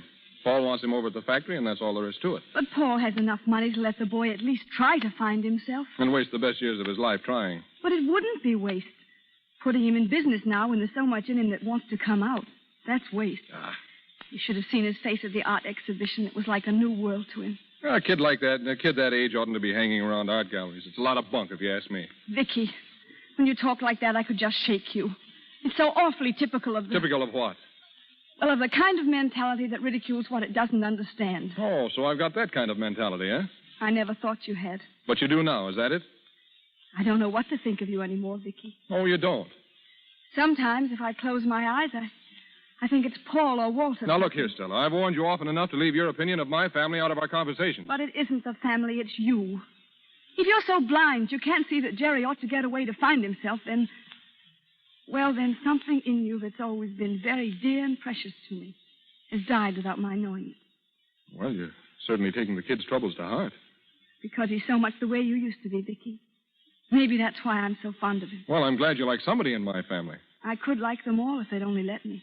That's a laugh. No, it isn't. I've never fooled myself about the way they feel toward me. They resent me terribly. Well, if they do, it's because you high-hat them. Try to make yourself somebody miles above them. That isn't true, and you know it. If I were someone miles above them, I could understand their hatred. But I'm not. I just want more out of life than waking up in the morning and going to bed at night. Oh, I want a great deal more than that, Vicky. And I want a great deal more of marriage than the mere routine of a man and woman living together. Because that doesn't have to happen. It shouldn't happen. Especially when two people began by loving each other the way we did. Well, that's a funny thing to say. What's the matter with me? Nothing, Vicky. You used to think I was pretty good. You used to even love me a little. I still do. More than anything else in the world. Like fun you do. You know what's the matter with you, don't you? You're just plain garden variety romantic. Oh, you can't name it with a word, Vicky. You want a honeymoon to last forever. But good Lord, Stella, you can't expect that. It's bound to wear off, and well, something a lot better comes in its place. What comes in its place, Vicky? Well, you know as well as I do. I know this, Vicky. Nothing can ever take the place of tenderness and respect and chivalry. You just stand still without them. Or you keep going down and down and down. Oh, that's bunk, Stella. Honestly, bunk. I'm going to call you Romantic Susie. Come on, kiss me, Romantic Susie. Oh, Vicky, be serious. We need a talk, you and I. Believe me, we do. Nonsense. I understand you a great deal better than you think I do. But you don't know what it means to be lonely. Oh, what have you got to be lonely about? Afraid I don't love you anymore? Come here. You little fool. No, Vicky, please. Oh, still, I do love you. Vicky, every night I pray this prayer. Dear God, bless Vicky, whom I love. And all my dear in-laws. Hey.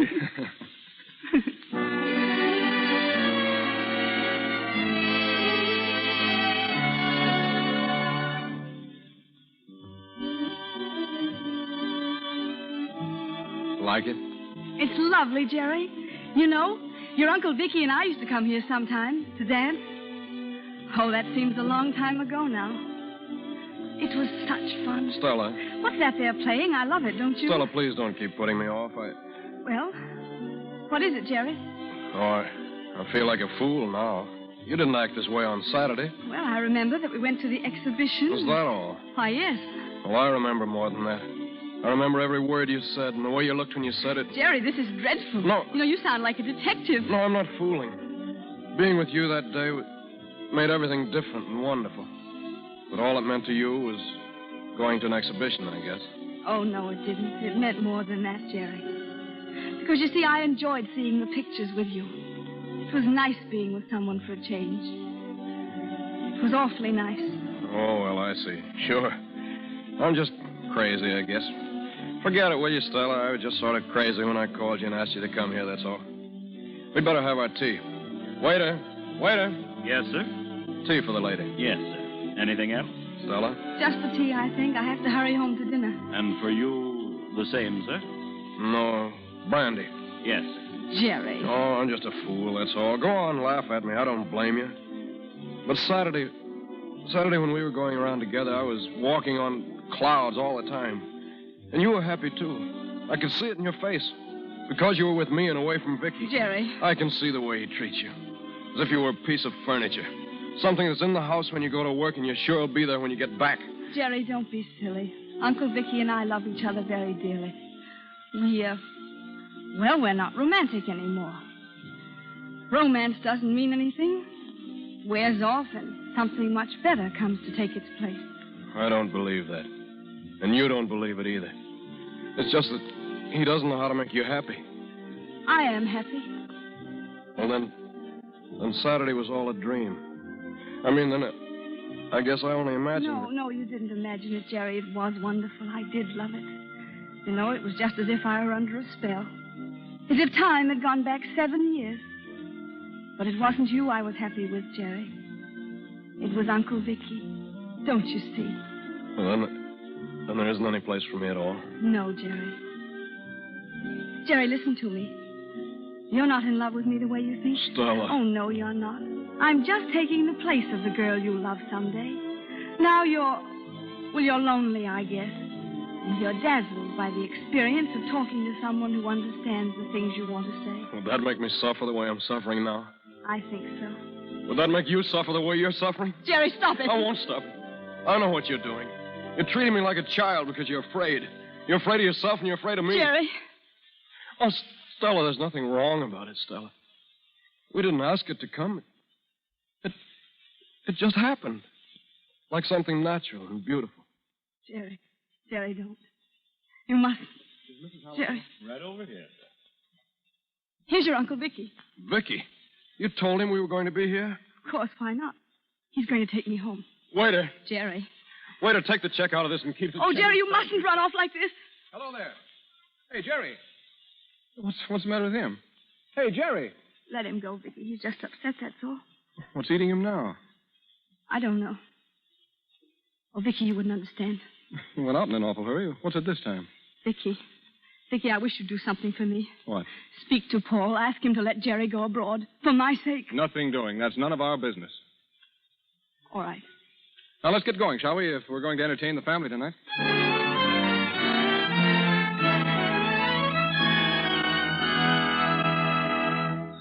There they are now, Vicky. Hurry, I'll go and let them in. I'll be out in a minute. Oh, Jerry, it's you. Yeah, it's me. Come in, Jerry. I want to apologize for acting the way I did this afternoon, Stella. Oh, but you needn't. I guess I just sort of lost my head there. I went back to the office, and I wasn't even going to come up here tonight. Then I got to thinking about it and realized what a sap I was. Oh, but I understood it, Jerry. You mustn't feel badly about it. Well, I do. Oh, gee, this room's beautiful at night, with the candles and everything. I've never seen it like this before. Where's Uncle Vicky? In the bedroom, changing his clothes. I brought you something. You did? Here. Oh, Jerry, how nice. Shall I open it now? Sure, if you want to. Oh, it's soft. Go ahead, see what it is. Oh, the little toy dog. Do you remember it? Of course I remember it. We were walking across 57th Street after the exhibition. It was in a shop window. Yeah, and you were like a little kid the way you stopped and laughed at it. I've always had a weakness for toy stores. And you said, oh, Jerry, look at that puppy. Isn't it adorable? And I knew right then and there I'd have to buy it and surprise you with it. But you shouldn't have done it, Jerry. Well, don't you like it? I love it. It's one of the sweetest things that ever happened to me. You're surprising me this way. But it won't do. You see, it just won't do. Wait, you're crying.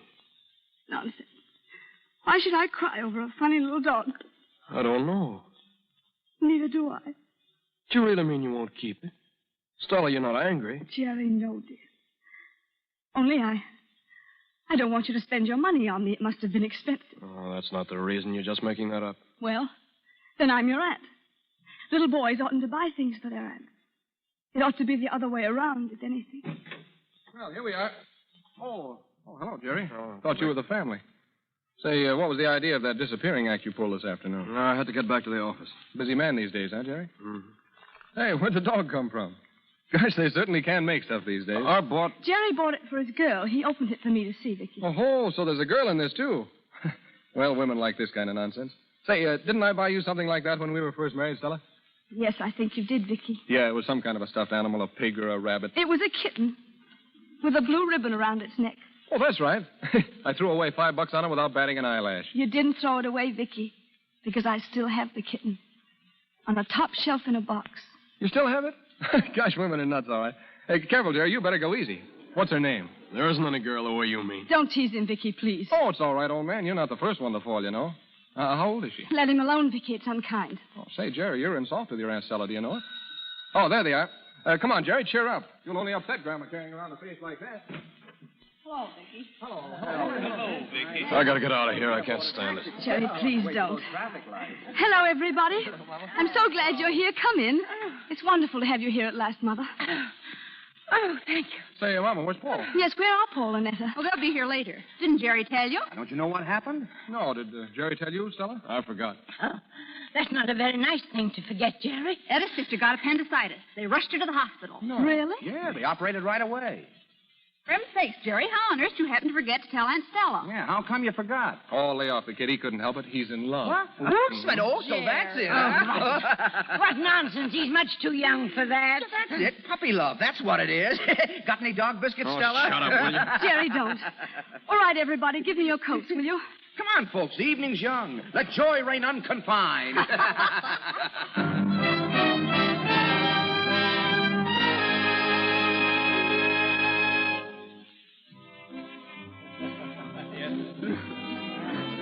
Gosh, I'm so full of food I can't move. Nice work there, Stell. Those sandwiches were swell. Not big, but swell. Thanks, Walter. Oh, I do like that record, Vicky. It is a nice phonograph, isn't it? Come on, Grace, let's dance. We'll show 'em a thing or two. Oh, Walter, I'm rotten at the new dances, and you know it. Oh, now just keep in time and follow me. Atta boy. Nice work, Walter. Walter, I can't. Let me stop, Walter. I'm dizzy. Whee! How's this, folks? Look at Walter. Walter's good. That ought to take you down around the hips, Grace.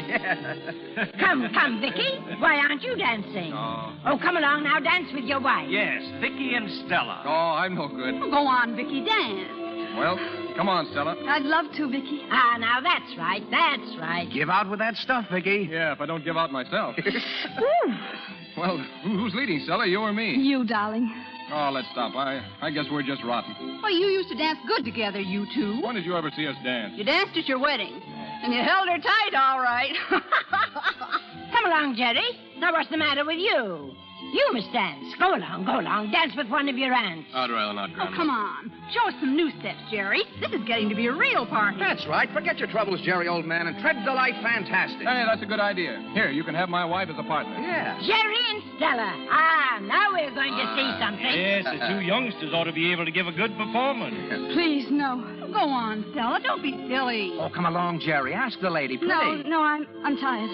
Oh, dear. Stella's always tired. Oh, be a sport, Stella. Why do you have to spoil the fun all the time? Vicky's right. Go on, Jerry. Just make her dance. All right, Stella. All right, Jerry. There. See how beautifully they do it. Say, that Jerry's quite a snake. Attaboy, kid. Look how they do it. So smooth. Why can't you and me do it like that, Walter? You think they dance together all their lives? Well... Looks like they win the dance contest, all right. Hey, well, what do you say, folks? Hey, break. Hey, you win. Come on, break. Do you hear me, Jerry? Break. I'm sorry. They ought to get a loving cup. No, not a loving cup. I know the bust. The plaster bust over there on the table. Here, give it to me. Oh, that's great. Sure, because it's hollow, just like Vicky's head. Mr. Jerry Hallam and Mrs. Victor Hallam, on behalf of the management and in recognition of your swell elegant exhibition of terpsichorean art, permit me to... You fools, you! You fools! All of you! Come back, Jerry. He broke the statue. This is the second time he's done that to me. Well, he can't get away with it. I'll get him back. Oh, no, Vicky, no, please let him go. I don't mind his breaking the bust. It was just practice work. I don't care, really. You don't care, but I do. Just because he's got a grouch in the world, he can't go around smashing things up in my house. Oh, but, Vicky, he didn't know what he was doing. He's terribly unhappy. That's no excuse for this. He's just a sore pup because he can't get his own way. What's eating him? Oh, you know, he's dissatisfied over at the factory. Carrying on for that. Imagine. He ought to be walloped. I should say he should. Oh, you are fools. You blind idiots. I thought so. Stella has been encouraging him for all she is worth. And if I have, is it any worse than what you've done? What are you saying? 1 minute, Vicky. I would really like to hear what it is that we have done. If you really want to know, I'll tell you. You're all so sure of yourselves. You're trying to mold Jerry's life to fit your own, and it's wrong. I know what I'm talking about, because you've done the same thing to Vicky and me, and you mustn't. You've got to let the three of us alone. You've got to let Vicky and me keep our marriage the way it started out. It's the only thing that'll save us. Stop. idea. Stop, please. I've heard enough. Vicky, I think your wife's lost her mind. Oh. Grace, get some water for Mom. She's going to faint again. Vicky, you know what I'm driving at. You know I'm right. Make them see it. Shut up, can't you? Make some excuse for your actions, Stella. No. Oh, I'm going home. Oh, no, Mama, wait. No, Vicky. Vicky, don't stop me. I can't stay after such insults. I'm going home. We're all going home. Oh, no, Come wait a on, minute, Grace.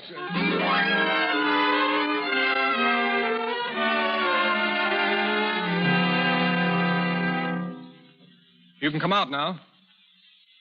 Stella. Don't use that tone to me, Vicky. Oh, so that's going to be your line. Why, you ought to be glad I even give you the chance to explain. There's nothing to explain. I needed you. But you didn't love me enough to know about it. Love you enough? When it comes to love, I wouldn't talk. The only single thing I've asked of you in our married life is to be decent to my folks. And what do? The first time they've all been to my home in over 2 years, you insult them so they have to leave. I wish it hadn't happened that way this evening. Maybe it's just as well for all of us to know just where we're at. Yes, and I'll tell you where you're at. Tonight was the turning point between you and me, if anyone should happen to ask you. And I'll leave you to think that over. Where are you going? If you want to know, I'm going up to the folks. Vicky, if you go up there now, we'll never get back to where we were. You've got the cart before the horse, Stella. It's up to you to make the first move to get back to where we were. My slate's clean. I've been as good a husband as any man could be to a woman. Have you, Vicky? Well, haven't I? I ask you. Haven't I given you everything you've ever wanted?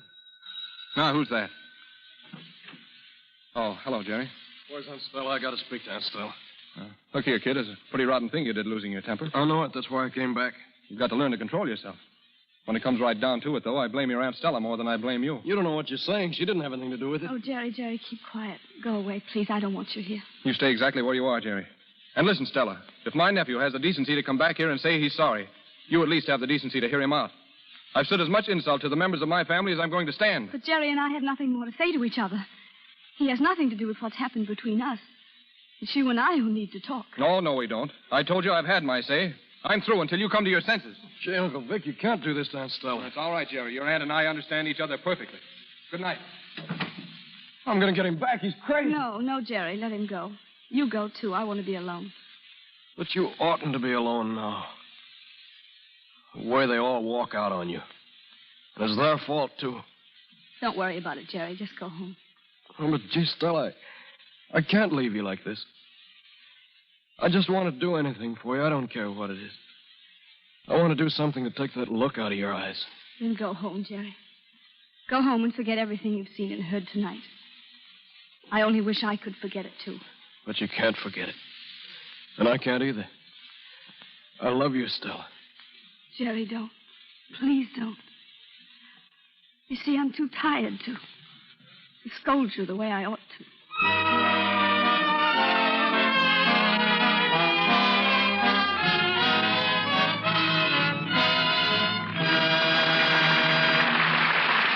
We pause for station identification.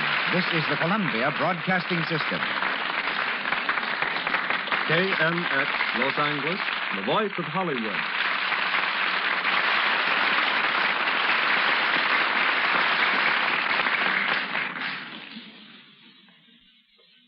Betty Davis, Fred McMurray, John Beale, and May Robeson continue Another Language in just a moment.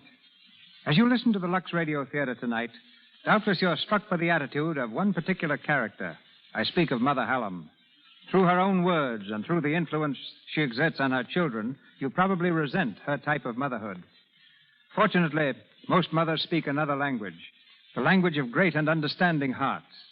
Such a mother talks to us tonight. She's sitting at this moment in the study of her home on East 65th Street in New York City. On the desk nearby is a photograph of her son, Franklin Delano Roosevelt. Ladies and gentlemen, speaking to us from New York, the mother of the President of the United States, Mrs. James Roosevelt. Thank you, Mr. DeMille, for your invitation to take part in a program from your splendid Lux Radio Theater. It's a pleasure also to hear Miss Davis, whom I remember as a charming young lady when I met her in Washington. I think tonight that you're doing something even more important than entertainment. For through Mother Hallam, you're showing, it seems to me, many other mothers what not to be and why. Early in the second act of the play, there was one line that has stayed with me. Stella was speaking, and she said, "Let the boy at least try to find himself." That phrase might well be the watchword of every mother and father, too. A selfish, over-possessive mother so often means unhappy children. Unhappy because they are not free. Of course, I don't mean that a child should not be guided, but the child's own identity should never be smothered under that guidance. A boy or a girl may be your child, but at the same time he is an individual. And perhaps first on the list of his training should be teaching that child to find himself. I get so impatient with mothers who say, "Oh, my boy never could do that." And when I hear it, I always want to say, "You mean you never let him do it." I remember in my own experience it was hard for me always to see that, especially when my son wanted to climb tall trees or go hunting or other such hazardous expeditions. But my husband would always say to me, "Teach him how to do it right, and then let him go ahead." And when your child grows up, that's another time, when a mother must recognize her child as an individual in his own right. No matter how much you want your boy to be a lawyer, if he wants to be a painter, let him do it. If you don't, he will be unhappy as a lawyer and probably a very poor one. But with a sympathetic understanding, he may become a great artist. A final word to mothers now. Remember, your child's father may have some very good ideas, and his influence and cooperation are very important. You all know what happens when you say no and your child answers, "But Daddy says I may." Help your son develop a character of his own. Let him find himself. You'll be a very happy mother when you can point to your child's achievements and say he did it all himself.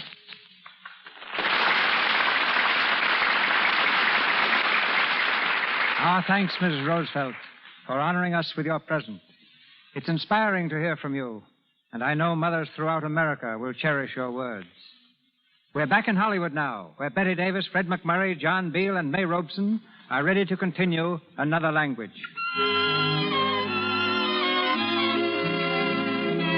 It's the following morning.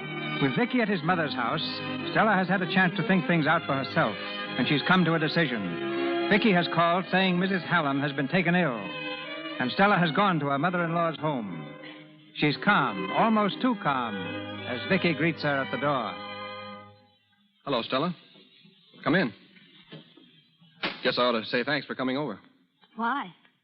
I'm doing this for myself, Vicky. Oh, I kind of thought you were doing it for me. No. I didn't want to hurt Mother, and if it'll make her feel any better for me to say so, it would be stupid to stay away. That's talking. May I go up to her now? Walter and Grace are with her. Say, do you know you haven't said good morning to me yet? Haven't I? Well, look here, Stella. Are you still mad or what? Why should I be mad? You act a certain way because you're you. I act a certain way because I'm me. And that's all there is to it. All right, let's forget it. You did wrong last night, but you can't do any more than say you're sorry. I did wrong maybe by leaving you alone, and I'm sorry. It was what you needed, though, young lady. Come on now, wasn't it? No, Vicky, it wasn't. Did you get the woozies being by yourself? I couldn't sleep a wink. I wasn't by myself very long. Huh? Jerry didn't leave until almost 3. Oh, Jerry. What did he do, talk your ear off? You should have pitched him out. You're too soft with him, Stell. I wasn't soft with him, Vicky. Did you talk some sense into him? I hope so. Good. Now let's kiss and make up, huh? I wish it were as simple as that, but it isn't. There's no use in our kissing and making up. It'll only be the same thing over again. What do you want me to do? Bring a pound of candy and a bunch of roses home tonight? I won't be there, Vicky. Well, where do you think you're going? I don't know yet. Listen, are you after a separation or something? Nothing quite as spectacular as that. At least not yet. I just want to be alone for a little while to think things through. Think things through, too, Vicky. It's high time. Oh, listen, Stell, this is a lot of hysterical nonsense. You're not going. I don't know what you're going to do about it, Vicky. I'm going to do this about it. Here I am all ready to take you in my arms, and I can't find you. That's the way I sort of feel. And it's the loneliest feeling in the world, isn't it, Vicky? Hello. Oh. Hello, Grace. Sorry to interrupt the love scene, but Grandma knows you're here. I'll go up then. Tell her I'll be up to say goodbye, Stell. Everything hunky-dory? Huh? I said everything hunky-dory between the lovebirds. Oh, sure. Yeah, sure. Who's that coming down the areaway? Oh, it looks like Etta. Paul, too. My Lord, Grandma bats an eyelash and the whole gang comes trooping in. I'll go. Hello. Is Jerry here? Is he here, Vicky? Is he here? No, what's the matter? He didn't come home all night. Didn't come home. Oh, that's funny. We came over to find out if he left your place with the others. No, he didn't. Oh, Paul, I know something's happened to him. Oh, nonsense. He probably went off in a bat somewhere. Oh, no, not Jerry. Oh, God, don't let anything happen to him. He's all I've got. Come on now, Etta, control yourself. Well, I can't. He's in some hospital somewhere. Oh, listen, Etta, you would have heard in case of accident. Well, that's easy to say, but I'd be half out of my mind if I was Etta, especially the mood he was in last night. Lord knows what he's up to. What mood? Oh, the kid was upset. The family sort of got his goat, I guess. Oh, I know it was that. I know he's not happy down there in that business. I've said it all along. Nonsense. If the boy can't adjust himself, he'll have to learn to. He's in love. That might explain a lot. That's right. We were teasing him about it. Etta, do you know anything about this? Not a word. Vicky, how do you know about it? He told Stella. Did he tell you who the girl is? No, but Stella's funny that way. She wouldn't if the kid asked her not to. Well, I'm going to get to the bottom of this if I have to. Wait a minute. Here's the kid big as life. See him? He's coming down the areaway steps. Thank God. He'll give an accounting of himself, all right. Now, Paul, please don't lose your temper with him. You don't know what's happened. Oh, Jerry, where have you been? How could you frighten me like this? I'll attend to this. Well, young man, suppose you explain yourself. Since when do you take to staying out all night? I'm not a child. Leave me alone.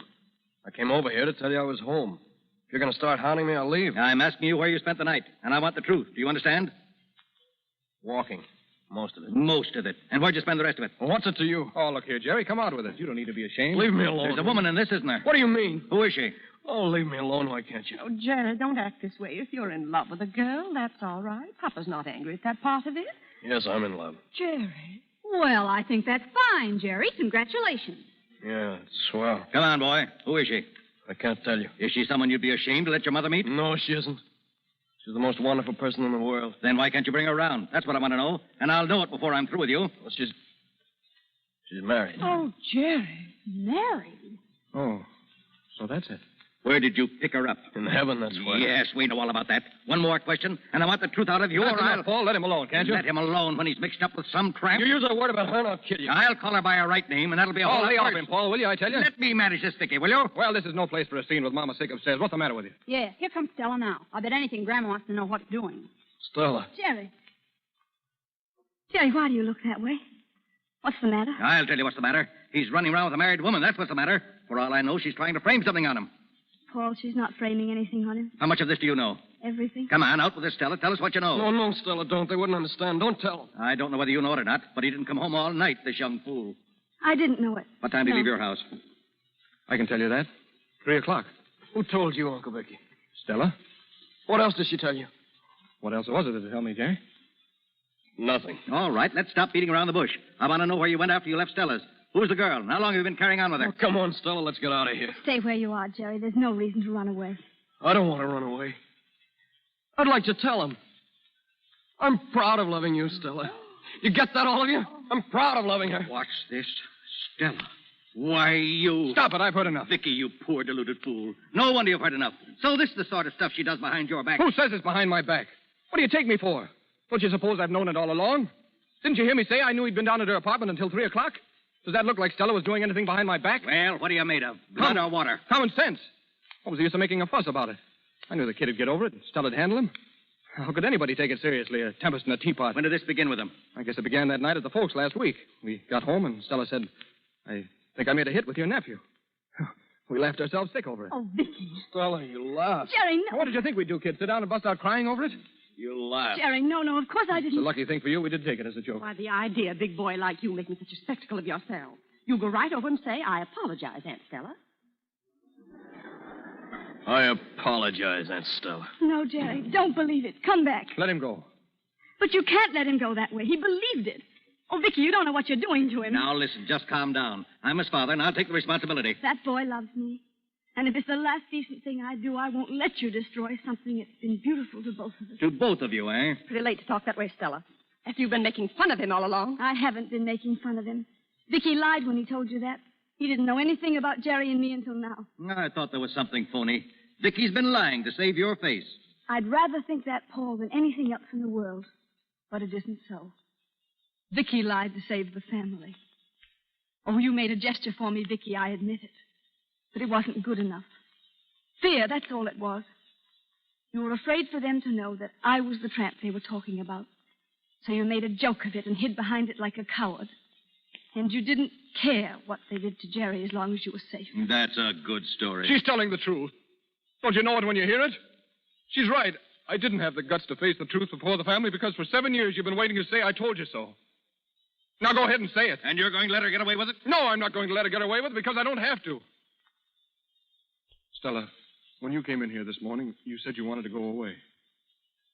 Well, you listen to what I have to say first, and then if you want to go, I won't keep you. I'm not even going to ask you if there's anything between you and Jerry. I'm going to tell you there isn't. Do you understand that? There isn't. I know there isn't because I know it. Oh, Vicky, do you really? Children. Excitement again. Mama shouldn't be up. Oh, excitement. I couldn't rest. I'm sorry, Mother. Oh, where did Jerry go? Jerry, Yes, he was down here. I heard him. Why couldn't he come up to see his old grandmother after last night? What is the matter with him? Victor, I asked you something. What is wrong with Jerry now? There's nothing wrong with him, Mom. Poor kid needs a break, that's all. Maybe I can help him get it. Maybe he ought to be an architect if he wants to. And if I can help him, I will. Thank you, Vicky. You're siding with Jerry against your whole family? Yes, I am. And if it isn't too late, with Stella. And now, if you'll excuse us, Stella and I, we're going home. Are you ready, Stella? I'm ready. And Vicky, darling, it isn't too late.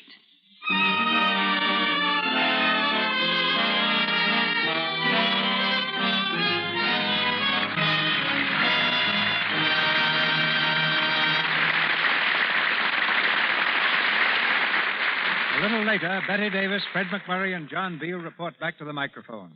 But now some facts about clothes and the care of clothes from Janet Henley. Miss Henley, after 10 years as head of women's wardrobe at Columbia Studios, knows clothes from A for apron to Z for zipper.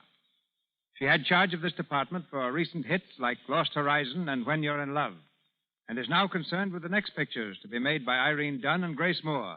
Ladies and gentlemen, one of Hollywood's foremost dress authorities, Miss Janet Henley. First, Miss Henley, congratulations on your excellent work in Lost Horizon. Thanks. It was one of my most interesting assignments. Interesting because it featured so many unusual costumes. Take, for example, those affairs worn by the native women. In the back, from the waist to the ankle, was a very heavy piece of cloth covered with shells, coins, and semi-precious stones, representing prayers. Each woman had 108 braids of hair which reached to the waist and were tied to the top of this piece of cloth, in keeping with the styles of Tibet. But I imagine you're having plenty to think about, too, Mr. DeMille, in costuming your new picture. The Buccaneer. Well, there'll be lots of variety, Miss Henley. For the story takes place during the War of 1812. That means costumes for frontiersmen and the beautiful Creole ladies of New Orleans, for Frenchmen and Spaniards, for sailors and pirates, and for the armies of England and the United States. I expect to keep my stars, Frederick March and Francesca Gall, so busy that I'm having wax figures made on which their costumes will be fitted without calling them from the set. Every star, ladies and gentlemen, has a wardrobe assistant whose duty it is to keep her costumes in perfect condition. This means that every night all washable garments are laundered and made ready for the next day before the camera. We use Lux Flakes entirely, simply because nothing else does the job so well and so economically. We found that clothes last so much longer when we take care of them in Lux. We have pieces of lingerie, for example, that have been used in pictures for as long as 7 years and still look just as fresh and new as ever. I recommend Lux most heartily to all women who want to look their best, and particularly if they have to watch their budgets. Well, let's take a girl who doesn't earn a great deal of money, say about $25 a week. What kind of a wardrobe would you recommend for her? Well, any girl with a small income should buy conservative clothes that will look well on almost any occasion. I'd suggest that she have one good suit with a separate skirt to go with it, and 2 or 3 blouses for variety. Also, one simple black and white dress that will do for dinner and theater as well as the office. In selecting such a dress, get one that can be worn without a collar or with different colors or costume jewelry. This also for the variety. I'd get one navy and white outfit, one dinner dress, and 2 or 3 simple prints. When you think of the coats and shoes and hats to go with them, this is about all a girl could afford on $25 a week. But it's all she needs. Take care of everything washable in Lux Flakes and iron your clothes carefully, and you'll find you'll be as well dressed as most women are, who have a great deal more to spend. I hope I've been of a little help. Thank you. Thank you.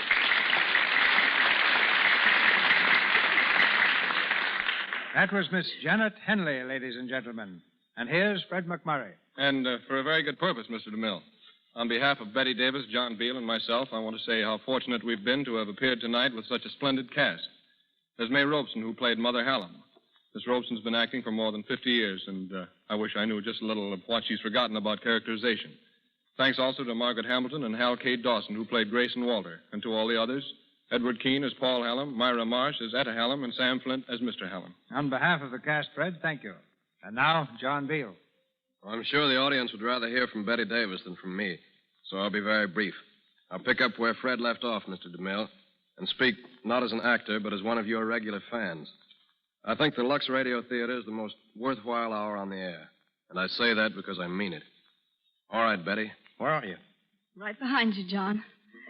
Mr. DeMille, I do want to say how impressed I was by Mrs. Roosevelt's talk from New York. It makes me very proud to have appeared on the same program with a woman of such keen understanding and sincerity. As for the part I played tonight, it's one I've wanted to do for a long time. I saw Dorothy Stickney do it on the stage and Helen Hayes on the screen, each with such distinction. I tried to make Stella live as believably as they did.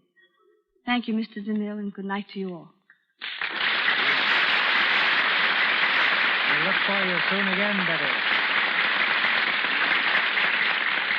Thank you, Betty Davis, Fred McMurray, and John Beale. This is your announcer, ladies and gentlemen, Melville Ruick. Next week's stars and play will be made known in just a moment by Mr. DeMille. Miss Davis, currently seen in Kid Galahad, appeared through courtesy of Warner Brothers. Mr. McMurray and Mr. DeMille, Paramount. John Beale, RKO. May Robeson, Metro-Goldwyn-Mayer. And Louis Silvers, 20th Century Fox, where he supervised music for the new film, Café Metropole. And now, back to our producer. Next Monday night, we take you to the far boundaries of civilization, to northern Africa, savage land of scorching sand, home of perilous adventure and daring romance, and Inferno patrolled by a handful of glorious troops flying the colors of the French Foreign Legion. Of all tales born of this background, none has attained the perennial popularity of Under Two Flags. First favored in novel form, it ran for generations as a play and was 3 times a motion picture. We bring it to you next Monday night, starring Herbert Marshall as Corporal Victor, Olivia de Havilland as Lady Venetia, Lupe Valdez as Cigarette, and Lionel Atwell as Major Doyle.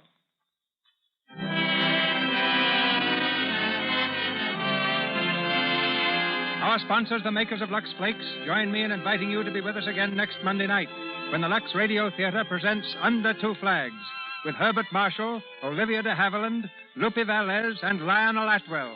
This is Cecil B. DeMille saying good night to you from Hollywood. This is the Columbia Broadcasting System.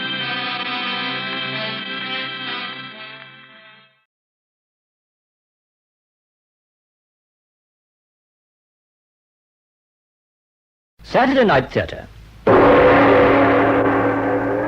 We present His Highness the Sultan of Zarand, played by John Justin. Her Highness the Princess Aziza, known as Vicky, played by Patricia Gallimore. His Excellency the Sheikh Farid, the Sultan's Wazir, played by David Much. His Highness the Amir of Kartaka, played by Cyril Shaps, in A Gazelle in Park Lane, adapted by Peggy Wells from the play by Dorothy and Campbell Christie.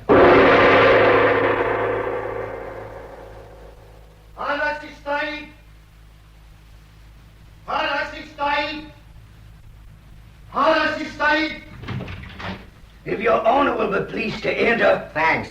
If your honor will be pleased to wait here, I will inform His Highness's secretary that you are in the suite. Okay. God, blimey. So this is what the Park Lane hotels are like inside. God, talk about posh. What a setup. Guards, major domo, secretary. Slaves too, I wouldn't wonder. Mr. Dunnock? Yeah, that's right, miss. How do you do? I'm His Highness's secretary, Lucy Mackay. Oh, pleased to meet you. Her Highness won't be long, and I've told His Excellency you're in the suite. His Excellency? His Excellency the Wazir. Look, miss, how about skipping that one? I'll come on duty midday and I've got to get out to Hammersmith. That's the bus garage. Oh, yes, Her Highness knows that, don't worry. Yes, it. May I present Mr. Dunnock, Excellency? Mr. Dunnock, this is His Excellency, Sheikh Farid bin Badr al-Jadal, Wazir to His Highness the Sultan of Zarand. Assalamu alaikum. Oh, pleased to meet you, sir. Ahlan wa sahlan. Welcome and ease. Same to you, sir. Blessed is the day which brings you here. Auspicious is the hour in which you come. It's very kind of you to say so. I hope you're going to enjoy your visit to England, sir. I am very sure I shall, thank you. I have, as has His Highness the Sultan, extremely warm feelings for your beautiful country. Is this Her Highness who approaches, Yazid? Yes, Excellency. Dad! Hi, Vicky. Oh, Dad! Dad! There's my girl. I knew you'd come. I knew you'd come. Mac, Farid, you can go. Well, it's time we made friends again, isn't it? Hey, look who's talking. I've been friends all along, and you know it. Well, Vicky, we didn't call it all that friendly the way you ran off with that chap. Run? We never ran a step. You wouldn't come over to Paris and meet Joe. Well, you wouldn't come back home and talk it over. Oh, with Mum going on about over her dead body. Not likely. How is she, Dad? Well, she's okay. Still mad with me? Well... Wouldn't come with you? No. Well, I don't know. After we got to London yesterday, I went straight home to try and see her. I knocked and knocked and never got an answer. Was she out? Well, not exactly. What do we do, Dad? Well, did you have to come round in a car like a flipping great battleship? Well, did you? Knowing how she feels? Sorry, sorry, Dad. I ought to have taken a taxi. Taxi? You know, who cares about taxis? Next time, take a bus. Number 74, in case you've forgotten. Change Court Road. Now, don't you Oh, start. I'm sorry, love. Well, you know what really upset her, don't you? Oh, yes. All that slush about Joe having half a dozen other wives. Dad, listen, I'm his only wife, see? So far. But any time he wants another, any time he sees a girl he fancies, he helps himself, doesn't he? Look, a Muslim can have 4 wives. 4 at a time, that is. So if I don't keep Joe happy, I find myself one of a crowd. So I keep him happy, see? And what about you, love? You happy? Very. And what about that career? Oh, that. No, I was all right in cabaret, Dad, but I'd had enough of it. No, Joe's all I want. Is it true about all the money he gets from his oil? 2,100,000 quid a week. No, not a week. Yes, a week. Every week. How much you used to get when you was dancing at that place in Paris? 20 quid a week. Well, had a nice raise, haven't you? Come out and see Zoran, Dad. Well, since they found all this oil there, we got everything. Schools, hospitals, power stations, roads going everywhere, and airfields. We got an army and an air force and our own police. Joe's done all that. I see there was a row about him yesterday. In Parliament, I mean, about your Joe. Look, Dad, Zoran's got a treaty with England, see? But it runs out soon, and so does our oil contract. And now we want a better price for our oil, and you're saying you won't come across. Opening your mouth's a bit too wide, aren't you? Too wide? Could be your government's going to get a shock, you know. They won't find Joe so easygoing now he's got me behind him. You telling me he lets you stick your nose in? Oh, take an interest, naturally. Women. Oh, well, I suppose it's up to him. Here he comes. Here's Joe. Yeah, what do I call him? Joe. What, me? He'd cut me head off, wouldn't he? Not if I say not to. Hey, what do I do, shake hands or bow? Neither. You get down and bump your head on the floor. Not ruddy like me, I don't. Joe, look. Darling, look who's here. Do you know who this is? Our wazir has told us of the honor done to us. Aren't you going to say you're pleased to see him? When I find a stranger in my house, Mr. Dunnock, I ask myself what brings him here. Well, I just dropped into the hotel to see Vicky, sir. I know it's been a long time, sir. More than a year, Mr. Dunnock. For more than a year, your coldness has weighed on her heart and darkened her life. Vicky, come here. Your daughter, Mr. Dunnock, after a year's captivity in the hands of a cannibal, do you notice many traces of hardships she has suffered? I think she looks fine. Has she told you how quickly I tired of her? I've told him we love each other. Oh, Joe, come off it. Tell Dad how happy we both are to see him. Mr. Dunnock, we are very happy to see you. Well, thanks, Your Highness. After everything that's happened, I must say that's handsome of you. But where is Mrs. Dunnock? Well... Oh, I see. Never mind. Haste is of the devil, but patience cometh from Allah. Sit down, Mr. Dunnock. Let me get you a drink. Oh, no, thanks. I'm on duty at 12. They look a bit sideways at you if you turn up smelling of booze. I must push off now anyway, or I'll be late. So what? Why don't you tell them what they can do with their bus, Dad? Joe, tell Dad he's crazy going on working now he's got us. Us with all this money. Completely crazy, Mr. Dunnock. Stan. Completely crazy, Stan. Well, thank you, sir, but I'm okay. The choice is yours. Remember, though, I am much in your debt. In my country, we purchase our brides. But I have paid you nothing for Vicky. Oh, that's right, Dad. You've been twisted. Oh, back in Zoran, a girl like me'd fetch about 6 camels. Oh, 50 at least. She camels, white as milk and nobly bred and harmoniously built. Excuse me, sir. Yes, Mac, what can we do for you? Sir Oswald Boddington telephoned, sir. Sir Oswald Boddington? Now, don't try that on. Well, Mac? He wants to fix dates and times for His Highness's sittings, ma'am. He says he can't undertake the portrait with less than 12 sittings. 12 sittings? Cancel the whole thing, Mac. Tell him I'm getting you to take a snapshot. No, Joe. You're going to have your portrait painted. Oh. Leave it to me, Mac. I'll fix it. Very well, ma'am. Goodbye, love. Oh, wait. Mac, have we got a car ready? There's one at the side door, ma'am, and Mohammed Ali's standing by. Come on, Dad. Sister. Who's this? I can guess. His Highness the Prince Salim. I thought so. Assalamu alaikum. Alaikum assalam. This is a surprise. Excuse me, please. I know I was not summoned. Oh, peace be on you, O wife of my brother. And on you, peace, Salim, dear. Dad, this is Joe's younger brother. He goes to school at Harrow. This is my dad, Salim. Honored to meet you, sir. Oh, me too, Your Highness. Come on, Dad, you'll miss your own bus. Mac will take you down to the car. Okay, goodbye, Your Highness. How much more friendly if you would call me Joe. Well, goodbye, Joe. Goodbye, Stan. It means a lot to Vicky and to me to see you here. Come again soon and come often. And next time, Dad, bring Mum. Yeah, I'll see what I can do. Bye, Your Highness. Goodbye, sir. This way, Mr. Dunnock. Well, Salim, what are you doing here? Oh, sir, I have special leave from my housemaster. Again? Yesterday you had special leave to welcome us at the airport. Yes, sir, and today I have it to bring to your notice some insults to our country. Sir, I shall read these newspaper cuttings to you. We've seen those, Salim, dear. Sir, please do listen. I can read English too, Salim. I picked it up at Winchester. Sir, our country has been insulted by the British government. No, the opposition, not the government. Mac, get a car at once, please, to take His Highness to Harrow and ask His Excellency to come in here, please. But, sir... Salim, trouble not thy head for every jackass that brays. The wise man shuts not the ears which Allah has given him. My turn. Right. The cockerel that crows too loudly is the first in the pot. I am dumb.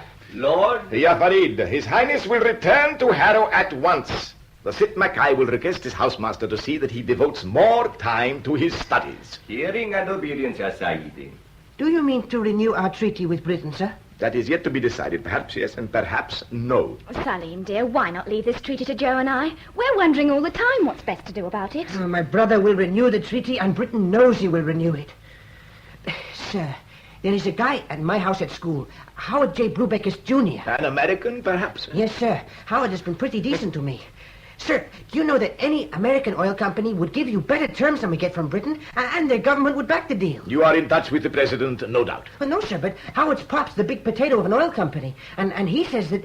He says, why sign up again with Britain, for Pete's sake, when everybody knows she's on the skis? Yes, just a minute before you go. And, sir, he's coming over here next week, Pop is, and Howard says he's just crazy to meet you. It's very kind of Howard. I will keep it in mind. Yes, sir? And what will you keep in mind? The welfare of our country or your infatuation for Britain? Have a care, Highness. Oh, day of shame, when such a question can be asked.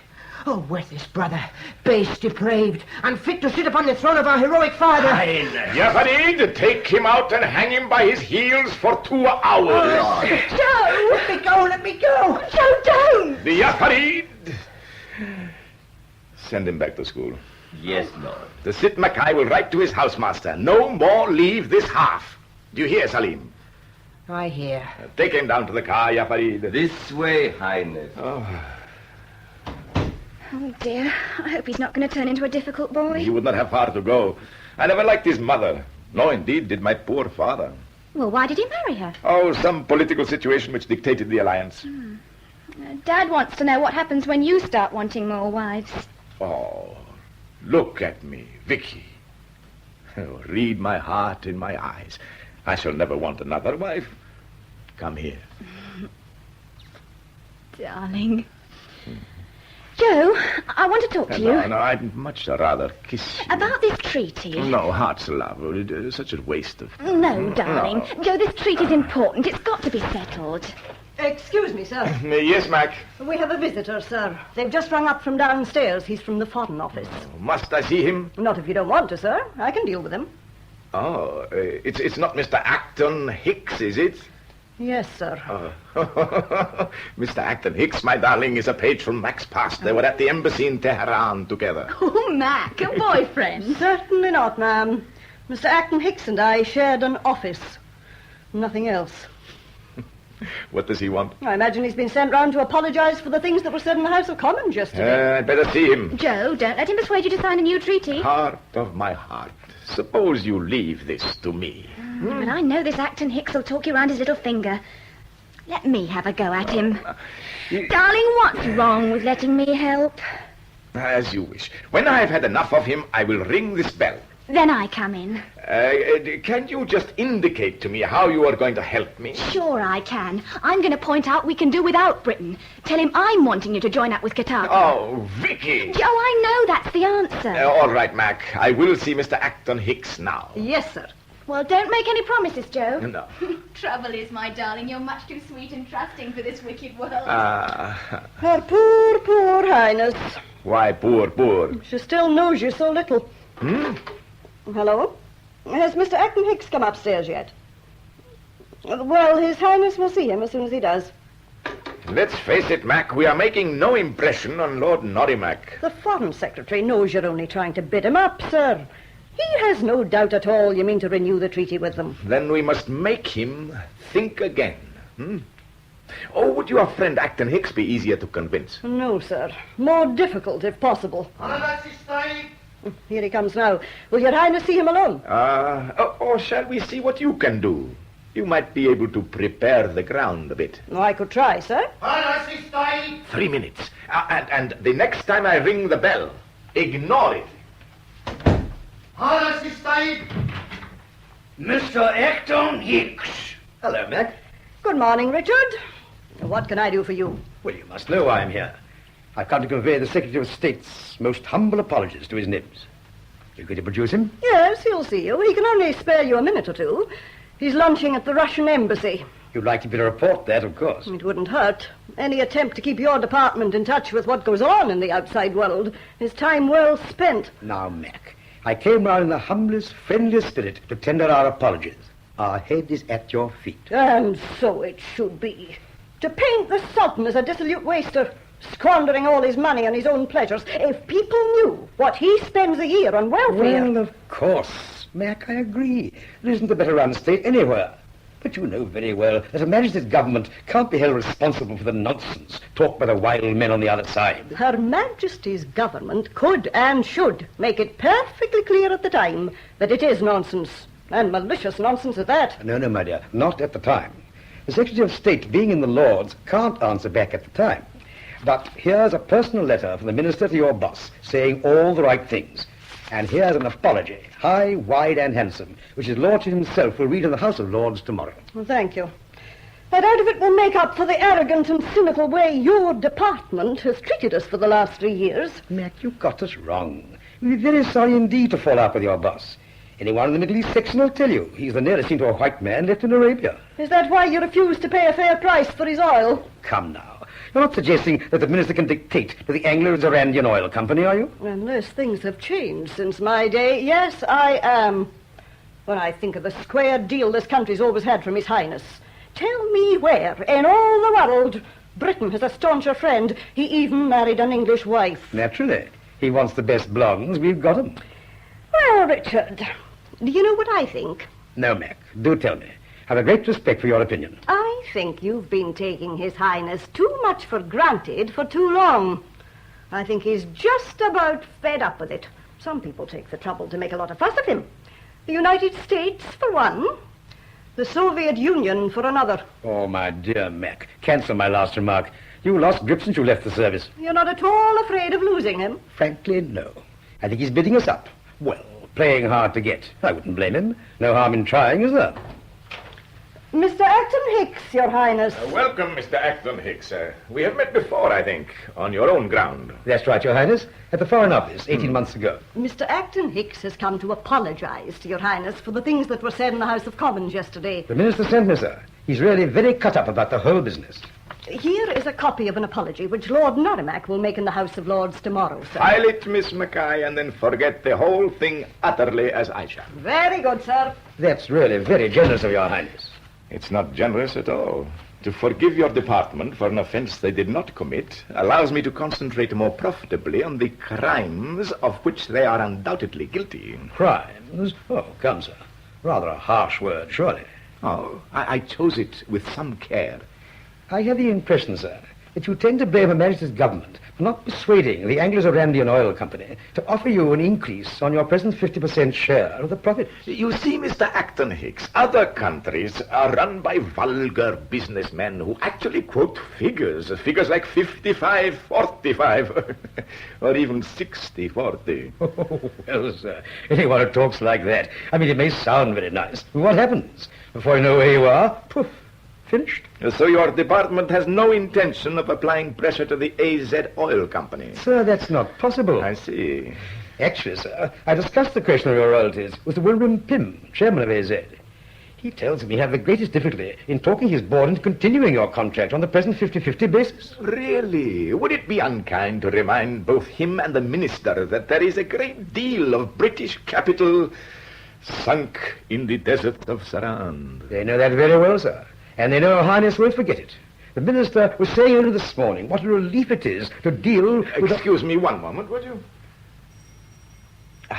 You were saying? Well, the minister was saying earlier this morning, sir, what a relief it is to deal with a man of such integrity and good faith as Your Highness. I quote his exact words. Much as I value Lord Norrimac's opinion, I begin to feel that unless the AZ Company makes me a more generous offer, I may have to look elsewhere. Perhaps you will quote him my exact words. Naturally I will, sir. But... Oh, sorry, darling. I thought you were alone. Shall I run away? No, stay. My love, may I present to you Mr. Acton Hicks, head of the Arabian Gulf Affairs at the Foreign Office. Oh, yes, you may. We've been wanting to talk to your department, Mr. Hicks, and it's nice to begin at the top. I bet you know all the answers. Now, I'd just like to know what My darling, Mr. Acton Hicks has just said that he has to hurry back to the Foreign Office. Oh, no. Yes. Well, Mr. Hicks, did His Highness do some real plain speaking? Oh, yes, indeed. We had a very frank exchange of views. But did he get it across to you that My unless you... love, we really mustn't keep him. Goodbye, sir. Goodbye, Mr. Acton Hicks. And goodbye, Your Highness. Perhaps another day I may have the pleasure of hearing your views on the whole situation. Okay, but don't count on it being a pleasure. Goodbye. Joe. Oh, it's too bad, my darling. These people are always in a hurry. Well, did he really listen to you? No. What do you mean, no? Isn't he going to get us better terms? Nothing is further from his mind. Right, that settles it. We go ahead with the alliance with Qatar. Oh, Vicky. Joe, that's what the Emir wants. Why not? Because the very name of Kirtaka spells treachery. Oh, this boring old feud between Zarand and Kitaka. Let's try to end it, Joe. Oh, it's useless. Spit into the wind, and it blows back in your face. I don't get it. Don't frown. I always frown when I think. Don't think. Kiss me instead.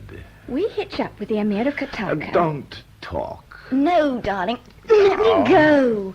We hitch up with the Emir and market our oil and his together. We halve our overheads and keep all the profits. If it were anyone but Al-Abbas. When we talked about this in bed last night, you agreed. Oh, I agree to anything in bed.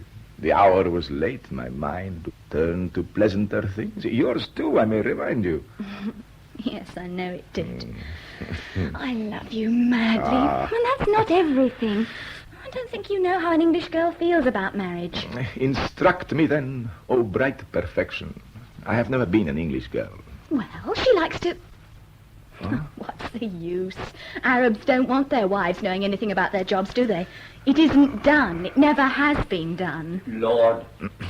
Speak, Ya Farid. His Highness the Emir of Kirtaka is even now ascending in the lift. Now, Joe, look, darling, why not be nice to him? Bury the hatchet. The light of my life.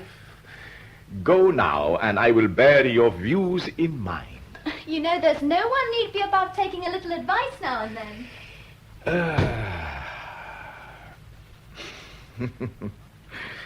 Thy countenance is sad, O long living. Oh. Is the discomfort in thy belly or thy spirit? My belly is at ease, thanks be to Allah.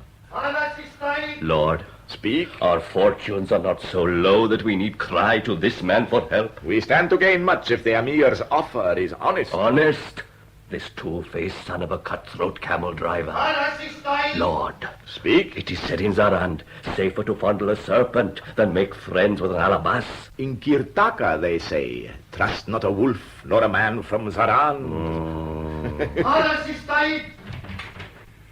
His Highness Sheikh Raken bin Hassan El Farji El Abbas, Emir of Kitaka. Peace be upon you, O brother. And on you, peace. Dear brother, I trust your health is good. Excellent, dearest brother. Thanks be to Allah. And that of your Highness? As you see me, I am much honored by your visit. Happy is the day which brings me here. Auspicious the hour in which you come. May Allah direct our counsels. And prosperous our deliberations. Now, please sit down. Thank you. May one speak openly? His Excellency is safe. My heart was hot with anger when I learnt of yesterday's attack upon your highness in the British Parliament. Your highness's sympathy is balm to my spirit. Where may one look for gratitude? Where hope for a just reward? When, at the end of the year, one's own agreement with the Americans expires, will they not deal in a like manner with oneself? One can see no hope for your highness, nor for oneself, except in a treaty of friendship between our two countries, an alliance close and enduring.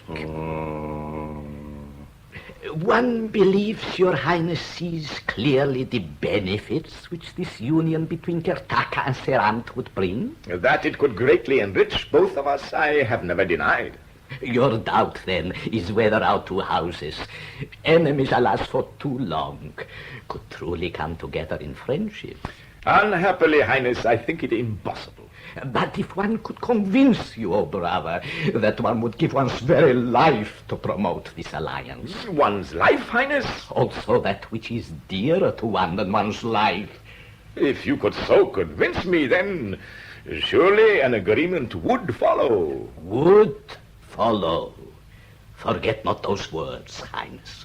For one is come with an offer which will, one is confident, end all your hesitations and silence every echo of the unhappy past.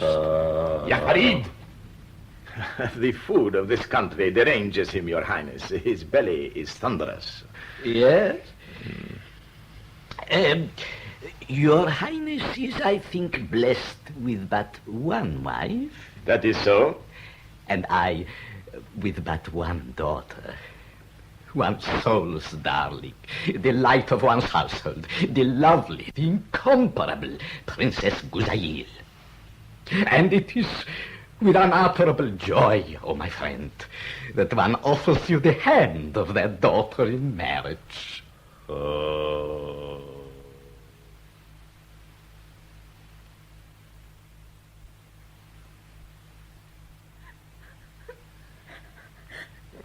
Vicky, moon of my soul. Don't touch me. I know Mohammed said 4 wives was the thing. But only yesterday you swore you could manage with one. So I could. So I can. My love, was it my wish that we should sign a treaty with the Emir? Beloved, for days on end, for nights on end, you have implored me to agree to this treaty. I didn't see this coming yesterday. Nor I, by Allah. But times without number, my darling, you have told me that our own inclinations must count for nothing when they conflict with our duty to our people. I don't want to share you with anyone, Joe. Well, it's the light of my life. No one is asking you to. This is no love match, as ours was. No, this is an affair of state. What's this girl like? How old is she? The Princess Guzail is 16. What she's like, only Allah knows. I suppose you don't even get a look at her, not till you're married to her. Well, certainly not. She is kept in the very strictest seclusion. Joe. Suppose she looks like her father. You find that thought a cheerful one. Sorry, darling. I must remind you, my love, that the heaviest share of this burden will fall on me. Excuse me, sir. Yes, what is it, Mac? They've just run through from downstairs to say Her Highness's father and mother are on their way up. Dad and Mum? Yes, ma'am. Dad's talked her round. He's got her to come with him. Oh, thanks, Mac. You're not to tell them, Joe. Not today. Tell them what? That you've gone and got yourself another wife. Oh, no, Vicky. Vicky, please. The treaty is top secret. The engagement, too. Oh, are they? Why? Oh, neither, I fear, will be very popular in Zarand. I have asked the Emir to hold up the news until I can find some way of making our people rejoice in it. Mr. and Mrs. Dunnock. Mum! Oh, Mum, I'm glad to see you. There. I'm forgiven and we're friends again. Dad! I knew you'd bring her. Yeah, well, love... Well, Mum, how are you? I'm well, thank you. Good. Now at last. Joe, this is Mum. Mrs. Dunnock, this is a great honor. Yes, good morning, Stan. I'm delighted to see you both. Mrs. Dunnock, won't you sit down? Mum, what's the matter? Cat got your tongue? I've come to take you home. What? Huh? What did you say? I've come to take you home, my girl. And for once, your father agrees Now, with wait me. a minute, Mabel. Now, go on now, get your hat. Nothing else. You're walking out of here in just what you stand up in. Look, what is all this? Dad? It's no good saying Dad. He means it this time, and if he don't, I do. Mrs. Donner. You will oblige me, please, by not addressing Now, me. Mabel, look. And you the same. Look, it's like I said when we was coming along. Perhaps it isn't true. Well, if it isn't, she can say so, can't she? Well, ask her then. No need to get worked up. Where's that newspaper? There you are. Now then. Wife number 2. How will ex-cabaret dancer like sharing her sultan? Is that true, Vicky? No. Are you sure? Okay. Yes. Someone shall pay for this. May I see that paper, please? And Vicky, look at this. A picture of you. All that leg. Oh, I've seen worse. Pictures and legs. Says we tried to stop you marrying him, I'll give it that. Says you only got yourself to blame. Thanks a lot. Wants to know how you feel now, it says. Asked if you're sorry you jumped out of a nightclub into a harem. Here, read it for yourself. I wouldn't stoop to read it. Oh, now, none of that. You keep your temper or leave the room. Dad! Well, honest, Vicky, I don't get it either. Only yesterday you told me this couldn't happen. And yesterday I would have said the same, Stan. Oh, yes, I'm sure. But, Mum, it's true. Mum, try to understand. You see, this marriage is part of a treaty between... It doesn't matter what you say. You're coming home with us. No, I'm not. Now, Vicky? No, Mum, I'm staying here. With him? Yes. Oh, no, you're not, my girl. Settle down with you both till he gets tired of it, and then bring home another one. Oh, Mum, he isn't tired of me. Come off it. Look, me and Joe's not private people. I don't want to shoot a line, Mum, but we're royalty. Joe's not in love with this girl. He's never even seen her. Well, the fellow that wrote in that newspaper has.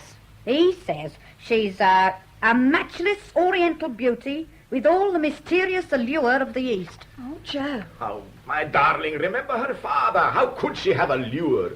Well, anyway, Mum, that's not the point. Look, we got 500,000 subjects, me and Joe. That means we got to watch our step. Well, foreign policy, for instance.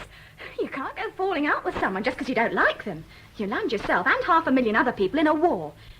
Me and Joe's not free agents, Mum. Talking pretty big, aren't you, for a girl who never passed her 11 plus? Anyway, it was my idea. I thought of it. I fixed it. Joe didn't want to marry this girl. He doesn't now. I had to talk him into it, so there. I'm leaving. Okay. No one will stop you. I never thought I'd live to hear such words from a child of mine. Come on, Stan. Oh, I'll have to go. Stan, I can explain. Come in again sometime. I reckon I'd better. We got to talk, you know. Please, and Stan, remember, Vicky is everything to me. Well, it beats me. Bye-bye, Vicky, love. Bye-bye, Dad. I'll talk to your mother. It's only 'cause she loves you. Yeah, keep your chin up, dear. Thank you, my darling. What for? You don't think I meant all that, do you? And if I was Mum and I had a daughter you was treating like this, I'd raise hell too. Only I'd keep on at me till I walked out on No, you. Vicky, please. Telegrams from Zoran, sir, asking if the report is true. Huh, top secrets. Her poor Highness. Say full details will follow, Mac. The Amir's just rung up. He's in a terrible stew about it having leaked out. Oh, now, Mac, please. Oh, no, sir. You don't mean he leaked it? Of course he did. Until the engagement was announced, I could easily have changed my mind. Well, it's not often your Highness is outmaneuvered by the Amir or anyone else. I admit I am not pleased, Mac. Well, we still have a long way to go before this treaty between Zarand and Kirtaka is signed. At least he's suppressed the fact that you and he are negotiating an oil agreement. Well, naturally, his own agreement with the Americans has still got 6 months to run. I'd say the Americans will be thankful to see the back of him. You know very well they won't, Mac. He is to the Americans what I am to the British, a major investment and an important source of oil. Lord, this newspaper... Save your breath, Ya Farid. I've seen it already. By Allah, did the Amir not pledge himself that this news would not yet be published? Lord, put not your trust in this man, a stranger to honor, a dealer in Softly, lies. Ya Farid, softly. Oh. Had the Amir anything else to say, Mac? Oh, yes, sir. One wanted you to know that the Princess Guzeyil, one sweet Guzeyil, is dumb-stricken by the honor you have done her. Already her heart is turned with ecstasy towards her future lord. Oh. I wonder if the Foreign Office has seen this paper. Yes, sir. Mr. Acton Hicks has been on the phone already. Did he sound at all shaken? No, sir. Much amused. His department thinks this marriage is being staged. Huh? His words, sir, to make it look as if Your Highness is considering a treaty with Kartaka. But he said that's something even the Middle East section of the Foreign Office can't be expected to swallow. Some there be who have no choice but to swallow it. Lord, my gorge rises. Have a care, Yafrid. Let the muzzle of prudence close the mouth of indiscretion. Lord, I am dumb. You may withdraw. Lord. I think it my duty to tell you, sir, that over this business I entirely agree with His Excellency. Mac, this alliance was not my idea. You must take it up with Her Highness. Anything else? No, sir. Oh, by the way, is your niece Jenny here yet? She's here, sir, but she's not staying. She doesn't want to work for us. Oh? Something wrong? No, it's just that she has other plans. That's quite all right, sir. I'll soon find another girl for the office. Yes. Is Miss Mackay's niece out there? Sir, she's just going home. Send her in here, please. It's quite unnecessary, sir. I want to know from her why she is not coming to work for me. Now, please, sir, you're not to encourage her. You always did spoil the child till there was no doing anything with her. Why, Mac! Don't tell me this is Jenny. Yes, sir, it is. Oh, nonsense. The Jenny who came up to Zarand for a holiday was all pigtails and puppy fat. That was 2 years ago, Your Highness. Well, look at you now. Grown up, almost middle-aged. There, Aunt Lucy. If His Highness can see I'm grown up, then... Jenny! And you haven't said good morning to His Highness. Oh, I'm sorry, sir. Good morning. Oh, I mean, Salamu Ya Saidi. Salamu, Jenny. Assalamu alaikum. Well done, Jenny. Oh, I did hope I'd see you again. I said to Aunt Lucy, please, couldn't I, just for a moment. But she said, no, you were busy. I want to know why you are not starting work in our office this morning. Well, She's changed her mind about wanting to work for us, sir. No, it's not that. Truly, it isn't, sir. Your Highness, I know I've let you down, and I'm terribly sorry. I mean, I thought it was fab to be working for you and going out to Zarand again. Well, who wouldn't? But I've just got engaged to be married. Well, just last night, I mean, so how can I go? But Aunt Lucy says you getting married ridiculous, and she's going to stop it. Miss Mackay, this is a serious accusation. She's far too young to get married, sir. And there haven't two halfpennies for a penny between the pair of We them. will have. We'll be all right. What does he do, your young man? He's a barrister, a member of the bar. A barrister. A pupil in Chambers who's never had a brief. He has. He did. Mac, sit down. Now, how can I help, Jenny? Oh, please, you can speak to Aunt Lucy. She says she's going to my mother to tell her to send Johnny packing, and that'll wreck everything. Aunt Lucy's got Mother right under her thumb. You can see for yourself. She's too young to get married, sir. No, I'm not. I'm not, sir, am I? I read in the paper that the Princess Guzail is 16 and I'll be 18 in December. You know very well that's quite different. Why? It's not. Oh, please, Your Highness, tell her it's not. Jenny, I think you had better leave your Aunt Lucy to me. Oh, thank you, Your Highness. And you won't let her go to my mother? I'm sorry, no. I can make no promises, Oh. but I shall advise her to do nothing precipitate. Oh, thank you. That's super. If you're on my side, she'll have to give in. Oh, that's what you think. Well, we'll see about that. Well, you say he always gets his own way. By hook or by crook, she says, sir. Jenny? Mac, is this true? Many a secretary has died with a bowstring round her neck for less than that. Jenny, will you please go home? Goodbye, Jenny. Goodbye, Your Highness, and thanks a million. Goodbye, Aunt Lucy. No, sir. That's really too bad of you. Mac, I think I can find Jenny another job. Quite an interesting one here in London. Now, how would that be? Oh. Well, that would be kind of Your Highness. She's bright enough, sir. I can answer for that. Splendid. I'll see to it. Thank you, sir. Joe? If you'll excuse me, sir. Vicky, come here. Joe. Sorry I blew my top. Oh, my darling, I think you're taking it wonderfully. Well, it's true what I said. I talked you into this treaty. But if only I'd known. Joe, suppose you fall in love with this princess. Vicky, foolish one. Do you know me so little? I have but one heart, and that is yours forever. Joe? Yes, darling. I know joining up with Kataka's the best thing for Zoran. That's the one thing I do know. Then the rest is with Allah. I'm allowed to have a look at this girl before you marry her, aren't I? Oh, yes, certainly. We shall arrange that you visit her. Why? Why can't she come here and see me? Well, out of the harem? My darling, her father is of the old school. That is quite unthinkable. Okay, then. I go and see her. Gouzeyu. Pretty name, anyhow. It means little gazelle. I fear she will not live up to it. She doesn't have to look like her father. Oh, yes, the house of Al-Abbas stamps its image on its seed with great fidelity. She will look exactly like the Amir. Without the beard, I hope. So what? There's always me. Oh, my darling, from now on I shall need your love and sympathy and support in never-failing streams. Okay, they're all yours. And if she's too ghastly for words, well, we don't have to see much of her. We don't? We are not marrying the Princess Gouzeil. Even you must admit that there are some duties we cannot share, my darling.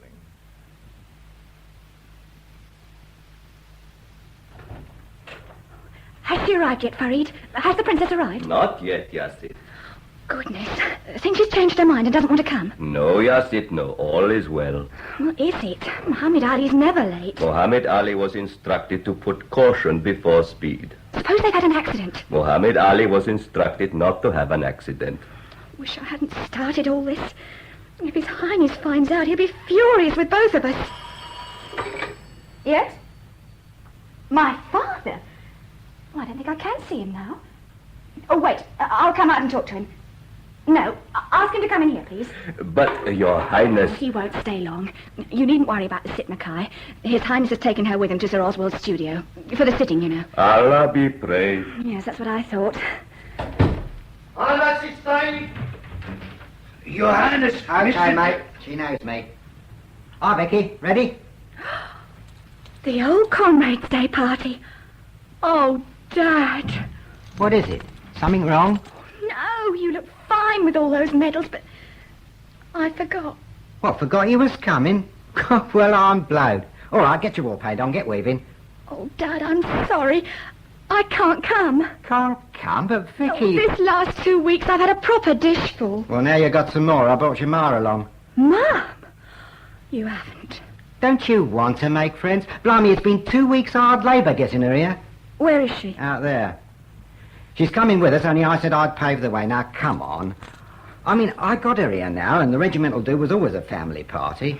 Since you was 10, you always made it in the sergeant's mess. Now, come on. Dad, I wish I could, but I can't. Okay. I'll tell your mum. Yeah, come and say hello to her. Oh. Come on. I'm not sure I want to. I'll never get her to come round again. Look, not for my sake. Okay, I'll get her in. But if she starts up again about Joe, then She won't, she's promised. She still can't see this marriage your way, and she don't like me having made it up with Joe, but she won't say no more. She better hadn't. Ask my mother to come in, please.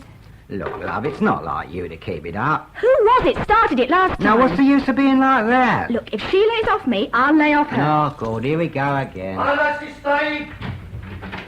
Mrs. Dunnock. Hello, Mum. Oh, Vicky. Oh, Mum.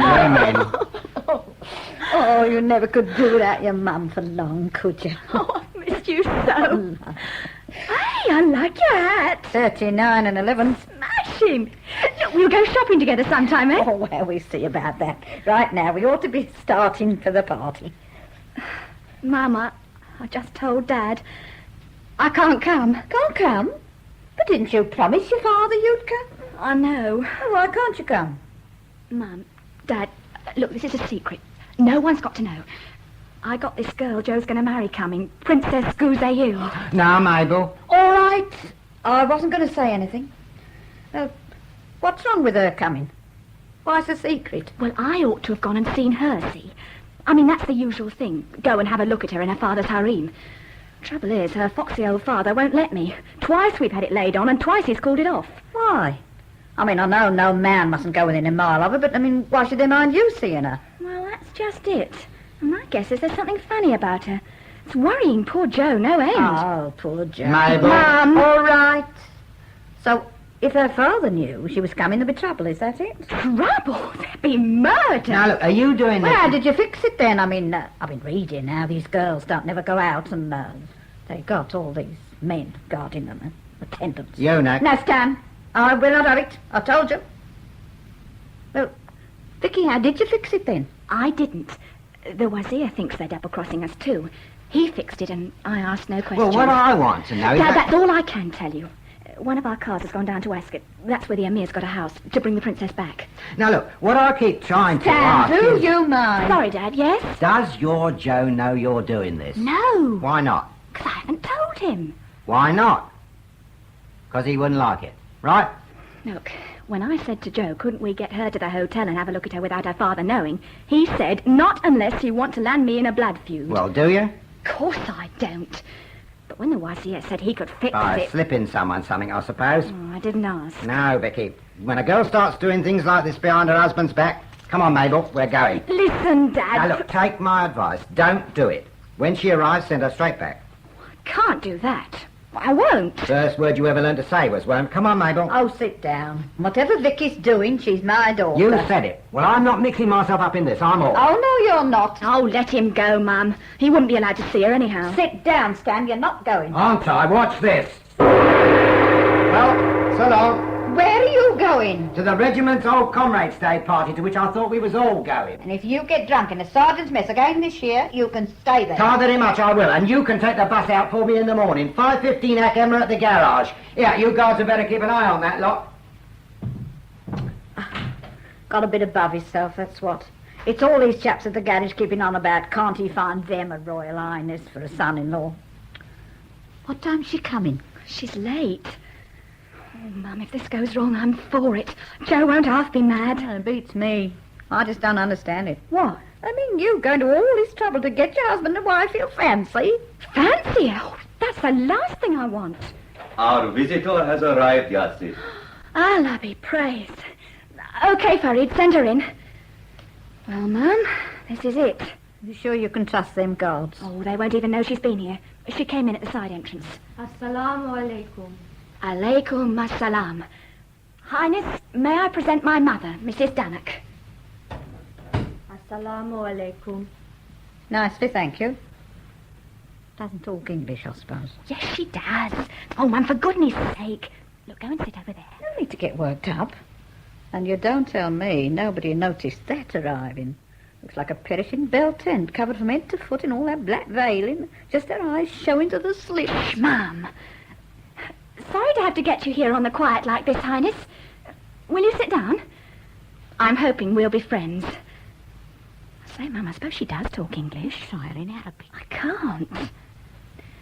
Highness, this room is guarded. No one can come in. Will you please take off your galabeer? Don't tell me that's her bare stomach. Mum. Thank you, Highness. And now your veil, please. Mum, she's beautiful. Now listen, don't you have a... I don't get it. Why wouldn't they let me see her? Yes, sit. Yes? If I may ask a question of Her Highness. Well? Can she give me some hope, however little, that my lord may find me pleasing? Yes. Yes, I think I can. What do you say, Mum? I'll say what I think later. Yes, sit. Yes? I ask a favor of the gracious Sit, that I may see my lord. Oh. That through some distant doorway, some curtained window, I may catch, even for one brief moment, a glimpse of him. No, I'm sorry. Oh, well, I mean, I can't. He's out. Who's this coming? I don't know. Whoever it is, they won't let him in here. Yes, it. His Highness, he has returned. Stop him, Farid. Keep him out. Yes, it's impossible. He is here. Yes, it. What shall I do? Here, come on, you. Get behind that curtain and don't make a sound. Where do I go? Stay where you are, Mum. What do I say? Mum, you just keep quiet, see? If I want you to talk, I'll give you a nudge. If not, belt up, see? There's no need to get worked up. My beloved, I am back. Yes, I know, Joe. Oh, Mrs. Dannock. Good afternoon. Oh, well, What's he in fancy dress for? Mum. What happened, Joe? Why have you come back so soon? Oh, the great portrait has been abandoned. Oh, Joe, why? Well, I was a bit late and Oswald was a bit rude. He said he did not find me inspiring. I glanced at the canvas and I said that was obvious. We parted. Mrs. Donnock, how nice to see you again. She's been waiting for you, darling. Haven't you, Mum? That's right. She's hoping you'll take her to the old Comrades' Day party, aren't you, Mum? That's right, yes. But Vicky, weren't you going to that? I was, but I ratted. Oh, but when I told Dad you might go down later with Mum, he was thrilled, wasn't he, Mum? Ever so thrilled he was. Oh, and Mrs. Donnock, does she really want to take me? Be great pleasure, Your Worship. You see? So off you go, Joe. What, in the state robes? Oh, darling, yes. Why not? Just like that on a bus? No, of course not. We will be able to talk in the car, Mrs. Donnock, but I'd like you to know that my marriage to the Princess Guzelle is entirely political. I have never seen her, of course, and more I begin to think that there is something wrong with her. This wedding is a long way off, Mrs. Donnock, and I very much doubt if it will ever take place. No. By Allah, and by Allah!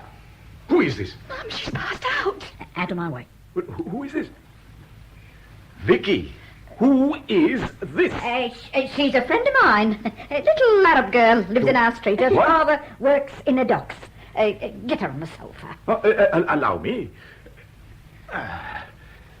She is beautiful. Think so? Oh, give her face a good wash and I wonder. Lay her on the sofa. That's right. Vicky, how does she come to be here? Well, Joe... Mum? Well, this girl, she kept on at me about meeting Vicky, so I brought her along. And hid her behind the curtain. Well, he was playing hide and seek. Poor child. Poor, pretty child. What is her name? It's no good, Vicky. Just you tell him. Joe, it's Princess Guzelle. It's the Guzelle. Joe, you thought there was something the matter with her. I had to find out. You mean you have kidnapped her? No, she wanted to come, but... But her father doesn't know. Oh, almighty Allah, have you gone mad? If her father hears of this, he will loose all the devils in hell. War in the Middle East, this may mean. Joe! Oh, what made her take such a risk? Could be she hoped she'd see you. What courage. Here, what's she saying? Oh, his beauty is that of a hawk. No man more beauteous was ever born of woman.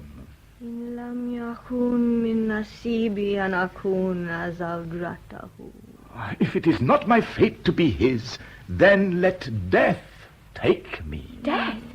Ma'am, she's not going to die, is she? Oh, don't talk so silly. Get her onto a bed and let her lie down for 5 minutes and then pack her off home. Yes, I will carry her where she may rest more comfortably. Slender of shape, a face soft and pale as starlight. She lies in my arms like a flower. We wronged her father, by Allah. Exquisite, as fair as a moon of the 14th night. Mom! Now we know why her father didn't want you seeing her. Let that girl inside your door and you've had it. Joe loves me, Mum. He's crazy about me. Is he? You think he'd be marrying this one just to sew his buttons on for him? Oh, I don't. Oh, Mum. Mum!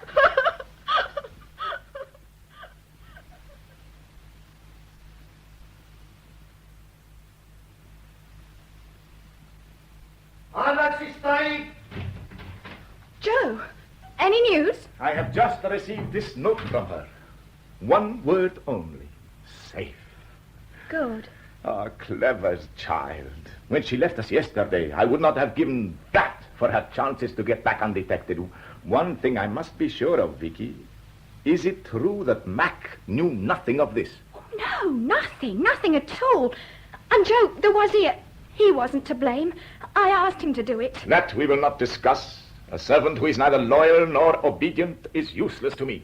But he obeyed me. Please, Joe. His head is still on his shoulders. Not so easy to get it off in a Park Lane hotel. Joe, you mean it? Well, are you thinking of chopping off my head? Oh, Vicky, foolish one.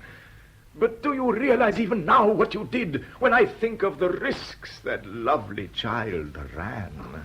Yes, I'm sorry. I'm sorry. I was a fool. Joe, won't you forgive me? Kiss me and say you forgive me. None but Allah is perfect.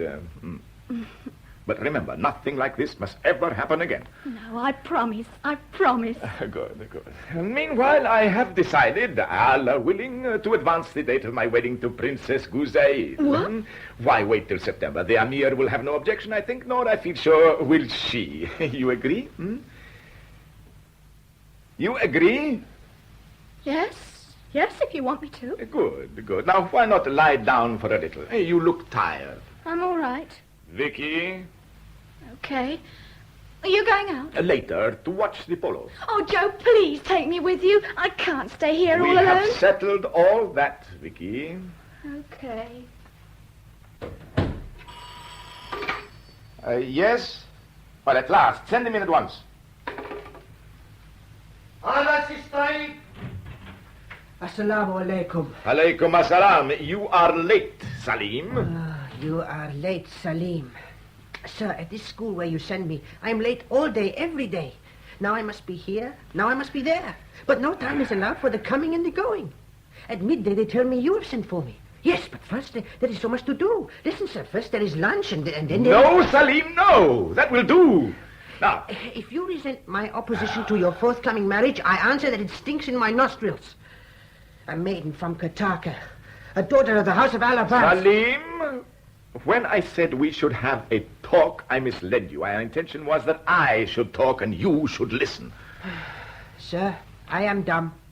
You mentioned in your letter Mr. Howard J. Brubaker, Sr., the president of the Columbia Oil. Yes, sir. That is Howard's pop. Is he still in London? Yes, sir. He is here for 3 days more, after which he returns to Cleveland, Ohio, sir. Sir, he is a most interesting man, and his eagerness to meet you is undiminished. Tell him I'm sorry it could not be arranged. Oh, but, sir, I can arrange it most easily. When I was discussing our oil production with him on Sunday... Salim! You will not in future gossip with this man about my affairs. I have summoned you here to tell you so. Your reckless chatter might overthrow a project which is very near to my heart. Your marriage to the Princess Guzaid? Oh, sir, I implore you. Are there no other maidens? Salim, have you not wondered what might lie behind the marriage, huh? Behind it? Oh, an alliance with her father, perhaps. An alliance? With that scorpion? A partnership with His Highness of Kirtaka to produce our own oil. Well, wouldn't that gripe you? Huh? And I told him it was baloney. Told whom? More than a week ago, Howard said to me, say, this buzz about a get-together between Sarand and Kitaka to produce their own oil, is it on the level? And I laughed in his face. Howard, senior or junior? Junior. But his pop said, look, Princey, we keep on getting a noise that says this guy Kitaka is ganging up with your bunch to crash the oil market. Anything in it? I beg your pardon? Sir, they are counting on the Emir of Kitaka renewing. They got it all set up. I can only say that he will not renew. Well, what do you know? The dirty double-crossing slickster. Oh, by Allah, breath spent on you is wasted. Ya Farid, come in here at once. Salim, I have been patient with you because I see that your heart is much inclined towards your new friend. The whitest bunch I ever But knew. there are times when friendship must be sacrificed to expediency. Ya Farid, His Highness will return to school at once. Hearing and obedience, Lord. But before you go, Salim, I want an oath from you. An oath that no word of what I have told you shall reach the ears of your American friends. Sir, by our father's beard, I swear that no word of what you have told me shall reach the ears of Mr. Howard J. Brubaker, Sr. Or of his son, Junior? Or of his son, Junior. Finally, Ya Farid, you will remind the Prince Salim, as I reminded you last night, of the penalties that befall those whose feet slip from the path of loyalty. Ye shall be reminded, Lord. In the peace of Allah, Salim. In the peace of the Almighty, brother. An alliance with that jackal, that swindling hound? Yeah, Farid is my brother out of his mind? Softly, Highness, in Allah's name, softly. One thing I have learned at school, O long living. Yes, my son. An oath which is sworn with the fingers crossed, thus, is not binding on him who swears. I am not bound. Ya Farid, I must speak with you. Hello, Salim, dear. What are you doing here? I came at His Highness's summons, Yasid, and he has now commanded me to return immediately to Harrow School. Then you'd better go. Go in peace, Salim, dear. And on you peace, Yasid. Yes? Oh, well, ask them to come in, please.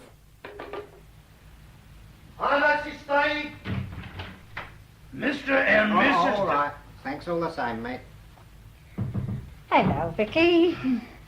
Hello, Mum. Well? Hello, Dad. What have you done with the bus? He's through. Had the early shift. Well, Vicky? Oh, yes, of course. How did the party go, Dad? Same as usual. Didn't get him home till 2 o'clock this morning. Now then, what happened last night after I left? Well, give her time, can't you? Where's your husband? Oh, he's gone down to Windsor to watch polo. He won't be back this time. Well, love, your mum told me what happened. I ought to have listened to you, Yeah, Dad. we all make mistakes. Did that young woman get home all right? Yes. There, what did I tell you? All that fuss. Yeah, your mother said she was the sort that'd always get back without being spotted. If ever I saw one. My word, if she was 9, she wouldn't be running around with her stomach showing, getting engaged to other people's husbands. Look, Vicky, I don't like the sound of this girl. Well? I think something ought to be done. What, for instance? Well, how about me having a word with your Joe? No, Dad. Why not? Because what's the use if he feels like that about her? Oh, dear. As bad as that, is it? Yeah, why not let's all go for a stroll in the park and think what we'll do? I can't. Yes, you can. Do you good. Go and get your hat. Mum, I can't. I'm not allowed to leave the hotel. What? Who says? Joe. I've not got to go out. If I try, the guards will stop me. I'd like to see him. What is this, anyway, a punishment? Yes. You mean Joe's as sore as all that? He's mad with me. Says I could have sent the whole Middle East up in flames. And good riddance. Well, this settles it. You're leaving him. No. No, Mum, I'm not. You can't stay with a man who'll change up like a dog. Yes, I can. If he beats me like a dog, if he brings home 10 more wives, if he never looks at me, never comes near me. Because that's the way I am about him. And nothing he could do won't ever make me change. Yasid, Yes, Farid? your visitor is here, Yasid. What visitor?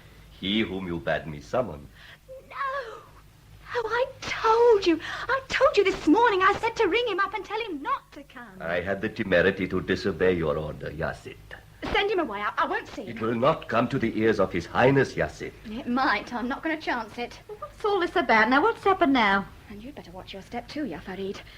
Do you know he was thinking of cutting off your head? I am old. Weighed against my country's good, I count my neck as nothing. Well, I'm not old. I'm fond of my neck. And by Allah, I'm not sticking it out again. What is it, Vicky? Oh, nothing, Dad.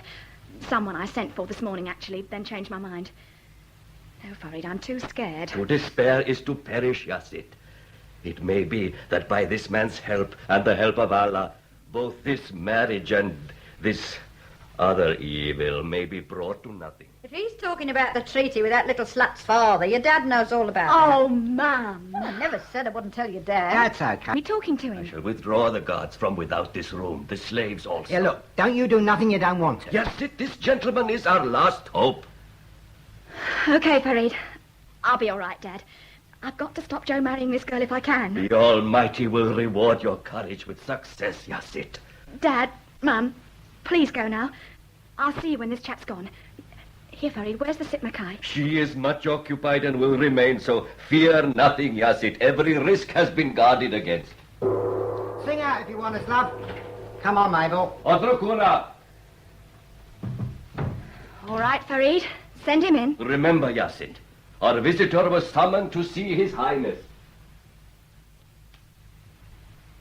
Good afternoon. Oh, Mr. Acton Hicks, isn't it? It is. Oh, but how nice. How very nice. I'm so glad I was in. Oh, yes. Last time you were here, we said we'd have a little chat one day, remember? Oh, now, don't say you've forgotten. No, I remember. Oh, good. Now, what about a drink? No, thank you. Smoke? No, thank you. Is something wrong? Oh, dear. You haven't come to see His Highness, have you? I was rung up this morning and told His Highness wanted to see me at 3 o'clock on a matter of great importance. You were? I was. Oh, that's too bad, because I think he's out. I'm almost sure he is. That had begun to dawn on me.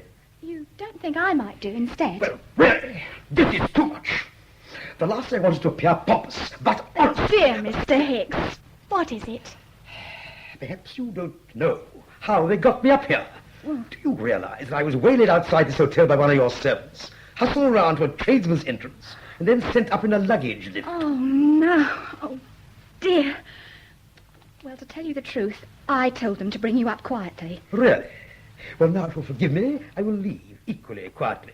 Which lift would you like me to use? Oh, no, oh, please. I mean, now you've got this far. Look, I won't keep you long. 10 minutes.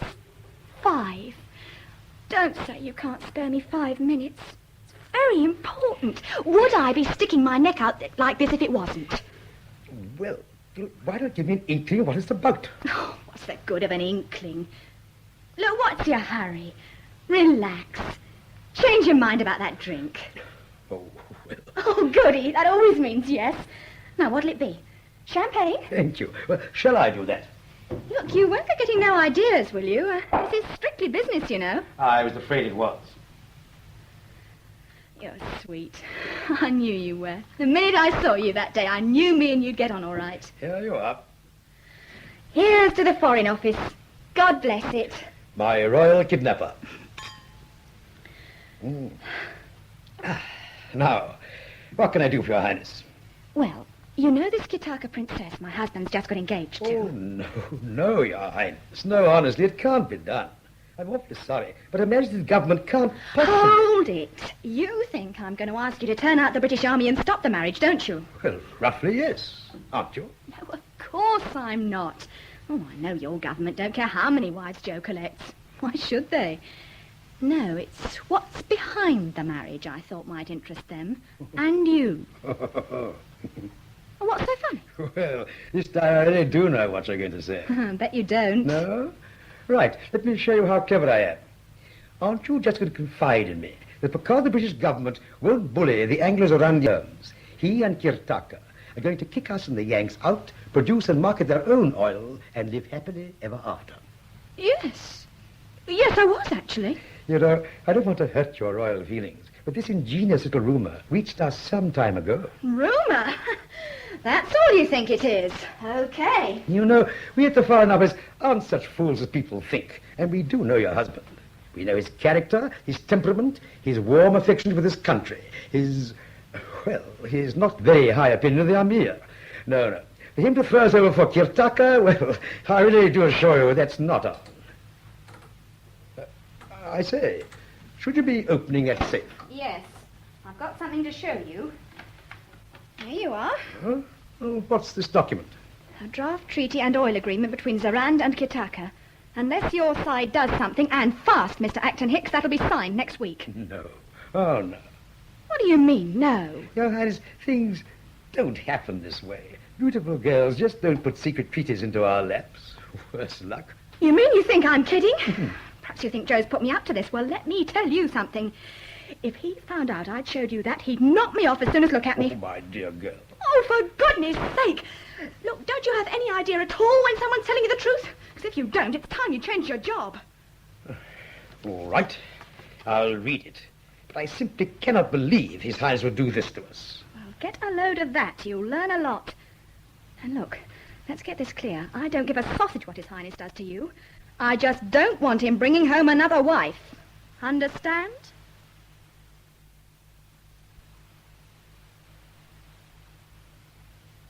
What a lovely morning.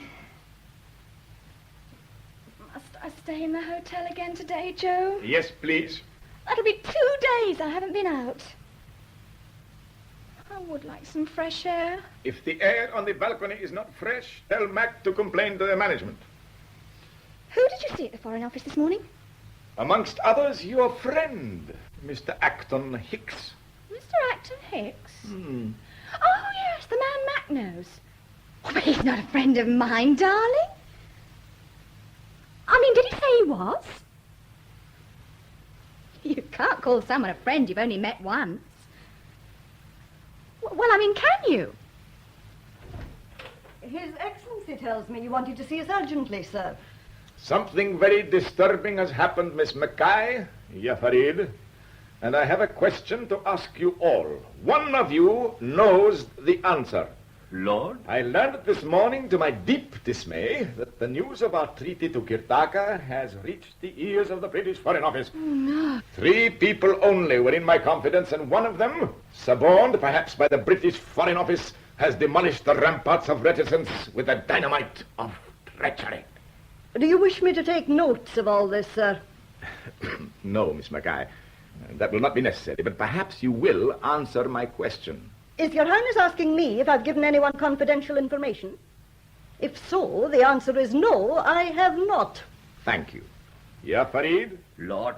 Perhaps you can enlighten us. In this matter, your hand has been against me throughout. No, Lord. Your resolve to unite Zarand and Kirtaka is both thorn in my pillow and dagger in my heart.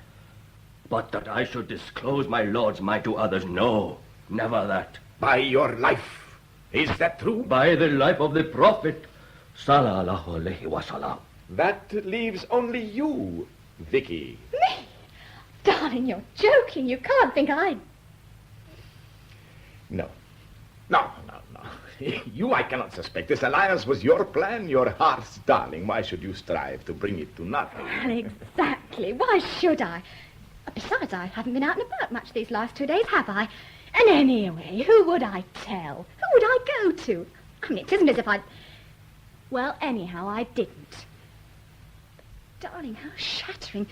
Who was there? Who was talking? Lord Norrimack, the Foreign Secretary, and with him Mr. Acton Hicks and Sir Wilbraham Pym, the chairman of the Acid Oil Company. Oh, big stuff. And they asked if it's true that you're walking out on them? They did. I felt compelled to tell them that much as I regretted having to terminate their lease, the AZ Company's 50-50 terms were no longer realistic. On that, Lord Norrimack glanced at Sir Wilbraham, who cleared his throat and offered us... 55-45.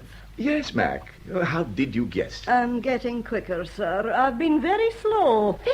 55-45? Joe! Well, you accepted, didn't you? Accept? Well, I thought of Kirtaka, who trusts me. I remembered my given word.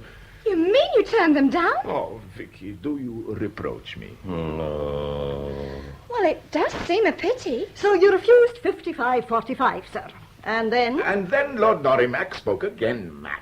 Most eloquently. He was almost in tears. Even Queen Victoria's devotion to my great-great-grandfather was touched upon. It was a wonderful offer, Joe. That is what Sir Wilbraham said. We all agreed that generosity could hardly go further. And then you left them, sir? Well, yeah, no, I was on the point of leaving, Mac, when they begged me to wait while they all withdrew. After a long half hour, they all returned and offered us 60-40. 60-40? Allah be praised. And was that a good enough offer to overcome Your Highness's moral scruples? I decided to sink my own feelings, Mac, and put my country first. Oh, darling. Allah is great and will prevail. May he ever prosper the righteous. And preserve the simple-hearted. And how, may I ask, sir, will you break this news to His Highness the Emir? Yes. I thought you might have ideas, Mac. Oh, no, sir. I'm not touching that one. Joe? Yes. What about your other plans? My other plans? Your private plans. Your marriage to Princess Gouzeil. Oh, why should that be affected? Oh, the Amir, no. Quarrels pass, wounds heal. Oh, no, he will not repudiate the marriage. No need to worry ourselves about that. Oh, good. That's all right, then. Sir, will you stop tormenting Her Highness? Tormenting her, Mac? It's no good, sir. I know what you've been up to. Send my niece in here, please. Oh. My word, have I been dumb and blind? I'd have thought better of you, Excellency. Of me, Yassi? Don't tell me you weren't in on this, for I wouldn't believe you. But, Yassi... Save your breath, Ya Farid. As with the Almighty, so with the Sit Mackay. From neither can anything be hidden. Lord. Speak, then. Lord, the Sit Mackay does right to revile me. My tongue is blistered with lies. And because of my lies, the heart of Her Highness is saddened. Her sadness will pass. But not her belief that I conspired with her to deceive you, nor the belief of the Prince Salim that I have two faces. On my head be it, O long living. What you did was at my bidding. Oh, that's something I never doubted. No, Jenny, come on. Come right in. Good morning, Your Highness. Good morning, Jenny. Now then. Your Highness... It's all right, Jenny. Your Aunt Lucy knows everything. Even now I can hardly believe it. The Princess Gouzeil. And to think her poor Highness fell for it. Anyone less like an Arab princess than you. You didn't see me. I bet you wouldn't have known me with that Eastern makeup. If you wanted an Arab princess, sir, you had the Princess Gouzeil herself. Oh, no, Mac. My spies tell me she is a very plain little girl. I wanted a houri, a home wrecker. A home wrecker? Jenny? Oh, she would have wrecked any home. And you don't speak a word of Arabic, my girl. Oh, no, you let her hear you, Jenny. His beauty is that of a hawk. إنه جميل كالسكر أجمل من لم تلد النساء. I'm disgusted. Now that'll do, Mac. The check, please, Jenny. Oh, Aunt Lucy. Go on, open your bag. Your Highness, I really came to thank you for the super wonderful, fabulous check you sent me for a wedding present. Wedding present? A bribe to keep your mouth shut? It wasn't. Please, sir, tell her it wasn't. You knew I wouldn't tell anyone, didn't you? You told me. I didn't. You wormed it out. Your Highness, I'm terribly sorry. I showed this check to my mother, and she said, oh, no, there must be some mistake, and I must show it to Aunt Lucy. And the very minute Aunt Lucy saw it, She knew just what had happened. Yes, she did. She's like that. Never mind what I'm like. You're giving that check back to His Highness. Oh, not no. Mac, no. Indeed she is, sir. Do as I tell you, Jenny. Simpler to do as she tells one, Jenny. I always have to. Thank you. I'm sorry. Would you like the pieces of the check, Mac? Thank you, sir. Jenny, I still think that you should have a wedding present, and since your Aunt Lucy already knows the worst, what question can there be of bribery? You see this jewel I'm wearing here. Take it with my best wishes. But this is... Shh. Sell it. Give that to me, Jenny. Oh, goodbye, Your Highness, and thank you for my fabulous present. Thank you so much. Salamu alaikum. Ma salam ya binti. Jenny, you're not taking that jewel. Oh, it's worth a fortune. Run for it, Jenny. Goodbye, Aunt Lucy. You'll come for a ride in my Rolls Royce, won't you? Your Highness. Oh, Mac. As a favor to me, let her keep it. Oh, I give up. Thank you. That is nice of you. I'm not feeling nice. And when I think of her poor Highness... Her poor Highness is the pulse of my heart and the summit of my desires. The rest is between her and me. Was it she who let on to the Foreign Office? She was our only hope, Yassit. Someone who believed with all her heart that what she was saying was true. Nothing else would convince them. Your Highness never do things the straightforward way. Mac, was there a straightforward way of cuddling up again to the British line with an extra 200,000 a week in our pocket? If so, you should have pointed it out to me. Yes? Yes. His Highness the Amir of Qatar is on the telephone, sir. Will you speak to him? Yes. And Mr. Dunnock's here, sir. Oh. Says he's got to see you. They think he's in a bit of a rage about something. Oh, poor Stan. Ask him to wait. Lord, a word in the ear of Mr. Dunnock might banish the viper of anger from the garden of friendship. See him, Ya Farid. Suggest that he may have misjudged me. Tell him all he needs to know. Hearing and obedience, Lord. Put His Highness the Amir through, please. Better tell him now you've run out on him. Must I? I should. He can't assault you on the telephone. Highness! Aha, and on you, peace. Oh, brother, your voice is welcome to my ears. Yes? Yes? Yes? Yes? No, Highness, my understanding is not keeping pace with your words. Kindly begin again at the beginning, making your meaning clearer. Ah, yes. Yes. Yes, yes. Yes, that is certainly clear. It is very clear. It tells me that your highness is a man without honor, that anyone foolish enough to rely on your word will repent it. No, I have heard enough.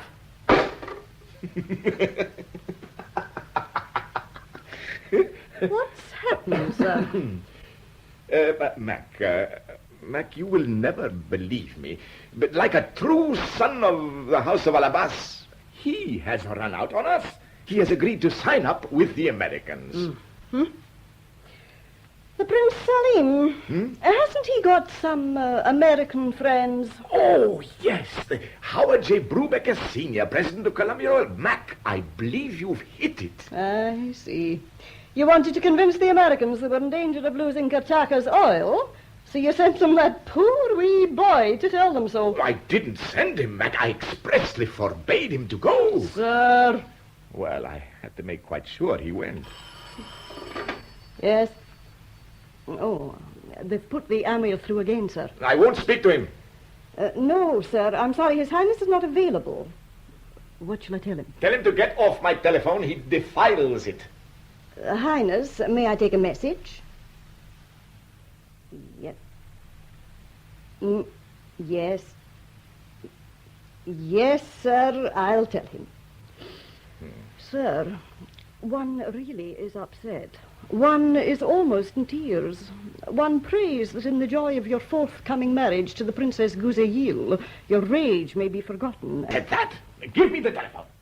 I am here to make it plain to your highness that your conduct has brought to an end all thought of my marriage to the Princess Guzeil. No. No. No, I have spoken. I suppose I should have seen that coming. Sorry, I can't wait any longer. I'll come on duty midday. Come in, Stan. I am delighted to see you. Look, Joe, is this straight what His Excellency says, that you're not going to marry this girl, this princess? It's perfectly straight. And you didn't never mean to... 1 minute. Well, I must say You'll be wasting your breath, Mr. Donnock. Exactly what she thinks of me. Not exactly, Your Highness. Huh? That might have earned me that bowstring round my neck. Well, what was it, a leg pull or something? Tell me, Stan, does Mrs. Donnock help you drive your bus? No, about the one blooming thing she doesn't stick her nose in. Suppose she did. Suppose she sat beside you every day telling you when to stop, when to start, when to change gear, and then when to overtake. What would you do about that? Oh, I'd shoot her, most likely, if I didn't strangle her. Oh, I get you. You telling me Vicky's like that bossy, I mean? Sometimes. Oh, you don't have to tell me. How'd you know where she gets it from? Yeah, do you think you can cure her? Allah willing. Well, you better get cracking. Let it run on and you won't have hope. Okay, I won't say another word. Don't be too rough, though. Does she know you won't be marrying this other one? Not yet. Well, I won't stop and talk to her. Yeah, what do I tell her mum, though? About this other girl, I mean. Why not tell her that you told me just what you thought of me, and I agreed to cancel the engagement? Cool. Dead clever. Yeah, I say, mind if I bash the gong? I'm going to be late. By all means, help yourself, Stan. So long, Stan. So long, Joe. So long, boys. Be seeing you. I heard Dad's voice, didn't I? Vicky, where are you going? Didn't I? He's gone. He was late. Tell me, where are you going with that suitcase? I'm leaving you, Joe. I've only taken just the things I need. Here, the key of my jewel case. It's all okay. Have you suddenly gone stark staring mad? No. At least you'll tell me why you are leaving me. I'm saving you the trouble of building me a palace out in the desert to rot in. Oh, heart of my heart. Look, this little gazelle's much more your cup of tea. Someone just to sit around all day telling you how marvellous you are and to go to bed with. Vicky, light of my life, you're talking nonsense. You cannot leave me. Oh, yes, I can. If you go marrying her, I can. I mean, it's either her or me. Oh, moon of my soul, to cancel the wedding would be impossible. The date has been fixed. I have looked upon her face. I know. I saw you looking. Well, goodbye, Joe. No, wait. If I say that I will try to break the engagement. No, Joe. Not good enough. You've got to promise. Oh, If for your sake I do this thing, and only Allah knows how it can be done and what may follow, then may I have your promise that in future you will leave the affairs of state to me? You mean I'm not to help you? No, Vicky. Not even take an interest? But for the interest you took, would the little gazelle have crossed our path? Okay. I'll try. Will that do? No, Vicky. Not good enough. You must promise. Oh, darling. Oh, Joe, I love you. Hold me tight. I didn't really want to leave you. Oh, seduction of the universe. I guessed as much. You were taking so little with you. Let us see just how little. The case is empty as I thought. Aren't you getting clever? It is not for nothing that Allah gives a sparrow wings. I don't get it. Don't frown. You know I always frown when I think. Then don't think. Kiss me instead. But, darling, if I'm not to help... Don't talk. Joe? That is much better.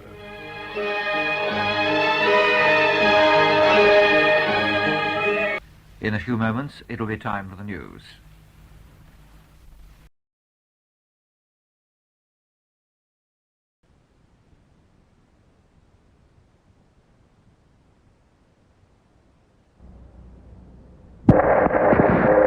This is John Daly aboard the Peary polar exploring ship Roosevelt, frozen fast in the Arctic ice pack off Cape Sheridan, Grant Land, just about the northernmost reach of land in the Western Hemisphere. It is 1 hour before noon here, April 6, 1909, and we're going to make another attempt to establish radio contact with Commander Robert E. Peary. Commander Peary, Matt Henson, and their 4 Eskimo drivers were last heard from 6 days ago. The commander estimated his position then to be 130 miles south of 90 degrees north latitude. Unless unforeseen emergencies have arisen, the party should have covered that distance by now, and Commander Peary should be at or somewhere near his great goal, a goal no man has ever obtained before, the top of the Earth, the North Pole. If all has gone according to plan, Peary has been traveling approximately 25 miles a day. His last recorded position was 87 degrees, 47 minutes north latitude. April 6, 1909. The polar exploring ship Roosevelt. You are there.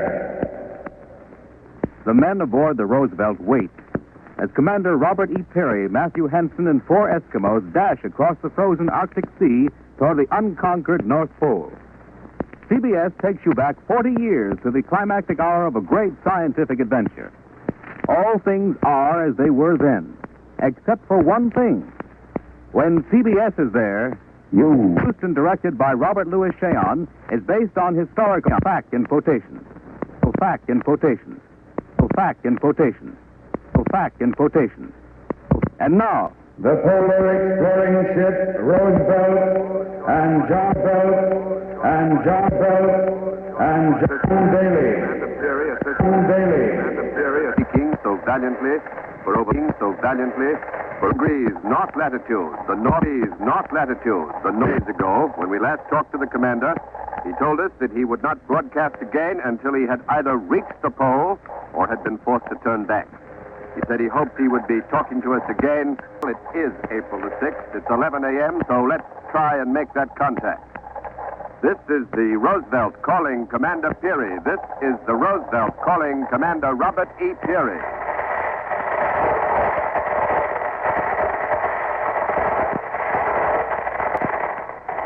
Come in, Commander Peary. Come in, Commander Peary. This is the Roosevelt calling Commander Peary. Come in.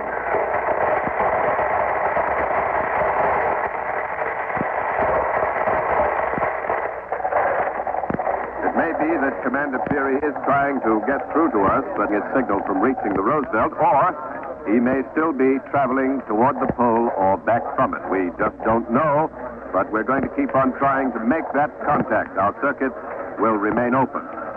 Here aboard the Roosevelt, the original members of Peary's polar party are packed into this little radio room, listening eagerly waiting word from their commander, word that will tell them that the great project they embarked upon 9 months ago has finally been successful. The original pull-up of 7 Americans. Besides Commander Peary, there are Matt Henson, the commander's constant companion during all his previous polar expeditions, the skipper of the Roosevelt, Captain Bob Bartlett, young George Borup, fresh from Yale, Dr. J.W. Goodsell, our surgeon, Donald McMillan, school teacher from Worcester, Massachusetts, and Ross Marvin, a veteran polar explorer. Bartlett, Borup, and Marvin are not aboard the Roosevelt at this time, but McMillan and Dr. Goodsell are here, and Dr. Goodsell is at the microphone right now. Well, Dr. Goodsell, are you at all worried about the fact that we haven't heard from the commander? Right. He'll make the poll and he'll come back. Well, why are you so confident, Doctor? Well, anyone who's had the opportunity to work as closely with confidence in the man. The commander's an engineer. He has applied the scientific method to every phase of this expedition. Planning, and more planning. From the very moment we started 9 months ago in New York, the hand of Peary, the master engineer, was in evidence. Well, you've spent many months up here, sir, but only now... Well, Peary knew the pole could be achieved only during the very short season between the 1st of March, approximately through the middle of April. So he brought the Roosevelt up last summer, wintered here, spent the dark, dreary hours of the Arctic night training the men for the job ahead, toughening us up, teaching us how to build and how to use igloos, how to work the sled, work with the Eskimos, how to live with the Arctic. Men who came up green and soft in August were hardened Arctic hunters and explorers by February. Well, I think you're a fine example of that, Doctor. Now, I am indeed. All the men are physically in better shape now than they've ever been. Why, Peary's planning has been so complete, so detailed, that he even has recreation. Excuse me, Dr. Goodsell. Something is coming through on our receiver. The signal is not very clear. It's Captain Bartlett. Head, Captain Bob. Where are you, sir? Is that you, Roosevelt? Can you hear me, Roosevelt? Yes, Captain Bartlett. We hear you. Where are you, sir? From the commander. What's that? Will you repeat that, please? Have you heard from Peary? What about the commander? Have you had any word from Peary? Not yet, Captain Bartlett. Not yet. But where are you, and how are you? Fine, fully. I'm at Camp 16, on my way back to the ship. Well, when did you see Commander Peary last? What's that? I don't get you. I say, when did you leave Commander Peary? Oh, 6 days ago. How was he? Shipshape, fine. How is the weather where you are? It's too blasted good. Too good. The ice is breaking up. Lots of open water all around. Well, did you get any farther north than 8747? Yes. I took a little stroll up the avenue. I got to about 88 degrees north. Well, congratulations, Captain Bob. That's a great record. The commander's probably hanging out his wash on the pole right now. Well, were you disappointed in having to turn back after you got so near the pole, Captain Bob? Did you know, for instance, that the commander intended to take Matt Henson with him on the final lap instead of you? Well, I was kind of disappointed, but that was part of the Peary plan. Henson's a good man. He's as good a sled handler as any Eskimo and better than most. He's always gone along with the commander. So it's right that he should be in on the finish. How are things aboard me ship? Oh, everything's fine here, Captain Bob. Thank golly it better be. The brass better be shining and the woodwork sparkling when I hit the deck, or by all that's holy, I'll strip off their blubber and feed it to me dog. Okay. I'll tell him, Captain. I'm dog tired now, and Commander may be trying to get through to you, so I'll sign off. I'll see you all again in one of 3 places, heaven, hell, or the Roosevelt. Okay, good luck, Captain Bob. Our channel will remain open. The command Captain Bartlett mentioned is probably the most important feature of this expedition and possibly the greatest innovation ever introduced into Arctic exploration. The Peary plan is a carefully worked out system of relays which has as its main objective the getting of the commander to a point as close to the pole as possible, as fresh as possible, and with adequate supplies and equipment. And here's how it works. With the first break of spring twilight on February 22nd last, the entire party left the ship and proceeded by dog sled to the takeoff point at Cape Columbia, 90 miles west and north of this point. Captain Bob Bartlett, with his sleds and Eskimos, was the first to hit the polar sea, a trail through the tortured, jagged pressure ridges that are formed when the gigantic 2,000-mile ice. And as he, Captain Bob, pushed out, he set up a series of igloo camps. Peary and the others followed in his trail, Peary always in the rear, conserving his energy, keeping himself fit and rested. Approximately every 5 days, by one of the Americans, would peel off from the main body and return to the ship, taking with them the most exhausted dogs and the least dependable Eskimos.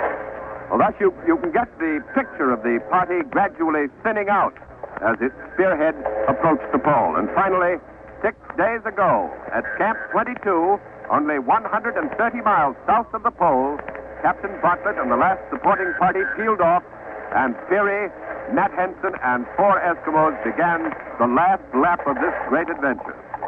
In addition to Bartlett, Ross Marvin is still out there, headed back for the ship. We haven't heard from him in quite a while. Another leader of a supporting party is young George Borup. He returned to land a few days ago, but instead of coming directly to the ship, he went off to the east to put down caches of supplies just in case some of the supporting parties may be forced to cut over that way on their return trip.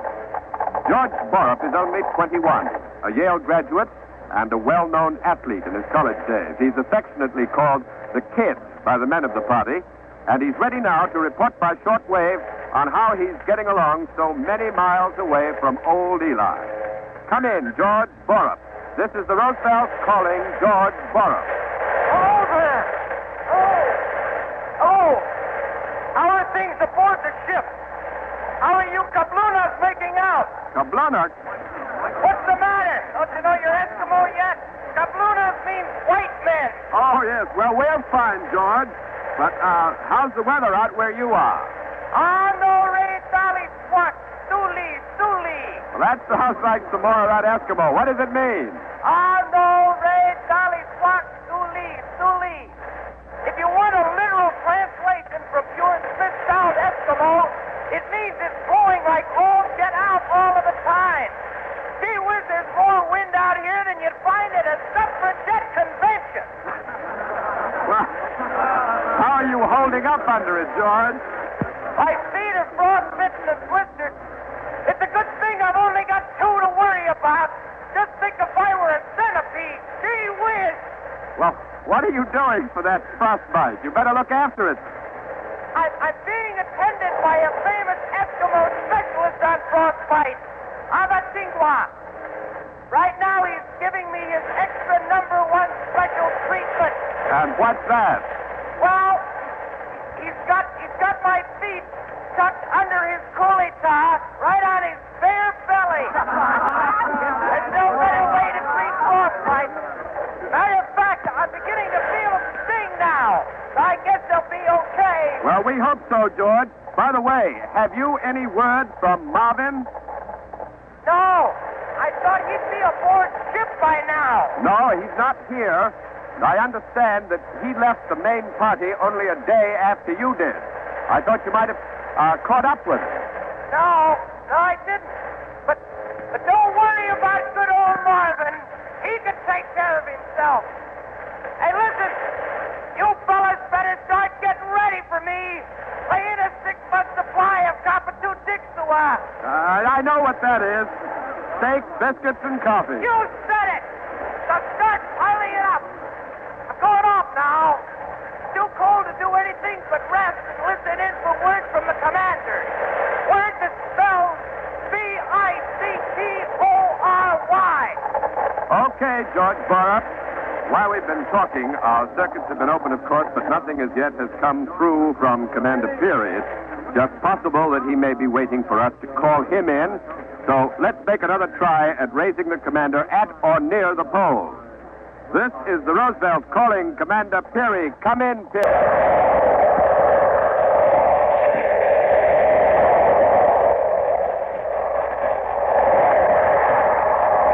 Come in, Commander Peary. Come in, Commander Peary.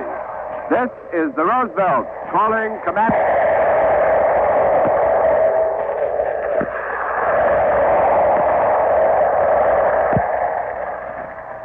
though there's still no news, but of course we'll keep right on trying. The commander said that we would this hour, and every man aboard the Roosevelt is fully confident that he will get through to us, and that he'll have the news that we're all waiting for. The normal act come to a dead stop at this time. And as we said earlier, most of the men of the original into the north are now crammed into this little radio shack, listening intently to the speaker on the far wall, hoping that they will hear Commander Peary's voice. As a matter of fact, the only ones aboard ship who seem somehow to be immune to the tension and the drama of the hour are the Eskimos. For them, this is just another day. Some of the men are out on hunting trips. The women and the children with us are out on the deck as usual, enjoying the rather balmy weather we're having. A mere Ned Kelmer, if he's not yet congealed. So for an icy report on life among the Eskimos, come in, Ned Kelmer. A community of Smith Sound Eskimos, 29 men, women, and children, have been keeping house for the last 7 received ideas about Eskimos. All Eskimos, so said the books, are a crude, primitive people, lazy, immoral, not to be trusted. They lie, they cheat, and they're dirty. Well, at least one part of that's true. They are primitive people. They have no written language, no school, no government, no kings, queens, or chiefs, no idea of what money is, nor property.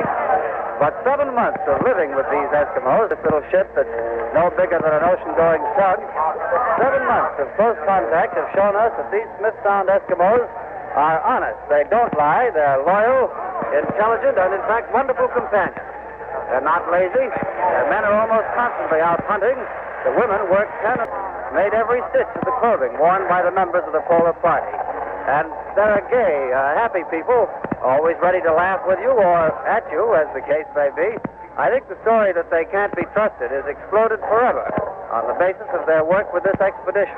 These Eskimos love Commander. A member of the crew has just sighted 2 dog teams coming in at a very fast clip. They're about a quarter of a mile away as I make it, just rounding a towering Fulberg out there and making directly for the ship. The dogs are straining at the traces. I can't quite make out who the men are, but most probably it's Ross Marvin and the 2 Eskimos, Kudluktu and Harrigan.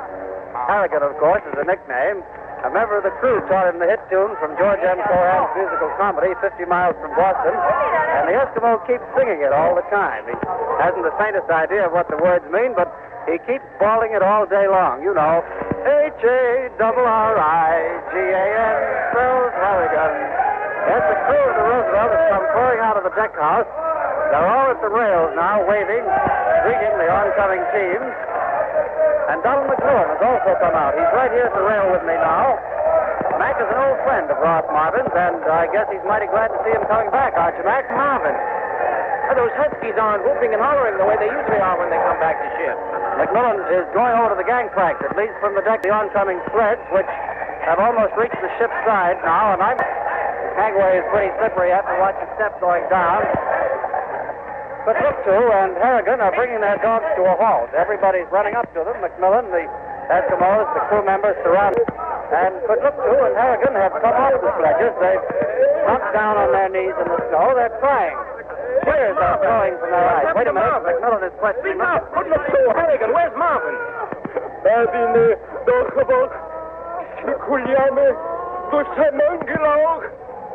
No. Mac, what's happened to Marvin?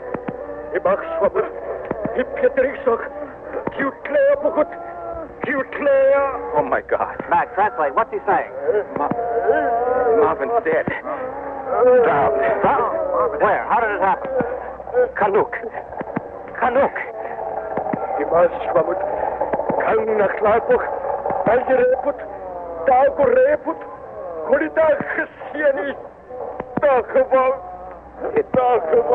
was at the big lead. Ross evidently tried to cross on soft ice. He was out ahead of them, and when they got to the lead, all they saw was the back of his coat floating in the water. Tom, you'd better get these 2 below deck. Let them eat and rest. We'll find out more when they're not too worked up. Come along. Gotta get something to eat.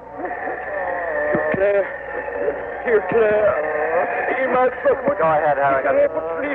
Go with it. It's difficult to express what this means to all of us. Ross Marvin was one of the real dynamos of the party. Tireless, experienced Arctic explorer, a scientist to his fingertips, a gentleman, a wonderful comrade. The tragedy occurred at the Big Lead, a very wide stretch of open water, about 100 miles to the north.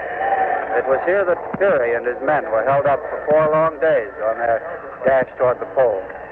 But it did finally freeze over, and the party were able to get across. However, the new ice, as might be expected, was thin and treacherous, and on the way back, Marvin must have misjudged the thickness of the ice and decided it was safe to cross. These leads, these fissures in the polar sea, are the greatest hazards in all Arctic exploration. You never know. This is Peary calling the Roosevelt. This is John Daly in the radio room of the Roosevelt. We've interrupted Dead Summer because Commander Peary is calling in. This is Peary calling the Roosevelt. Calling the Roosevelt. This is Peary. Hello. Yes, Commander Peary. Yes, we can hear you. This is the Roosevelt. We hear you, Commander Peary. Yes, hello. Are you at the pole, Commander? Are you at the pole? I don't know. We have just set up our camp. I am going to take my observations now. Well, do you think you've made it, Commander? Do you think you've reached the pole? I can't say, but we will know as soon as I have computed my position. How is Matt? How are the others? Fine. Here is Matt now. Hello, Roosevelt. Hello, Matt. How do you feel? It is a fiddle. Well, what do you think, Matt? Are you at the pole? Why, dead reckoning. I'd say we've averaged close to 25 miles a day since Captain Bob left us. That should put us close. Very close. Well, what's the commander doing now, Matt? He's shooting the sun down behind a little snow windbreak we built. Flat on his stomach. How does he look? He's very thin. Very tired. I don't think he's slept for 1 hour during this past week. Well, is he excited? It's hard to tell about the commander. He never... What are you thinking about, Matt? Well, if we're really at the pole, it's a great honor. A wonderful thing that one of my race is able to share this great hour of triumph. Matt, yes, sir. Height of sun above horizon, 12 degrees, 36 minutes. 12 degrees, 36 minutes. Index correction, 3. Watch time, 11 hours, 20 minutes. Watch fast, about 60th meridian. Mean time, 10 minutes. Mean time, 11 hours, 15 hours, 10 minutes. Got that, Matt? Yes. All right. Let me have the paper. There you are, sir. What's happening, Matt? The commander's going into the igloo we built. His tables and charts are there. He'll be able to work out our latitude in a couple of minutes. Fine. Look, Matt. What's it like up there? Describe the place for us. I'm not much at doing this describing, but first off, of course, there's nothing to see but ice. It isn't piled up in pressure ridges, not like it is near land, but it's not smooth either. It's jumbled up in spots, lumpy and mean looking. We took a sounding before, and the ice pack is about 8 feet thick here. And it's covered with, I'd say, about 8 or 9 inches of snow. No sign of life anywhere, I suppose. No, nothing. But just 2 days ago, we did see some fox prints. Don't know why any wise old fox would want to come out here. I think... Wait now. The commander's coming out of the igloo. He's making his reading. He's carrying a little flag, the little silk American flag. The flag he's had with him on every expedition. And he's got a long bamboo pole. Here's the commander. Hello, Roosevelt. Hello, Roosevelt. Here's a message for you to send to my wife. Will you take it? Yes, go ahead, Commander Peary. Go ahead. My Dear Joe, I start for home and you. Love to the kiddies. Signed my name and dated April 6, 1909. 90 degrees north latitude. Terry has made it. Terry is at the pole. Quiet. Quiet. Surprise. Commander, quiet. My dream and goal for 20 years. I've nailed the stars and stripes to the North Pole. Old glory is whipping in the wind. April 6, 1909. Commander Robert E. Peary stands at the North Pole. And now here is Robert Louis Cheon. We were very interested in finding out what the Peary family would think of our recreation of the Admiral's moment of triumph. So we asked Admiral Peary's daughter, Marie Anagito, to come here and tell us. Marie Anagito was born in Greenland. She was once known as the famous Snow Baby. Today she is Mrs. Edward Stafford of Washington, D.C., the president of the Society of Woman Geographers. Mrs. Stafford, what did you think of our broadcast? Well, I'm so excited I'm practically breathless. I feel as if I'd actually been on board the Roosevelt. But I have been tremendously impressed with the amount of research and the meticulous attention to accuracy that has gone into this broadcast. Of course, it was a little difficult on my part to adjust to the use of radio in my father's work, because Mother and I have always congratulated ourselves that during all the 20 years of Dad's expeditions, radio wasn't in existence. Well, that's not very complimentary to radio. Oh, well, Mr. Cheon, don't misunderstand me, please. I'm speaking only from the family point of view. When Dad came back and told us of his many narrow escapes, we could hardly listen to him, even when his presence proved that the story had a happy ending. And just think how ghastly it would have been if we had had radio to bring us a day-to-day account of the risks and hazards that were the usual routine of Dad's expeditions. From his point of view, of course, I can see that radio would have been wonderful in helping to direct his parties in the field. You probably know, Mrs. Stafford, that many people think your father's expedition had no real significance. Well, the fact remains that no man has the pole on his own 2 feet. And Dad certainly proved that man's endurance and his ingenuity and his courage can overcome the forces of nature, even at their harshest. And that, Mrs. Stafford, is the theme of today's broadcast. That's precisely why we did it. And I'm certainly glad you did. And I feel very sure that those members of my father's polar party who are still living, Commander Macmillan, Dr. Goodsell, Matt Henson, and, of course, Utah, Dad's faithful Eskimo companion, would want to join Mother and me in thanking CBS for recreating so accurately and so very dramatically this great American achievement. Thank you very much for being with us, Mrs. Stafford. Peary's Dash to the North Pole was another broadcast in the series You Are There. Produced and directed, Peary's Dash to the North Pole was written by Irv Tunick. Admiral Peary was played by Eric Dressler, Matthew Henson by Canada Lee. The cast included Matt Crowley, Stott Scotsworth, Cliff Carpenter, Joseph Conway, John Merlin, Guy Sorrell, and others. Next week, March 7th, 1815, France. Napoleon returns from Elba. You are there. Hayes will repeat her famous broadcast, My Little Boy, tonight on the Electric Theater. Betty Davis will be heard on the Family Hour. Barbara Stanwyck will be Jack Benny's special guest. And Eve Arden will be heard again on Our Miss Brooks. Listen to them all on CBS, the Columbia Broadcasting System.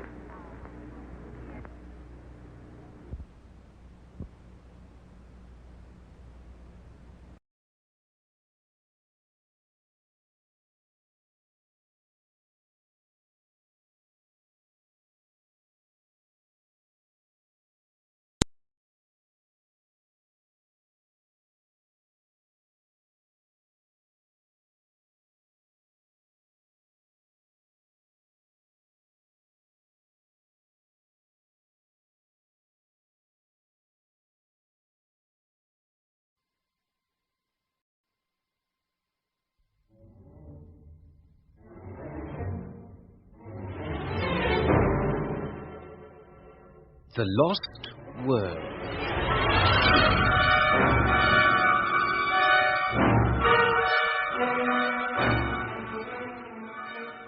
Francis DeWolf, Kevin McHugh, Gerald Harper, and Carlton Hobbs in a three-part serial adapted from Sir Arthur Conan Doyle's novel by Peggy Wells and Barry Campbell.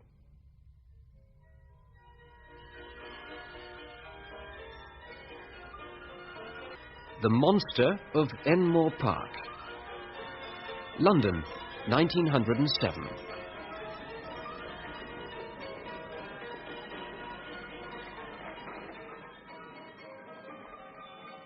It all began quietly enough in the little parlour of a house at Streatham. For an hour or more that evening, I had been forced to listen to Mr. Hungerton, the father of the girl I loved. He seemed to believe that I came round to the Chestnuts 3 days a week, simply for the pleasure of his company, to hear him talk about bad money driving out good and the true standards of exchange.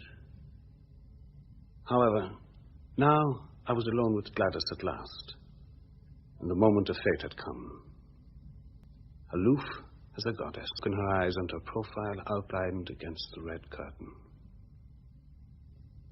How beautiful she was, and how very remote. But come what might, I must speak.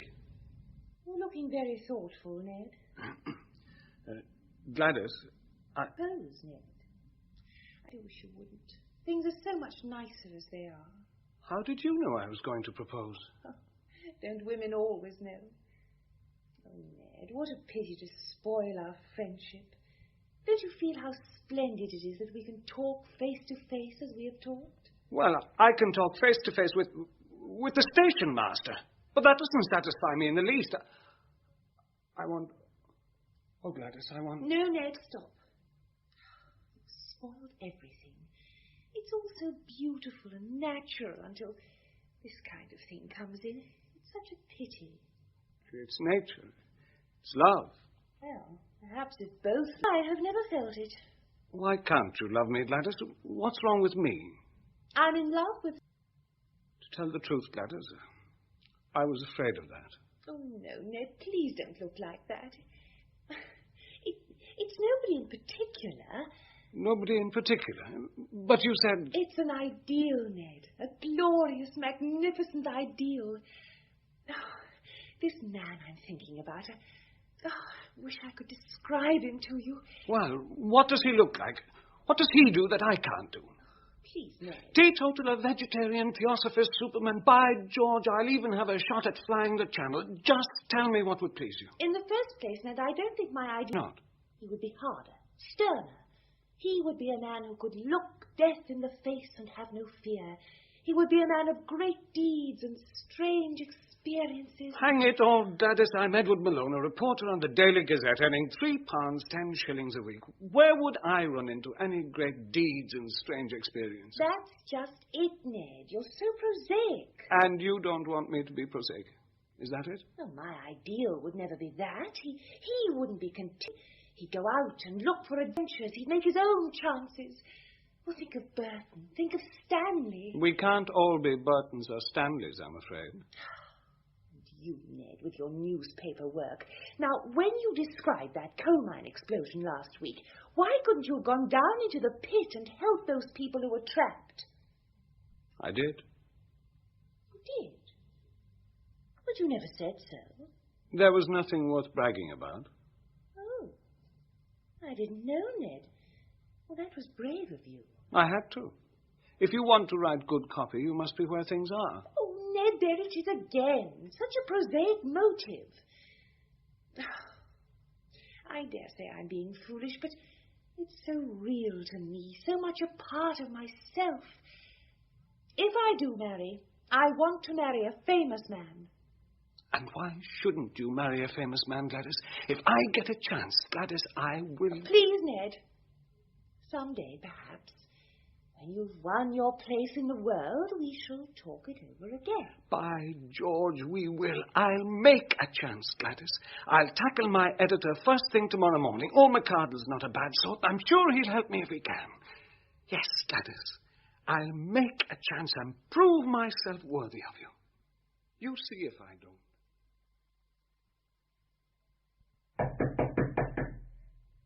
Come in. Look, lad. You needn't break the door down. May I have a very serious word with you, Mr. McCartan? Lad, what about? I want to ask you a favour. Your salary, Mr. Malone, is already... It wasn't about my salary. No, it wasn't about your salary, Mr. Malone. Then what is it about? I want to break my neck. What? Not exactly that, but I want to justify my life.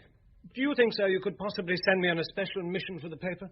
Special mission, Mr. Malone? Well, what sort of special mission had you in mind? Anything with adventure and danger in it. 2,000 miles in a balloon, over the Himalayas, down in the pyramids. You know what I mean? I'm not sure, Mr. Malone. I do know what you mean.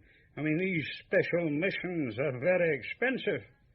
I know that, sir. And they want a writer with a name that will justify the expense. But I have got a wee assignment for you that may just be the thing. Now, what do you say to a nice interview? Interview, sir? Oh, come, lad, you needn't look so dashed. You haven't heard the name of the man you're yet to interview. Well, sir? Professor George Edward Challenger of Enmore Park.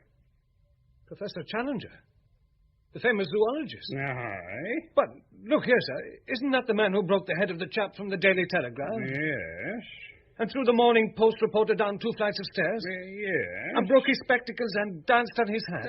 He doesn't like reporters, you can. But why do we want an interview with Professor Challenger?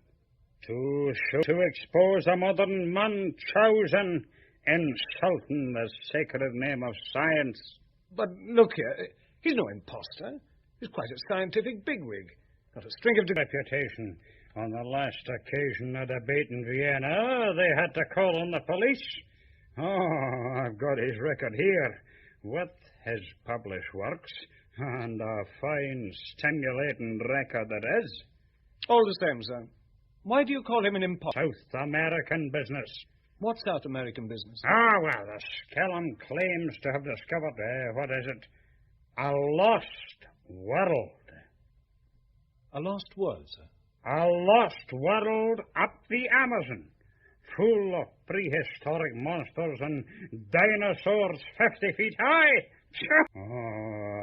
But it would make a grand exposure story if you could get in to see him. You think I can't manage to see him, sir? I then I can, Mr. Malone. You say you've got his published works, sir? Aye. What are they? Some observations upon a series of Kalmuck skulls, outlines of vertebrae evolution, the underlying fallacy of Weissmanism. And here is an account of the row at Vienna. It was about Weissmanism, if you can what that is. Give me an account of the row at Vienna. Well, what do you want to do with it, lad? Give it to me. You won't understand 2 words of it. That doesn't matter. All I want is a sentence. What sentence? Any sentence. Well, here it is. See for yourself. Good Lord. Yourn is jargon. Scientific jargon. This will do. I found the answer. I'm going to write a letter.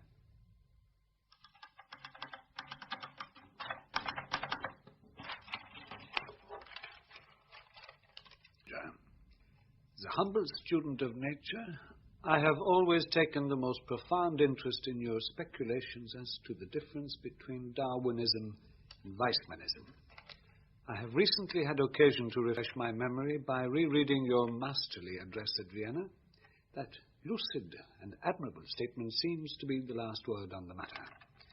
There is one sentence, however, where you say, I protest strongly against the insufferable and entirely dogmatic assertion that each separate id is a microcosm possessed of an historical architecture. Elaborated slowly through the series of generations. Have you no desire, Professor, in view of later research, to modify that statement? No. I have certain suggestions which I can only explain in a personal conversation. With your permission, I trust to have the honor of calling on you at 11 o'clock the day after tomorrow, Wednesday morning. I remain, sir, with assurances of profound respect. Yours very sincerely, Edward D. Malone. Oh. Austin! Austin! Where the devil is the fellow? You called, sir? Yes, I did. Twice. Now listen.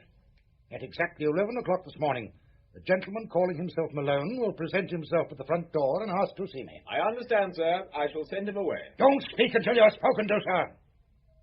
You do not understand. When this Mr. Malone arrives, you will show him in. I am rather interested to know just who Mr. Malone is and what Mr. Malone is after. Ha! Modify my opinions, indeed.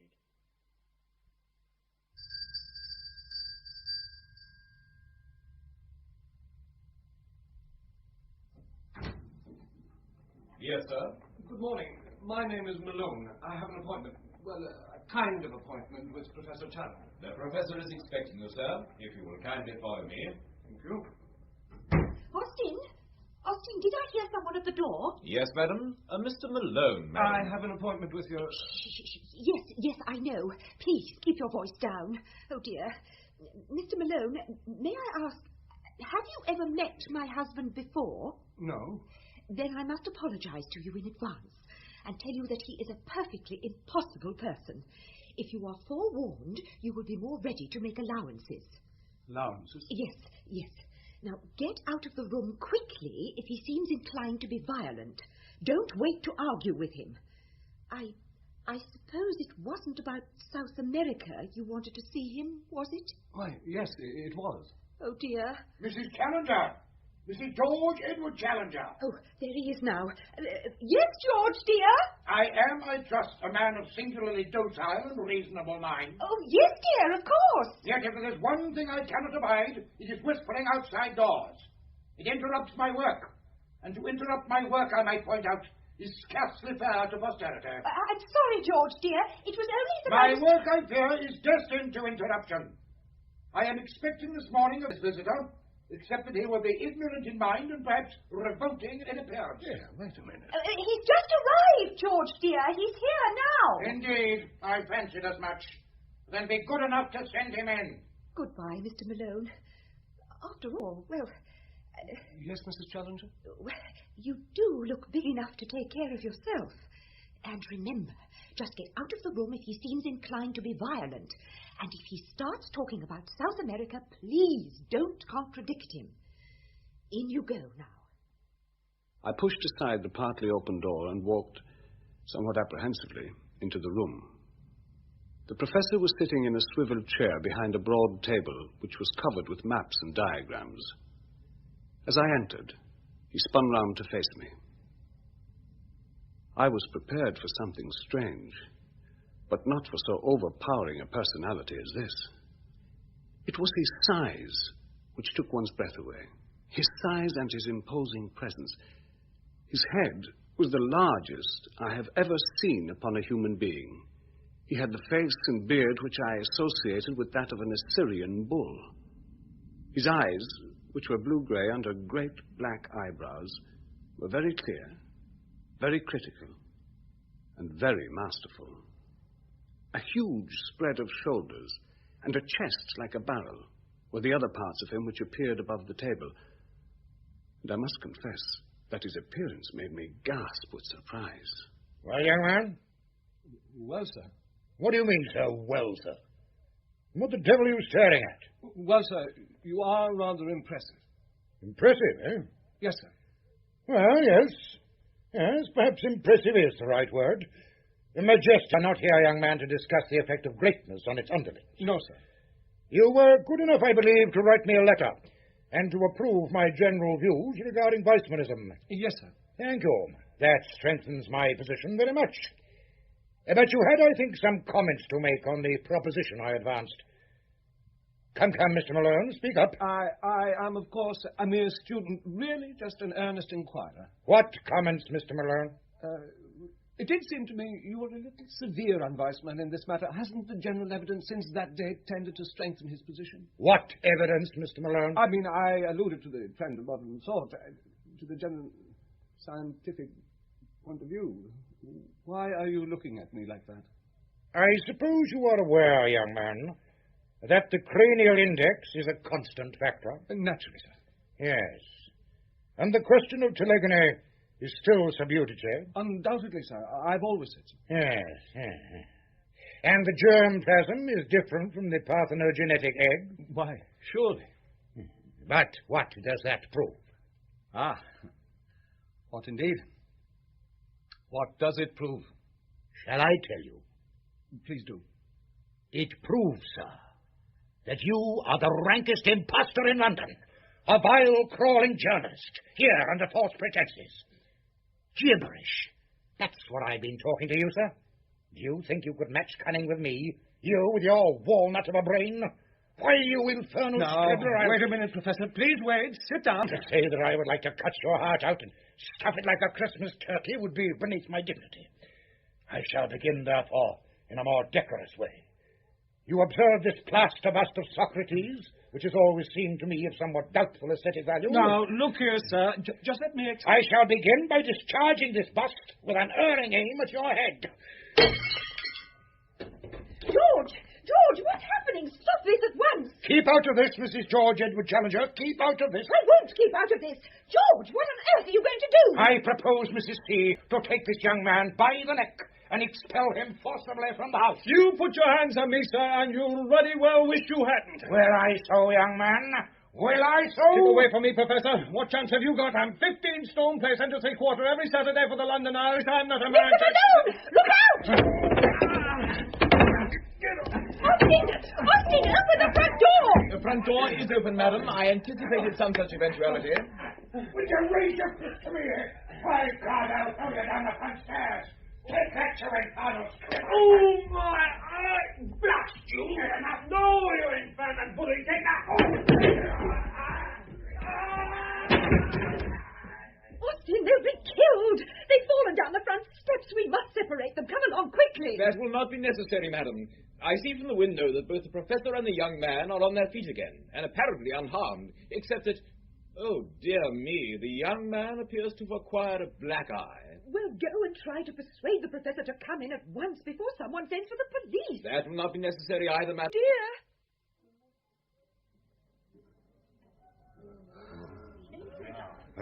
Now then, what's all this? This man attacked me. You will oblige me, Constable, by removing your obnoxious presence from what I must designate as a purely private scene of acrimony. I don't know what that means, Professor Challenger, but I do see this young gent with a black eye, and it's not the first time this has happened by a long chalk. Right, we had a bit of a row. This man let fly at me. I'll bet he did, sir. He's been doing nothing else for the past 2 years. Do you give him in charge? Well, Do you give him in charge, sir? No, I don't. What's that? I was as much to blame as he was. I intruded on him. He gave me fair warning. I see, sir. Well, Professor, don't let's have any more such goings-on. Right, move along now, move along. An interesting phenomenon. As interesting a phenomenon, indeed, as was ever discovered by G.E.C. in his greatest days. Come back to the house, young man. Come back into the house. I've not finished with you yet. Sit down, Mr. Malone. Take that chair. Whatever you say, Professor. May I offer you a cigar? Thank you. You're excitable, young man. Very excitable. I am excitable. Oh, you'll oblige me, young man, by not jumping up again in that impetuous Irish fashion. Doubtless you've been wondering, with whatever small intelligence you may possess, why I invited you back into the house, eh? I have been wondering. Then permit me to tell you. The subspecies of the human race to which you unfortunately belong... Subspecies of the human race? Yes, I refer, of course, to the whole tribe of journalists. All right, don't stick your beard out. I agree. Oh, you agree to this self-evident truth. Anybody who got annoyed with you, Professor, would just have to stay annoyed all the time. I agree. This subspecies, I repeat, has always been beneath my mental notice. But in your reply to that officious policeman a moment ago, I seem to detect signs of a latent good feeling, which raised you somewhat above the level of your revolting clan. I found myself, in short, almost liking you. Thank you. You came here, I dare say, for some information about my explorations in South America. Yes, Professor Challenger, I did. You will not get that information, young man. I was afraid of that. Like Darwin, Galileo, and other great prophets, I have been derided. The word liar applied to George Edward Challenger is offensive to a degree which you, as a journalist, would not appreciate. All right, all right. Yet it occurs to me, after several years of patient silence, that the time has come to make some public answer and proposal to my critics. Answer, sir? What sort of answer? There will be held this evening a public meeting at the Royal Zoological Institute's hall. Would you care for a seat on the platform among the speakers? I don't know what you're up to, sir, but I'd appreciate it very much. It will be a large meeting, young man, of the utmost dignity and decorum. My presence, of course, will be guarantee of that. Of course, of course. The chairman will be the Duke of Durham. The principal speaker will be Professor Summerlee, on the record of the ages. You have perhaps heard of Professor Summerlee? Good Lord, yes. He's as famous a zoologist as... As I am, you were about to say. No, not at all. Nothing like that. You pardon my candor, young man, if I remark that Professor Summerlee has a face like a goat, and his views on the subject of vertebrate evolution would make a cat laugh. Well, what are you going to do at the meeting, sir? I am to move a vote of thanks to Professor Summerlee. In doing so... Yes, sir? I shall make it my business to point out, with infinite agree with Professor Summerlee. If you care to be at that meeting, young man, I fancy that you might find it rather interesting. Yes, rather interesting.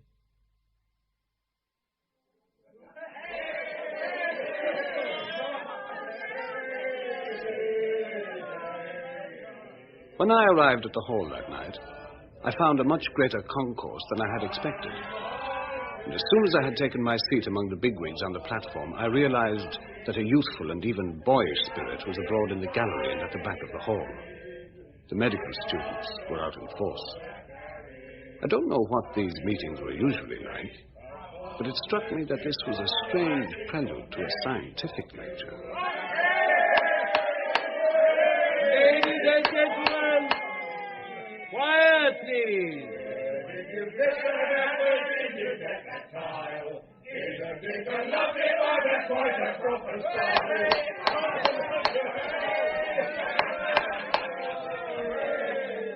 Thank you, gentlemen. It is my proud duty to tonight's speaker, a man of the highest academic and scientific qualifications, who is, I think, well known to you all, Professor William Summerlee.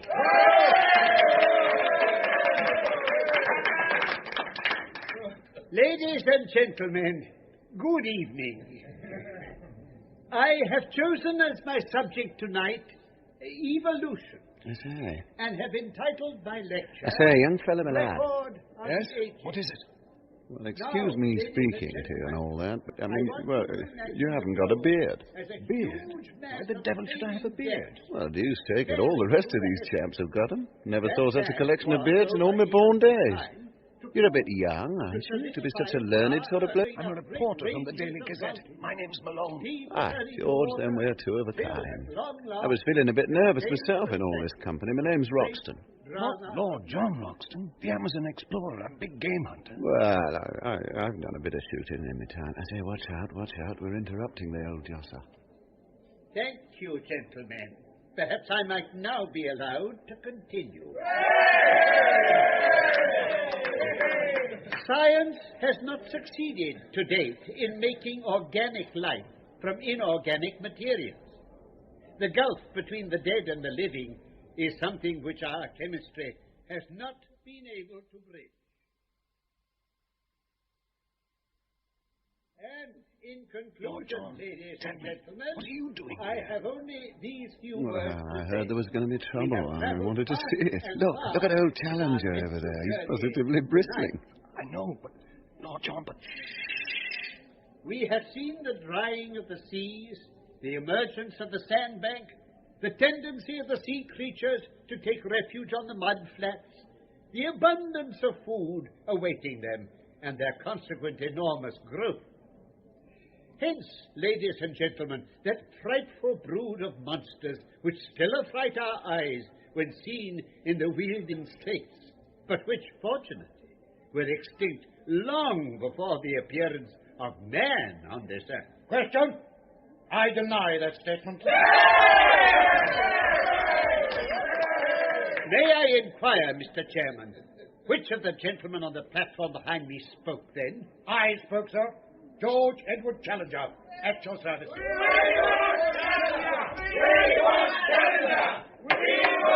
Silence, please! Quiet! Gentlemen, please. You spoke, Professor Challenger. I spoke, Professor Summerlee. You are discourteous, Professor Challenger. You are inaccurate, Professor Summerlee. I am inaccurate, sir. You are inaccurate, sir. In the face of such manifest absurdity, Mr. Chairman, I must ask leave to end my remarks at this point and leave matters to the distinguished Professor Challenger. Perhaps you, sir, will take my place at the reading desk. I will do that, sir, with the greatest of pleasure. Oh, bravo. Ladies and gentlemen, I beg pardon. Ladies, gentlemen, and children.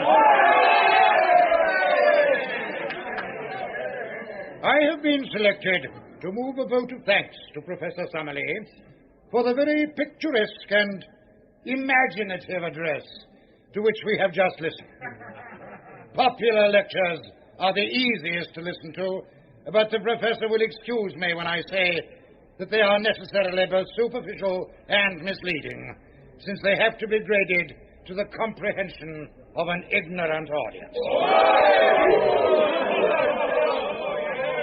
Now, what is the particular point upon which I, as an original investigator, have challenged our lecturer's accuracy? It is upon the permanence of certain types of animal life upon the earth. Professor Summerlee is very wrong in supposing that because he has never himself seen a prehistoric animal, therefore these creatures no longer exist. How do I know, you ask me? I know because I have visited their secret haunts. I know because I have seen some of them. Am I a liar, do you think? Then I will not detain you.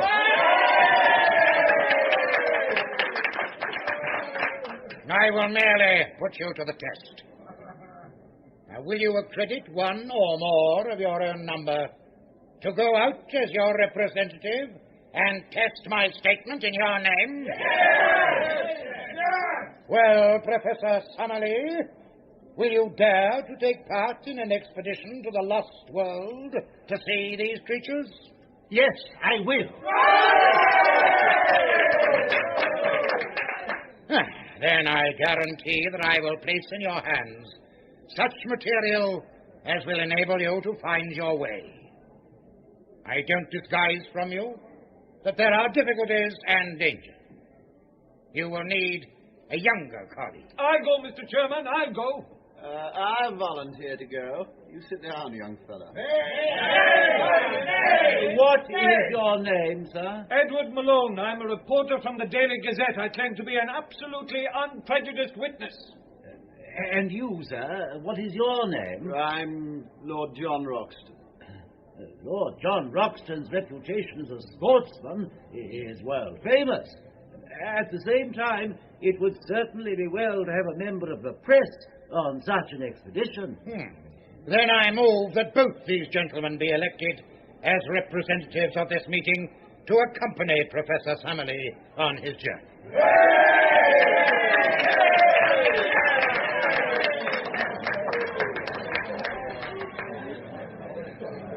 Well, young fella, so we're committed. I can only get McCardle to stump up expenses. If I can only get McCardle to stump up expenses. McCardle? Who's McCardle? My news editor. And Gladys. If only Gladys could see me now. You'll go, young fella, if I have to stump up expenses myself. By George, I never knew scientific meetings were such lively places, or I'd have come to one long ago. And now, young fella, shake hands. Shake hands? To the lost world. To the lost world.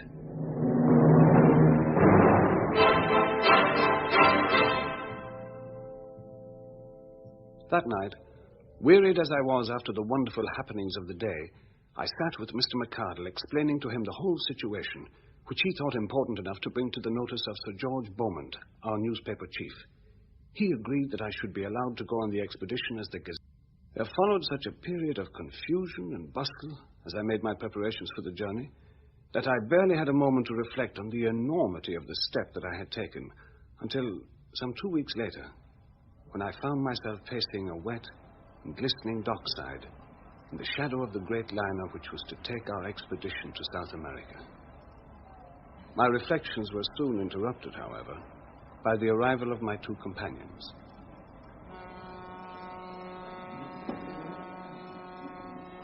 Well, young fella, so we're off at long last.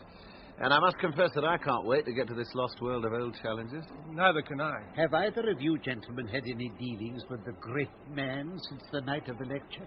Well, my paper rang him only to be told that he would hand us our last-minute directions just before we left. When I rang to get more information, he abused me roundly, then abused the press in general, and ended up by shattering his telephone receiver. Well, I'm as much in the dark as you are. I just had a note to say he'd be seeing us off. I, too, had a similar communication. And here, if I am not mistaken, comes the great humbug himself. Well, gentlemen, I'm glad to see you all here. I had imagined that the learned professor might have got cold feet. Well, only a few words to say to you. Firstly, I beg you not to imagine that I am in any way indebted to you for making this journey. Truth is truth, and nothing you report can affect it in any way, though it may excite the emotions and allay the curiosity of a number of very ineffectual people. My directions for instruction and guidance are in this sealed envelope. You will open it when you reach a town upon the Amazon which is called Manaus. Really, I must protest. Protest as much as you like. It will do you no good. Now, have I made myself clear? You do not open the envelope until the date and hour. Here, Lord John, you take it. Thanks. I leave the observance of my conditions entirely to your honor. Yes, Malone, what are you fidgeting about? Well, sir, about my reports, I am anxious. Mr. Malone, I will place no restrictions upon your reports. Since the ventilation of the facts, I demand that you shall give no particulars as to your exact destination, and that nothing be actually published until you return. Very well, Professor. Now, goodbye, sir. You have done something to mitigate my feelings for the loathsome profession to which you so unhappily belong. Goodbye, Lord John. Science is, as I understand it, a sealed book to you, but you may congratulate yourself upon the hunting field which awaits you. Goodbye to you, Professor. If you are still capable of self-improvement, which I very much doubt, you will return to London a wiser man. Goodbye. Goodbye, Professor Challenger. Really? That man is insufferable. I will not bore those who listen to my story with an account of our luxurious voyage upon the liner, nor will I tell of our week's stay at Para, or of our journey up the wide, slow-moving river in a steamer. Eventually, we found ourselves through the narrows of Obidos and reached the town of Manaus. Here we were rescued from the limited attractions of the local inn by the representative of the British and Brazilian Trading Company. In his hospitable fazenda, we spent our time until the day when we were empowered. Well, gentlemen, the time is almost here, as you see. Instructions to Lord John Roxton to be opened at Manaus upon July the 15th at 12 o'clock precisely. We've just 1 minute to go. What difference can it possibly make if we open it now or in 1 minute? It's all part and parcel of the quackery and nonsense for which I regret to say the writer is notorious. I think perhaps we'd better wait. He is also thousands of miles away, while we are here on a wild goose chase. Oh, come on now, play the game. It's his show. Be rotten bad form if we didn't follow his instructions to the letter. A pretty business this is. It struck me as preposterous in London, and it seems even more so now. I don't know what is inside this envelope, but unless it's something pretty definite, I shall commence the return journey to London immediately. Oh, come now, Professor Challenger won't let us down, I'm sure. The envelope no doubt contains a map and instructions. I hope so. But surely it's time now. Time it is. Now, let's see.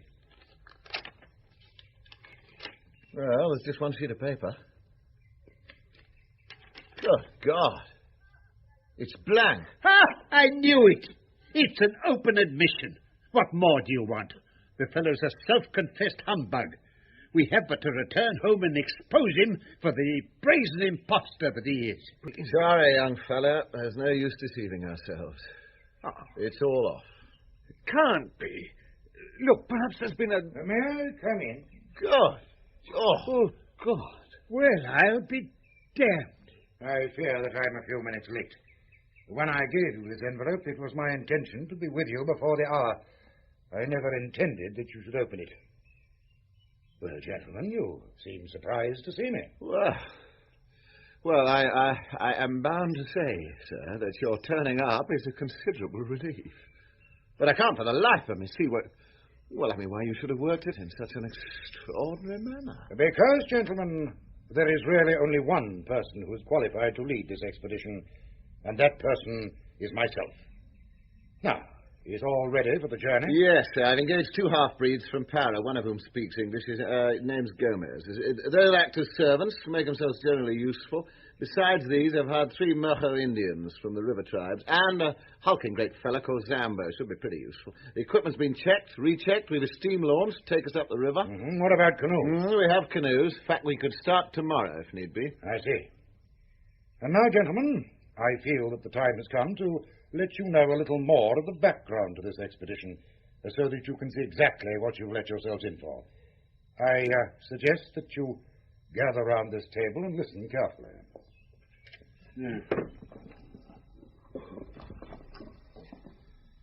Well, some years ago, I made a journey to South America. It was my business to visit the little-known back country and investigate some of the hitherto unexplored tributaries which run into the main river in order to examine fauna for my great work on zoology. I was returning, my work accomplished, when I had occasion to spend the night at a small Indian village. The natives were Kukama Indians, an amiable but degraded race with mental powers hardly superior to the average Londoner. Imagine my surprise when, on entering this village, I was immediately taken to a small hut. There, to my amazement, I discovered the body of a white man who had but recently expired. Oh, Lord. Well, how did he get there? And kindly have the goodness not to interrupt, sir. Oh, I'm so sorry. He was clad in rags, very emaciated, and bore every trace of prolonged hardship. As far as I could gather, he was a complete stranger to the natives, and had only recently arrived in the village, in the last stage of exhaustion. From the contents of the man's knapsack, it was obvious to me that he was an artist and a poet. His name was Maple White, an American, it seems. Well, the knapsack contained scraps of verse which I must say appeared to me to be singularly lacking in merit. And there were also some rather commonplace pictures. Such were the total effects of this strange American bohemian. Good Lord. I was turning away from him when I noticed something projecting from his jacket. It was this sketchbook, which I now hand to you and ask you to examine page by page. Carefully now. I can assure you that this book is as valuable as Shakespeare. Eagerly watched by my companions, I opened the volume with some expectation. The first page was disappointing, however. It contained nothing but a picture of a fat man in a pea jacket with the legend Jimmy Culver on the mailboat. There followed several pages filled with sketches of Indians. Glancing around, I could tell by their expressions that Lord John and Professor Summerlee felt as disappointed as I did. Really, Challenger, what nonsense is this? These are just a collection of rather mediocre sketches, and of no scientific use whatsoever. Shh. Try the next page. Huh?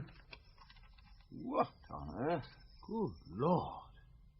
It's the most extraordinary creature I've ever seen. Isn't it? Head of a fowl, body of a bloated lizard. That trailing tail. What do you think of that? Well, it's monstrous. Grotesque. But what made him draw such an animal? Trade gin, I think. And that's the best explanation you can give, is it? Well, what's yours? The obvious one. That the creature exists. One thing puzzles me. This tiny human figure in the foreground. Could it be evidence of a pygmy race, perhaps? Wonderful. Look here. You see that plant behind the animal? Hmm? What do you think that is? A Brussels sprout? Damn it, man. It's an ivory palm. They grow to 60 feet. Don't you see? That figure was put there for a purpose. He was put there to give the scale of heights. Good God, then the creature must be as big as Charing Cross Station. Exactly. Now look at this. Here's an illustration from a monograph by Professor Lancaster. Probable appearance in life of the Jurassic dinosaur Stegosaurus. Yes, there certainly is a resemblance. It might, of course, be coincidence. The American may have seen a picture of this kind in his memory. It would be likely to recur to a man in a delirium. Well, now, look at this bone. What known creature does that belong? I must confess that it is unfamiliar to me. Well, you needn't be ashamed of your ignorance. I don't suppose the whole staff of the South Kensington Museum could give a name to it. But bones could be faked quite easily, I believe. You can take it from me that it belongs to a creature which exists upon the face of the earth, and which has not yet come under the notice of science. Oh, very well, I can see that you're still unconvinced. You, my story. We will leave the dead American and continue. You can imagine that I could hardly come away from the Amazon without probing deeper into the matter. There were indications as to the direction from which the dead man had come, and I also found that rumors of a strange land were... You have no doubt heard of Kurupuri? No, sir. Kurupuri is the spirit of the woods. It's something evil. Exactly. Well, all the tribes agree as to the direction where Kurupuri lives. It was the same direction from which the American had come. Eventually, I managed to persuade 2 of the tribesmen to become my guides, and after many adventures, which I need not describe, I came at last to that country which has never been described or indeed visited by any other man except the unfortunate Maple White, the dead American. Here, look at this photograph. Certainly discolored and blurred. Yes, the unsatisfactory appearance is due to the fact that on descending the river, the boat was upset and nearly all my photographs were ruined. How very unfortunate. Just a moment. Those cliffs, like an enormous waterfall, aren't they? Hold on. Yes, it is the same place. I found traces of the fellow's camp. Now, look at this photograph. Again, somewhat blurred, I'm afraid, Professor Summerlee. Do you see the tree-crowned pinnacle of rock there? Yes, I see it. Well, just about. Do you observe something on that tree? Look. There. By George, it looks like a large bird. Where? Let me see. Oh, yes. Yes, I see it. It's a pelican, surely. It is not a pelican, nor is it a bird. It may interest you to know that I succeeded in shooting that specimen, and I was able to bring it away with me. You have it here, then? No. It was unfortunately lost in the same boat accident which ruined my photographs. Dear me, what a remarkable coincidence. However, I do have part of its wing, and this I now lay before you. It's part of a monstrous bat. Nothing of the sort. Here, in Lancaster's book, this picture is an excellent reproduction of the pterodactyl. On the next page is a diagram of the mechanism of its wing. Now, kindly compare that, gentlemen, with the specimen on the table before you. Good Lord. You're right. It's exactly the same. It would certainly appear to be similar, but... fiddlesticks. Of evidence, you had only to lay all this before the proper authorities. Yes, so in my simplicity I had imagined. But I was called a liar and a charlatan. What happened after you shot the bird? That terrier thing. Here, pass over the picture, Malone. I'd like a closer look. Pterodactyl. Well, it was the wet season, and my stores were all but exhausted. I explored some portion of this huge cliff. You see another trace of life? No, but we heard some strange noises while we camped at the base of the cliff. But what about the creature the American drew? Well, we can only suppose he must have made his way later. We know, therefore, that there is a way up. We know nothing. Here we are, asked to believe in the existence of a lost world inhabited by prehistoric monsters, purely on the basis of a few bloody ruined in a boating accident, a piece of bat's wing, the rest of that unfortunate creature having been lost in the same boating accident, some drawings made by an American artist in a delirium, on a few supposed noises at the base of a supposed cliff in this supposed lost world. You also have my word, sir. Yes, we do, sir. And may I remind you that it is your word, sir, that we have come here to verify. It would seem to me that this whole thing, including your magician-like appearance among us, is merely a last-minute attempt to turn us back. Blast your impudence, sir. And you other gentlemen, what do you think? Well, I'm not so sure. Things seem different in London. There's many a man there who keeps his experiences to himself for fear of being disbelieved. Malone? I don't know. I'm so confused. The evidence seems irrefutable, and yet... Tell me, Professor, this land, these monsters, how do they come to be there? Well, South America is a granite continent. At this single point in the interior, there has been, in some far distant age, a great sudden volcanic upheaval. These cliffs are basaltic, and therefore plutonic. An area as large, perhaps, as Sussex has been lifted en bloc with all its living contents and cut off by prize erosion. The ordinary laws of nature have thus been suspended, and creatures have survived which would otherwise have disappeared. Amazing. Fantastic. Poppycock! I still maintain that this whole elaborate subterfuge is merely an attempt to put us off at the last moment from exposing you, sir, as a humbug. Indeed, Summerlee, it is nothing of the kind. For we leave at first light tomorrow morning for the lost world.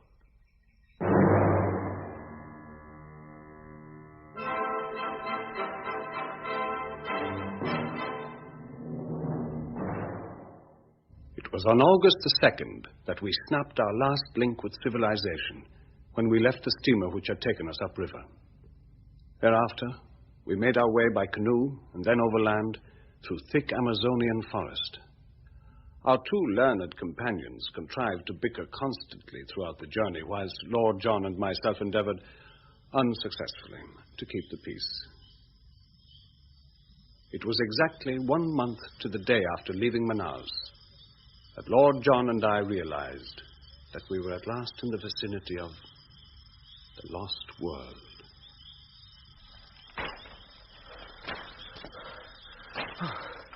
I'm exhausted. Isn't it nearly time we rested, Lord John? Soon, young fella, soon. Listen. What's that? War drums, I think. Yes, I've heard them before. They watch us every step of the way, you know. I didn't. But how can they? In this dense forest. Oh, they have their own ways. They talk drum talk to each other, sort of pass us along. You'd be surprised. You hear the drums? No, Amahwaka Indians. You agree, Summerlee? No doubt, sir. Like all such tribes, I should expect to find them of polysynthetic speech and of Mongolian type. Polysynthetic, certainly. The Mongolian theory I regard with deep suspicion. Don't they frighten you, sir? Hearing the drums like that? Not at all, young man. Besides, we shall soon be in the land of Kuripiri. They don't dare to follow us there. As for the Mongolian theory, I should have thought that even a limited knowledge of comparative anatomy would have helped to verify it. No doubt, sir, a limited knowledge would have that effect. However... Look there! Look! Did you see it? Did you see it through the trees? There it goes. Look, Summerlee. Did you see it? A pterodactyl. Ptero fiddlestick. It was a stork if ever I saw one. A pterodactyl. Damn it, man, you must be blind as well as seeing. I say, Malone, just a minute. What is it? Well, now, it seems to me these two shan't take notice of any dangers. They're going to want wet nursing, young fella. It's going to be our job to do it. Can you shoot? About average territorial standard.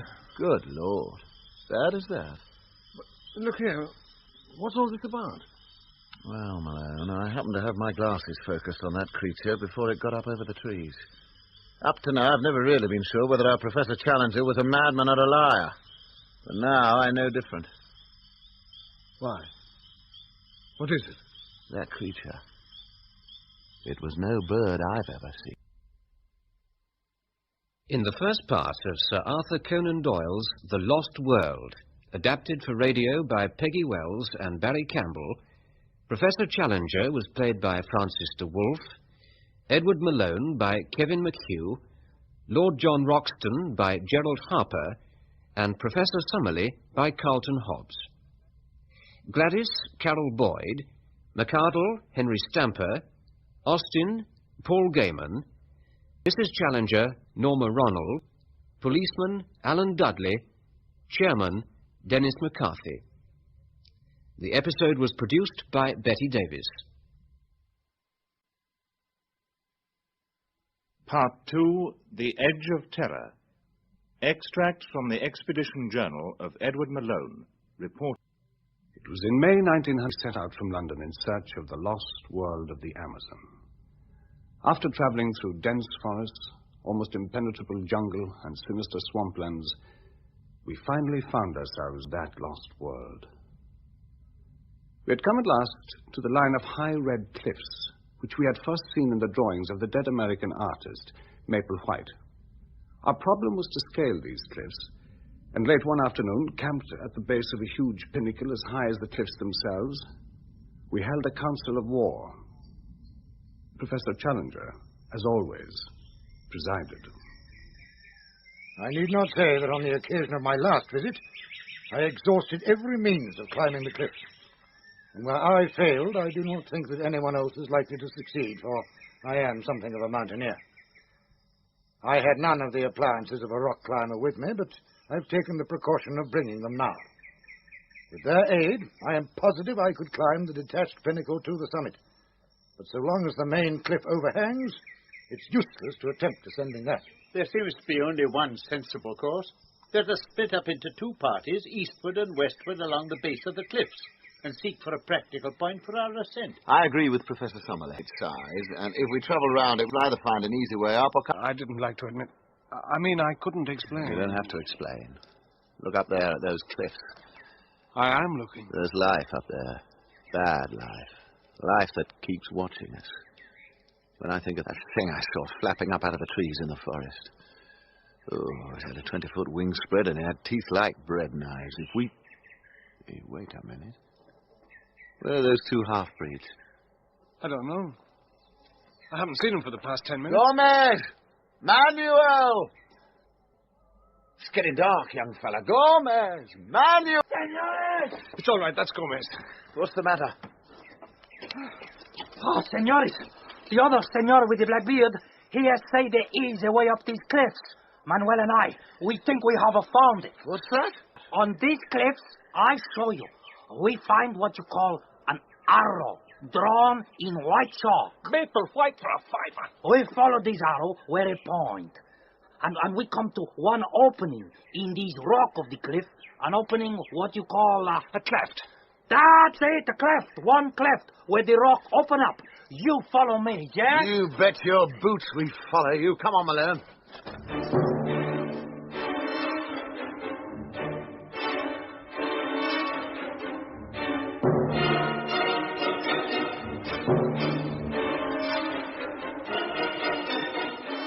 Hello there! You didn't expect an answer, do you? I don't know what to expect. It's only a kind of gorge cut in the rock, not very deep. Oh, John, it's blocked. A dead wall. No, it's not. Look. Where? Up the side of the wall, higher. Up there. Heap of stones. Loose. Over that. It looks like the mouth of a cave. It is the mouth of a cave, and another arrow drawn on the rock. Up those stones with you. Gomez! Manuel! Wait, Tom. It's the gateway to the land of monsters, laddie. Through the mouth of that cave, there's a tunnel up inside the cliffs as sure as you're born. Easy now. Here, look, let me give you a hand to the top. Go on, up you go. Oh. Nothing can stop us now, young fella. I defy anything or anybody on top of these cliffs to... What's wrong? Well, I hate eating my words, young fella, when I'd barely put salt on them. But look there. You mean... It's blocks, that's all. The roof of the ruddy cave has fallen in. We're cut off by 2 tons of rock from the only way up. What was that? I don't know. It sounded like... Gomez, Manuel, did either of you laugh just now? Laugh, senor? Somebody laughed just then. I don't know, senores. Maybe it was What Indians call a spirit of the woods that laugh. Never mind the spirit of the woods.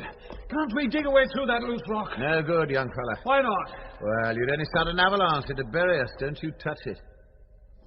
And there isn't any way up. No, I'm afraid not. Come on. It's high time we were getting back to camp. We made our way back to the camp. One incident occurred, however, before we left the gorge, which is of importance in view of what came afterwards.